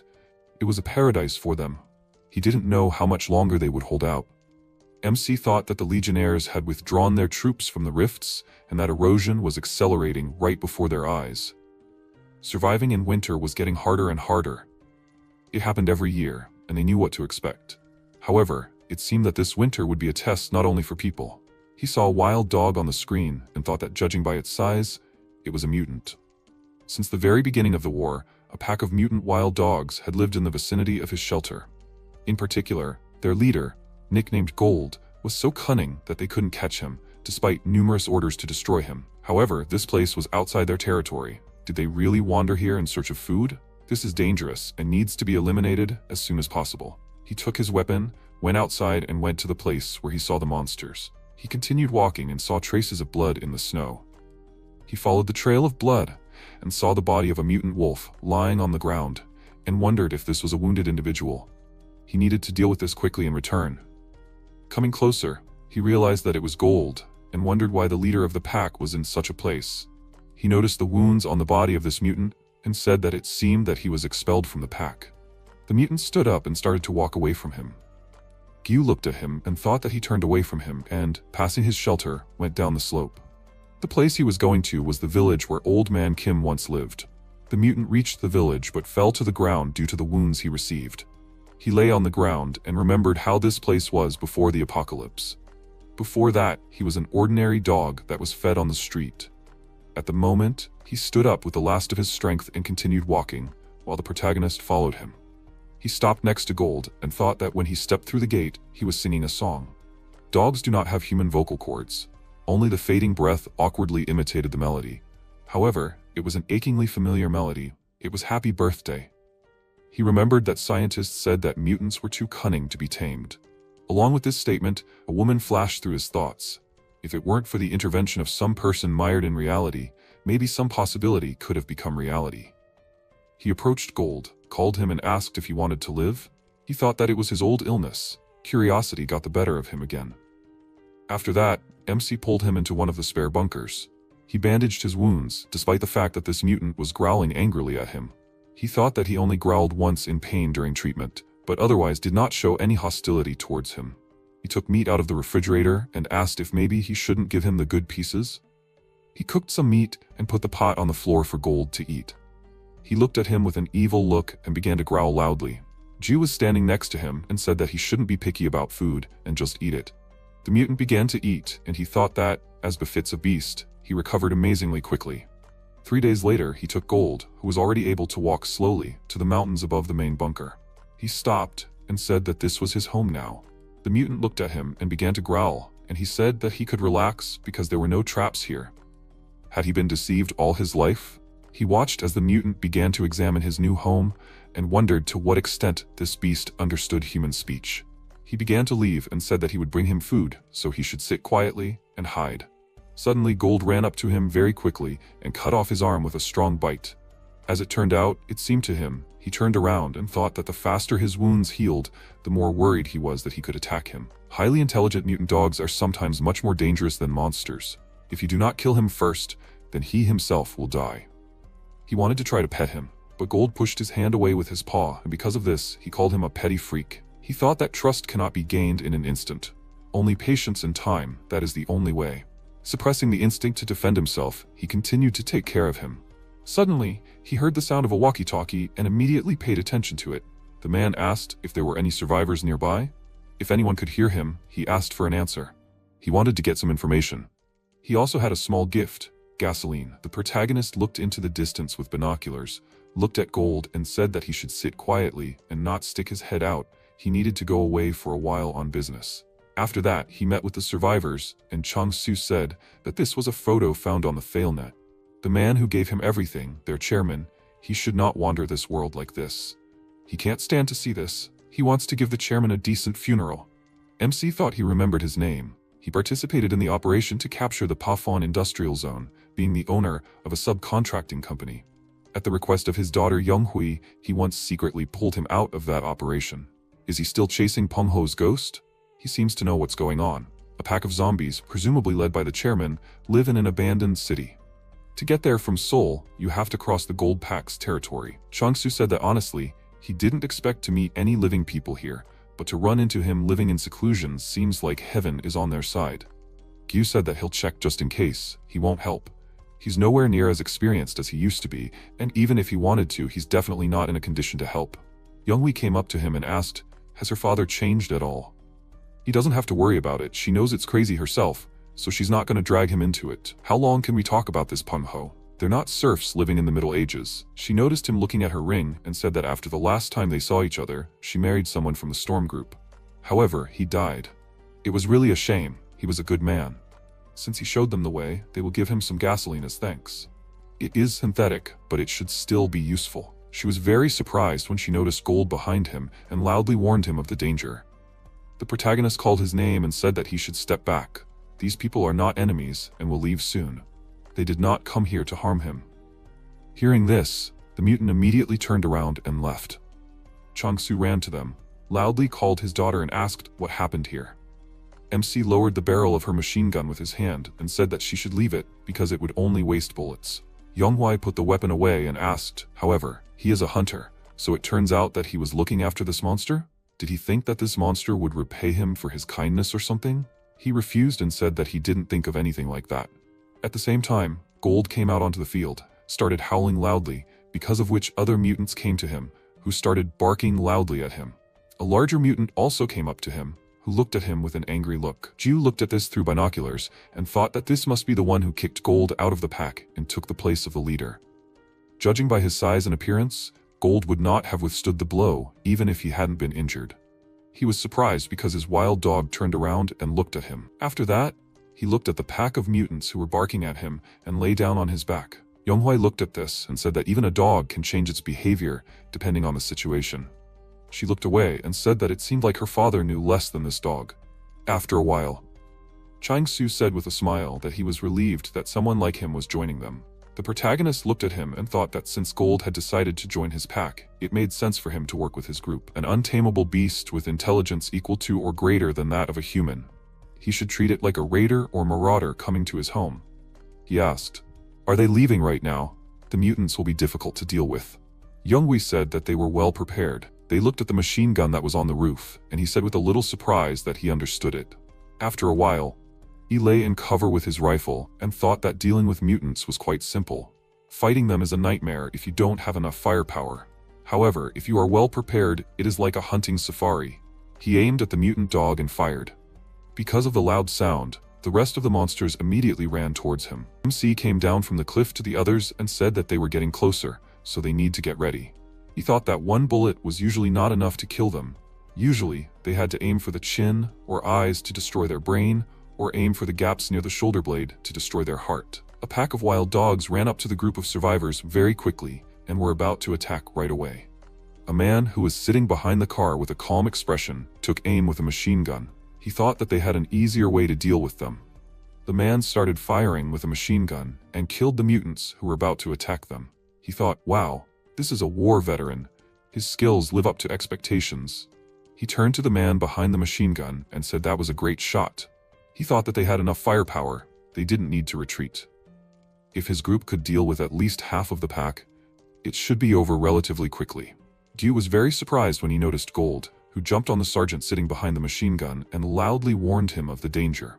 Thanks to this warning, he managed to get into the car and close the hatch behind him. This mutant bit the muzzle of the machine gun and broke it, after which he let out a loud howl. The rest of the mutants immediately ran towards him and also let out a loud howl. He looked ahead with a serious expression on his face and said that they cannot worry, everything is fine for now. They must follow his orders. He wanted to say something else, but the others dropped their weapons and started to run away, screaming loudly in fear. They ran along the road and loudly said that he knew that he should have stayed home. Chang-Su loudly called his daughter and asked where she was. They urgently need to get out of here. The main character was attacked by mutants, but he reacted to this, shot one of them, and thought that this battle was unsuccessful. He very quickly reloaded his weapon and started shooting at the rest of the monsters running towards him. He also noticed that one of them ran past him and immediately turned around, picked up a machine gun and fired his rifle. He very quickly picked up a machine gun, turned around sharply and started shooting at the mutants who were running towards him. As soon as he ran out of bullets, he threw the machine gun on the ground and took out his axes, which he hid under his clothes. He walked past the mutants very quickly and dealt several quick blows without receiving injuries. When the mutants stopped attacking, he approached one of those who remained alive and fired a shotgun. After that, he took the axe, turned around and saw the leader of the pack, who was standing in front of him with a menacing look. Gold came up to him, stood next to him, and began to growl. MC looked at him and thought that it seemed that it was not that he was unlucky. He just made a mistake by underestimating him. He would have dealt with one black beast, but Gold is in this pack. They were also joined by others who were hiding somewhere. Also, he cannot rely on Chang-Su's group. He sighed with displeasure and thought that it seemed that he should handle this alone. The mutants ran towards him, and he thought that he had always known that he would die someday, and it seemed that day had come. However, as long as he was still breathing, he was going to do what he did best. He was very surprised that Gold stood up for him and bit one of the pack members. After that, he stood next to them and nodded his head in answer to the question he had not even had time to ask. Gyu thought that he had heard that dogs and wolves were almost genetically identical. This meant that the difference between them was created by the presence of humans. They began to fight against the mutants, and he thought that without humans, dogs were just another form of wolf. After some time, he returned to the survivors who had suffered from the battle, and thought that Changsu's adventure in search of his old teacher had ended in complete defeat. There were no casualties, but it seemed that their spirit had been completely broken. Younghui came up to him, called his name, and asked if they could talk alone for a while. They walked away from the others, and she asked, "He's not dating someone, is he?" She asked seriously. People say that once is a coincidence, but they've already run into each other twice. She doesn't think someone like him would make her a widow a second time. The protagonist looked at her in surprise and asked, "Is this by any chance a proposal?" She took off her ring, agreed, and said that it was a serious proposal of marriage. He himself knows what time they live in. Besides, he seems to be the right age. He's going to be 35 soon, right? He said that, however, he's not even in his early 30s yet. Younghui walked up to him and asked, "Does he not find her attractive?" He said that's not true. She's very attractive. She asked, "Then what's the matter?" He apologized and said that, however, he has to refuse. He thought that he knew that these were different times, but it just didn't feel right to him. He also senses an ulterior motive, but there is something else. He said that he has no plans to get married now. He thought that he is not ready to share his life with someone. She nodded with a small smile and said that she understands. She apologizes for even bringing this up. They started to leave, and MC asked, "By the way, they will leave this area as soon as they return, right? It seems like her father has decided to give up too." Younghui said that is not true. They will stay here for a few more days. After all, they still have things to do. Did she forget to mention that? They stopped, and she said that Peng Ho was just a detour. This is their real goal. They work for Chairman Cholju. One of them looked at him, recognized him, and asked his name. Gyu thought Cholju was the chairman of Seongju Group, which was one of the two largest conglomerates along with Buria Group. A photo of his bunker was posted on the forum, and it was a hot topic in the community at the time. Having a hunter as part of your guard is not something surprising. Kim Pil-seong, a 13th-year graduate of the Hunter Academy, said with a little surprise that he couldn't believe that it was actually him. The protagonist thought that he never expected to run into another classmate. They barely interacted when they were in the academy, but he would never forget his face. The reason for this is because when they sparred with melee weapons, he was the only one who could withstand his attacks for as long as he did. Almost 8 seconds. That's how long it took him to disarm him.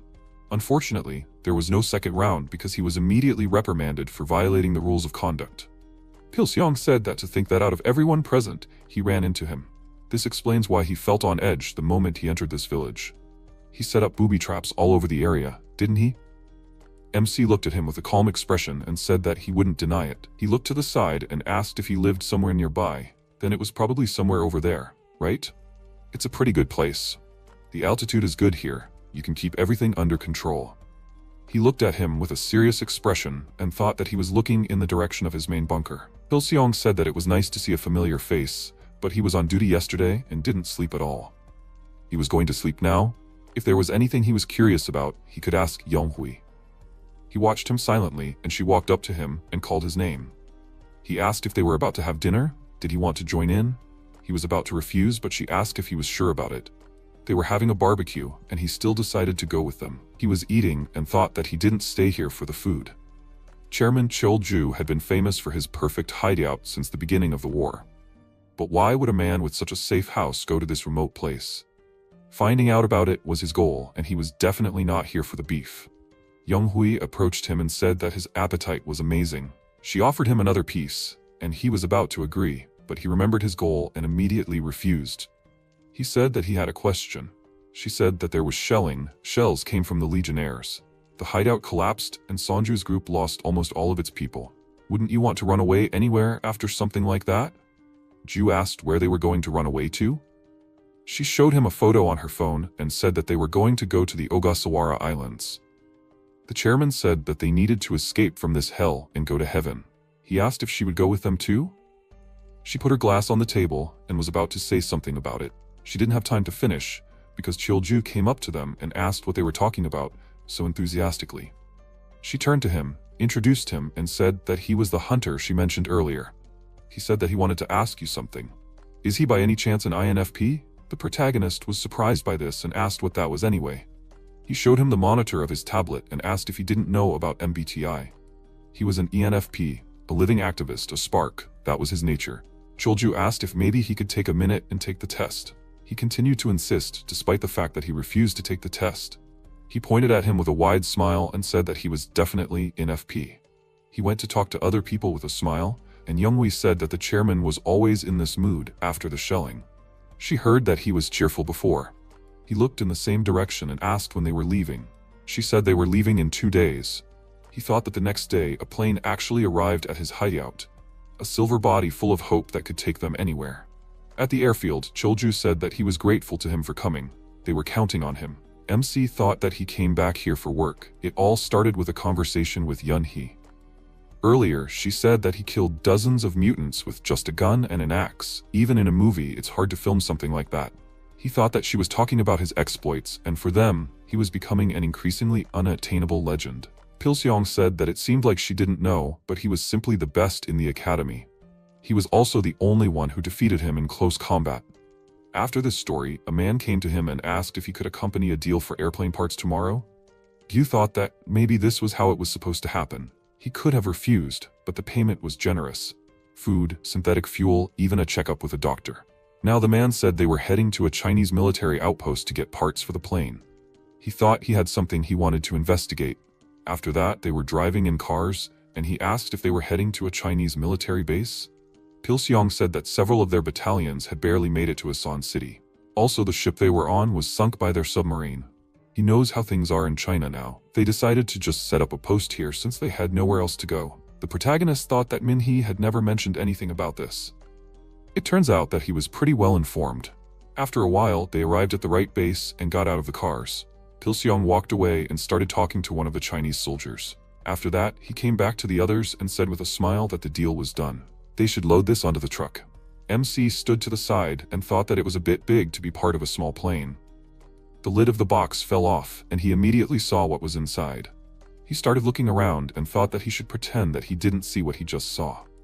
For some reason, the plane parts they received looked shockingly similar to a nuclear weapon. After a while, he went to see a doctor who started examining his mouth. Ju thought that they were currently under an airbase. The base was used as a temporary residence by Songju's group, and they had set up a decent medical facility. The doctor said that he didn't find any damage to his muscles or ligaments. He was as healthy as their chairman. He thought that the one who examined him was the chairman's son-in-law, Songjun. He heard that before the apocalypse, he was a doctor at a university hospital. He said that the blood test results would be in a day. He would tell him before they left. The protagonist looked at him and asked, would he also be flying to the island with the chairman? He adjusted his glasses and asked, was it Yunhee who told him? He thought with a serious expression that she clearly said that the destination was Japan. That was not what Songjun said at all. He said that was not true. He would not be flying with him. He asked who would be the pilot of that impressive plane. He said that there was a separate pilot, although the chairman also had a pilot's license. He asked with a calm expression, would his wife be staying too? He adjusted his glasses again and said that it was not so. She died during that shelling along with the child. Another doctor came into them and told the doctor that Pilseong was calling him.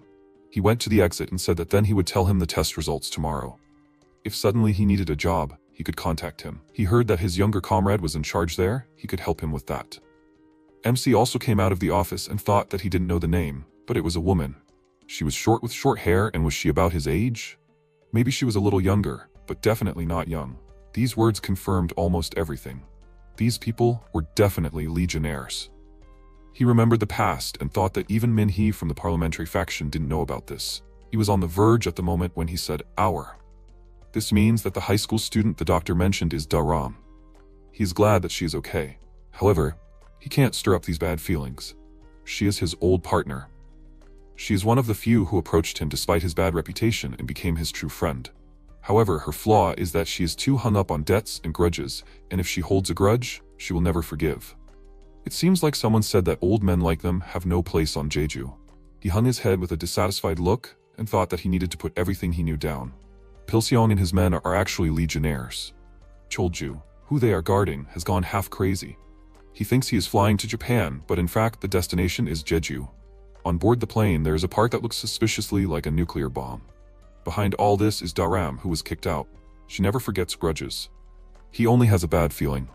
Chol-ju came up to him and called him over with a small smile. He asked if he could sell him a gun with bullets. Ju stood up, walked up to him, and asked what he needed it for. And didn't he have a gun? He discreetly placed a small bar of gold in his hand and said with a small smile that he is actually ESTP. He thought about it and decided to help him and asked if he knew how to use it. After a while, Chol-ju asked if he had heard anything about the Ogasawara Islands.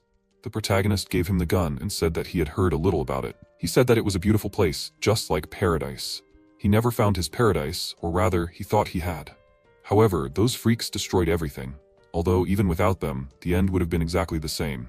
He realized that a paradise that would collapse sooner or later was no longer paradise. He looked at him and said that it meant that it was simply impossible to reach paradise. Chol-ju hid the gun under his clothes and asked, "Still, isn't the pursuit of paradise itself exciting?" He started to go to the others and said that he too should find his paradise. After some time, he returned to his base and started to read the description of the MBTI scale. He looked away and thought, a paradise with a toilet in the center. Can it be considered paradise? Maybe he will never see them again some time ago. Daram said that he should take care of himself and live well. He thought that maybe that farewell was much harder than he realized then.